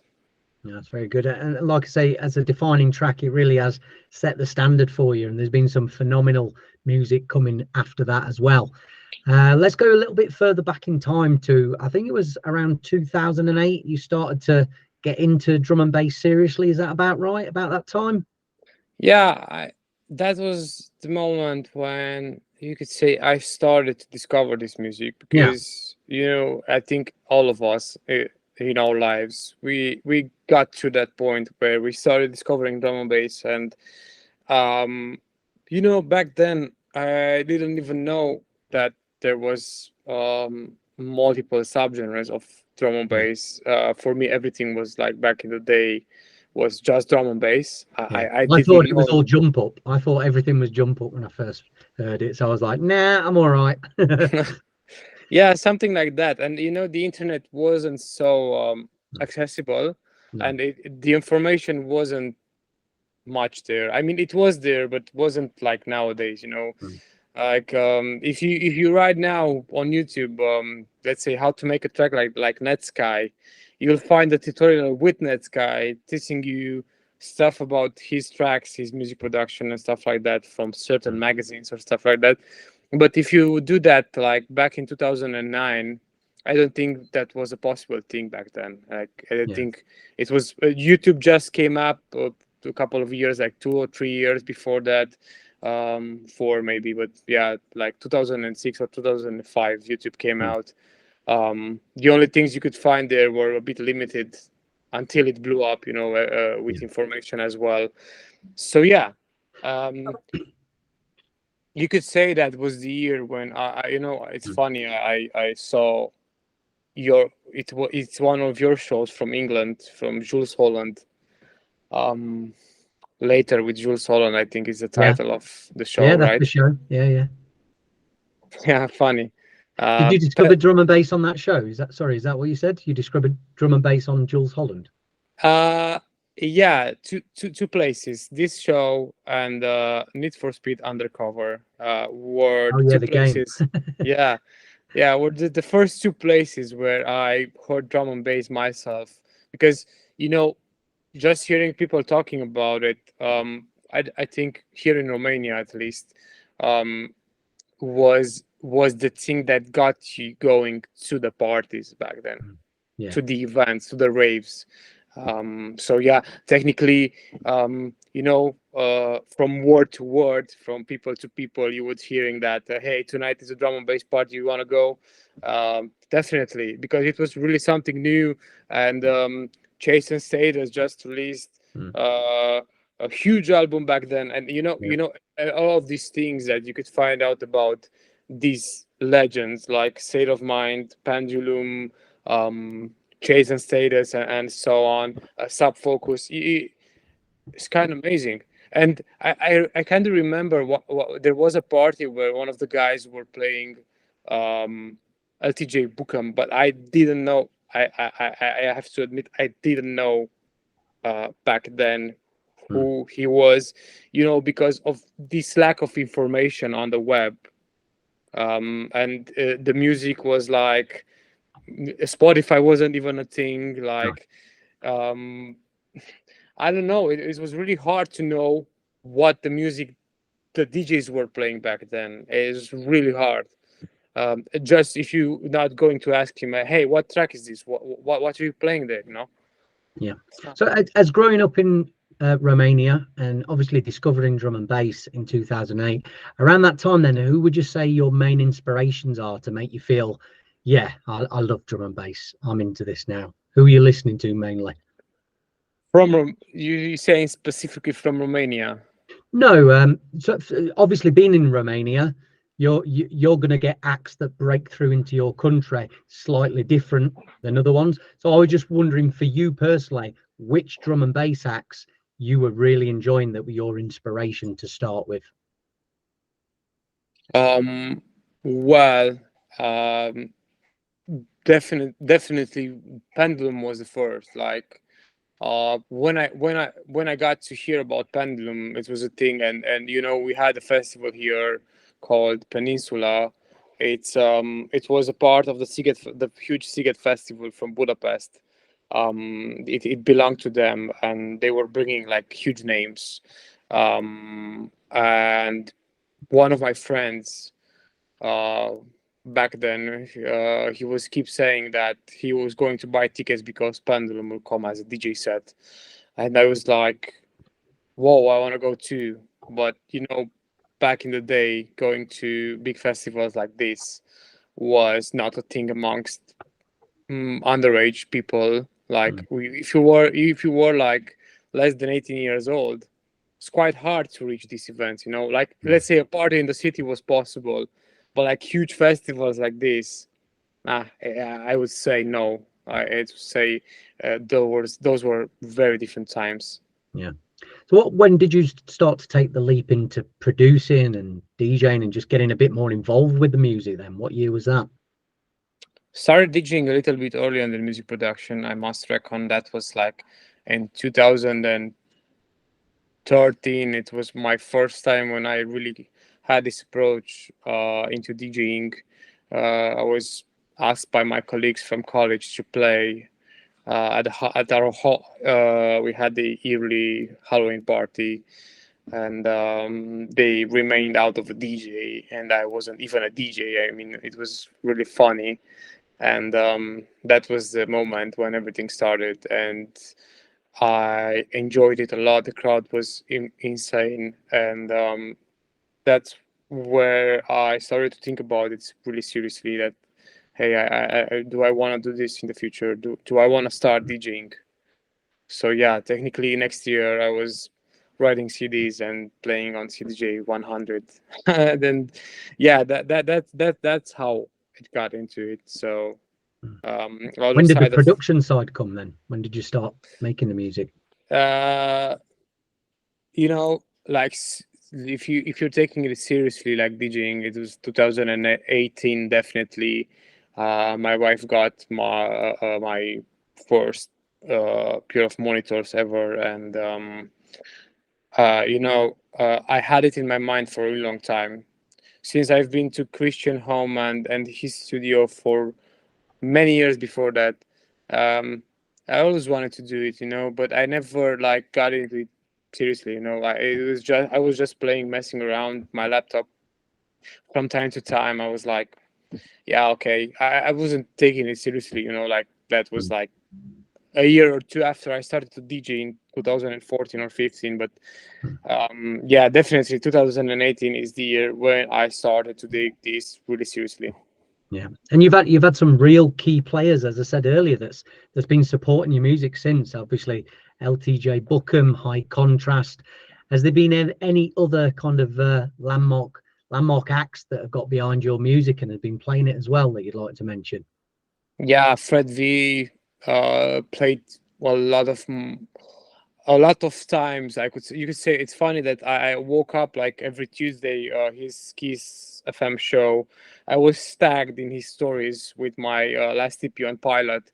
He was keep playing the tracks, like only 4 tracks on that EP, but he was like keep playing them, and I was amazed to see Fred V and Graphics were kind of those artists I got into like 2012, 2013 when they started to release their music. Was a huge thing for me, and was you could say a new discovery, and I really appreciate them a lot, and I love their music. So yeah, seeing myself played by one of these guys like Fred V was absolutely insane. It's a better feeling sometimes than actually playing the track yourself, isn't it? When you see one of your peers playing it and you watch the crowd reaction from just an outside point of view, sometimes I actually do get a better feeling from that than me playing it out to a crowd. Would you agree with that?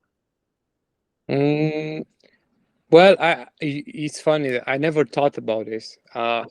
So yeah, I don't know. I mean, I've tested these tracks before they came out a lot. Like I was playing them like last summer a lot, and getting closer to the release date of the EP, I was keep playing them even a week before I had a gig, and people reacted really nice, and yeah, especially on one of the tracks on Scenes from a Memory with Marius, with KVR. Yeah, it's funny that sometimes this comfort what you're feeling when you're playing the tracks in front of a crowd, when you test it for the first time, you'd never know their reaction before. It's quite strange, this feeling. I think it's way more interesting that they never heard it. You did it yourself in the studio. You get to play in front of them, and you don't know if they're going to like it or not. I think that's one of those questions I was about to put myself, rather than what you said. I love seeing big names like Fred V, like LTJ Bookham, like High Contrast, Ray Kit playing my London Electricity. They all play. I wake up with tags and I'm like, whoa, is this real? I have to pinch myself. Like I feel like it's a dream sometimes, but quite and super grateful for it. Really appreciate that. Yeah, there's been some great exposure, Alex. It is, I mean, since we obviously first spoke in 2019, it's been great to watch you grow as an artist and see what you've actually achieved with it. And it's phenomenal that we've actually been able to get together now again to put this mix together for their album. We're definitely honoured to have you on board. I know you're very busy at the moment, and obviously your name has got some great traction, and hopefully can bring some more eyes to this label. But talking about obviously the mix itself, is this the first time you've done something like this, created a mix for an album in this capacity? Yes, it's the first time. Thank you again for asking me and for having me on it. Um, Big ups to Melissa for connecting us to do it. Although She's we've been colleagues for a while, we actually got connected through good old Melissa, didn't we? Again, so yeah, she what a wrote me like coincidence. she wrote me if I want to do this for you, and I said, hey, I know Lee, like he played here in my city a couple of years back. Sure thing. Why? There's no need to ask. I'll do it. Yeah, it was quite funny when she wrote me on Facebook because we know each other for quite some time now. Like I think, let's say a year or less. But yeah, um, something like that. She's amazing. She's great. She's great. Yeah. She's helped me and Kev a lot with some stuff. One of my colleagues who goes on a lot of DJ tours when we played in America, and she's been talking recently to help me some stuff like that. And yeah, she obviously, it didn't click when she was saying Alex, like I said, and I was like, and then when obviously it came that it was you, I was like, oh yeah, we know each other. Of course we do. This is Alex, who I know from Romania, but she's also set up so Irie from Hospital Records is doing the other mix as well. So got two really good new establishing names within the liquid drum and bass scene, obviously on the album. So yeah, we're really happy. But with your mix, absolutely phenomenal. Thank you. Was there an approach to this mix that you wanted to use? Have you done your usual DJ style, or have you treated this as a very specific project in any way? Tell us about how you've treated the album mix. So first, when I receive a promo or new music in my inbox, I always open it and listen to it like really carefully, because I think as a DJ, you got to know your music really well when you play in front of a crowd, whether it's recording a podcast at home in your studio, or you play like let's say on Cool FM or Represent Radio or BBC One. If you have like a live streaming or it's a DJ set pre-recorded before, I think it's always a matter of thing that you got to know your music really well. So I listened to it like a couple of times after you sent it to me, and it's first thing first, it's an amazing album, and huge props for listening it. Really quality music, amazing vibes. Loved every track, even if I never heard them before. It's amazing to always discover new talents, new artists, and I think this is one of the things that when you start recording a mix, you don't just I mean, I myself, I don't know about others, but I myself, I just make a selection, and what I play what I like, what I love, what I feel, and I don't choose a particular order, but I kind of go to the vibe. I have a vibe, and I have the playlist with your album there with the volume 1 with the vibe city, and I just dig through them, and then okay, these tracks work now, this track works now, and I just went with the flow. Yeah, it definitely comes across. As I say, it's a very unique mix in itself, and some of the tracks are quite unique as well. They are more on a listening capacity as well. Obviously not always meant for the club liquid, is it? So when you're putting it together like that in a DJ mix, you've probably got to think a little bit more than maybe just when you're doing a mix of bangers that's just mixing in and out, because there's a lot of melodies and sometimes vocals to take into account. But you've nailed it, Alex. It's Thank you. absolutely phenomenal. Can't wait for people to get onto this. Was there for you any specific standout tracks? Now, I know you said all the music was great in there, but there's always a standout 1 or 2 or 3 tracks that you can see yourself taking to the clubs and playing. Any at all that really stood out for you in the album?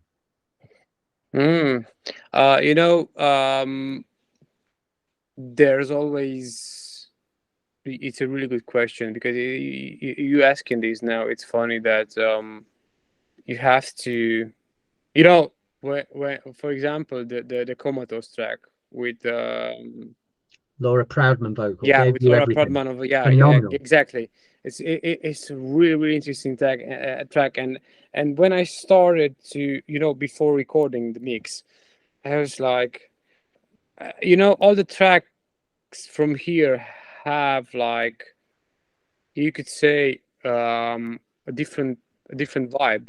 but they are in the same time they're all connected together. Like, you know, you kind of nailed making this compilation into really beautiful various artist stuff, and I don't know, like musically it's amazing. Like I feel like there's melody, there's variety, there's the lyrics are amazing where we have vocals. It's amazing.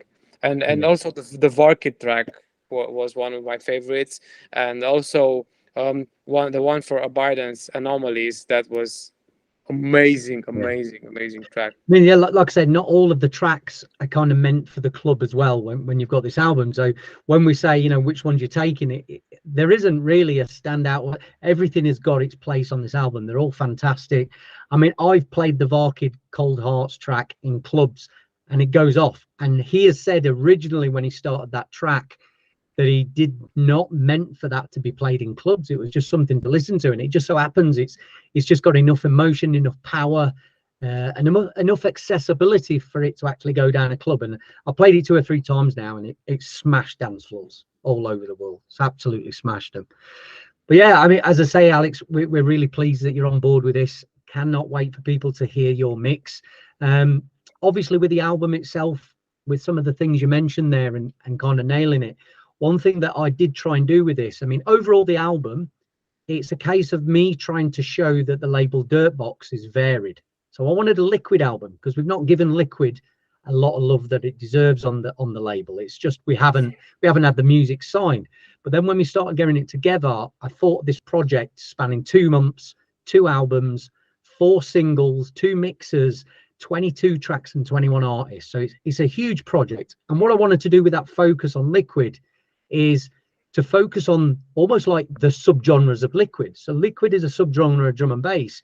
I wanted to focus on all the different styles you can find in drum and bass, and that's why there's some little bit darker, edgy ones. There's big vocal. There's rapping ones, and then there's just some like really gritty dance floor ones as well. And then your old summer vibe radio ones. Do you know what I mean? So yeah, I'm glad you mentioned that because we did spend a lot of time kind of selecting that out and going through tracks, scrapping tracks, looking for other tracks, begging artists to fill a gap that we needed with a specific track just so it could be perfect. So yeah, thank you for that. Much appreciated, mate.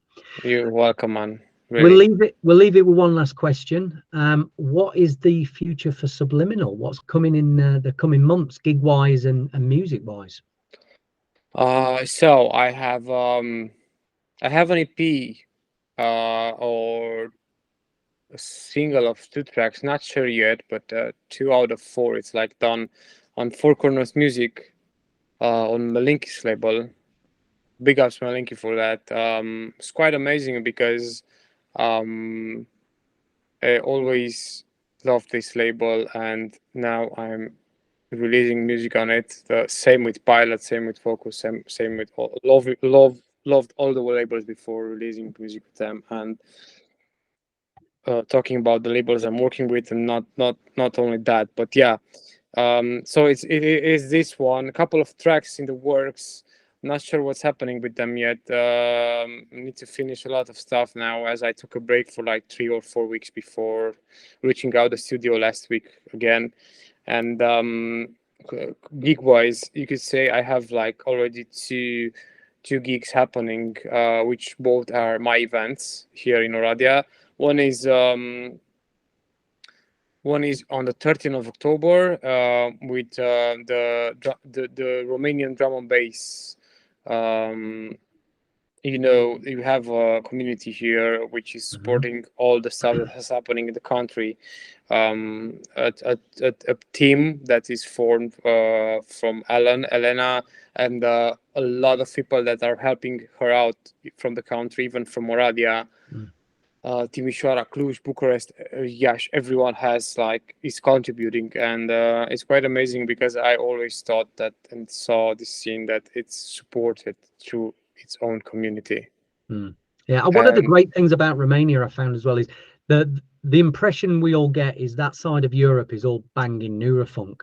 So to see obviously producers being heavily involved in other subgenres like Liquid and getting success is really refreshing to see as well. Really refreshing. Yeah, it's unbelievable. Like a lot of people, now Scatterbrain is coming out, really nice. Brazilian from Romania. Scatterbrain is from Romania. Azotix is also from Romania. He's releasing on Overview now, and it's quite amazing because he smashed the charts.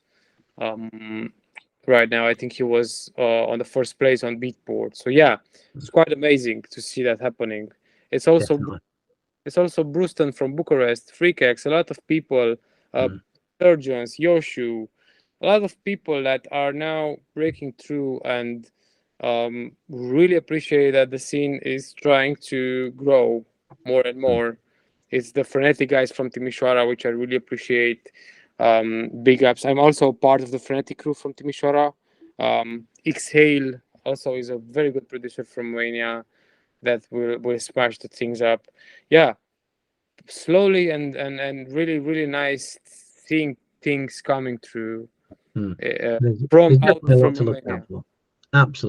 Absolutely. Well, listen, Alex, thank you for giving us your time today. I really appreciate it. Couldn't be happier for the mix. I can't wait for people to hear it as well. Hope you obviously have a good time this weekend with whatever you're doing. Did you say you got some gigs? What were you saying about the gigs earlier?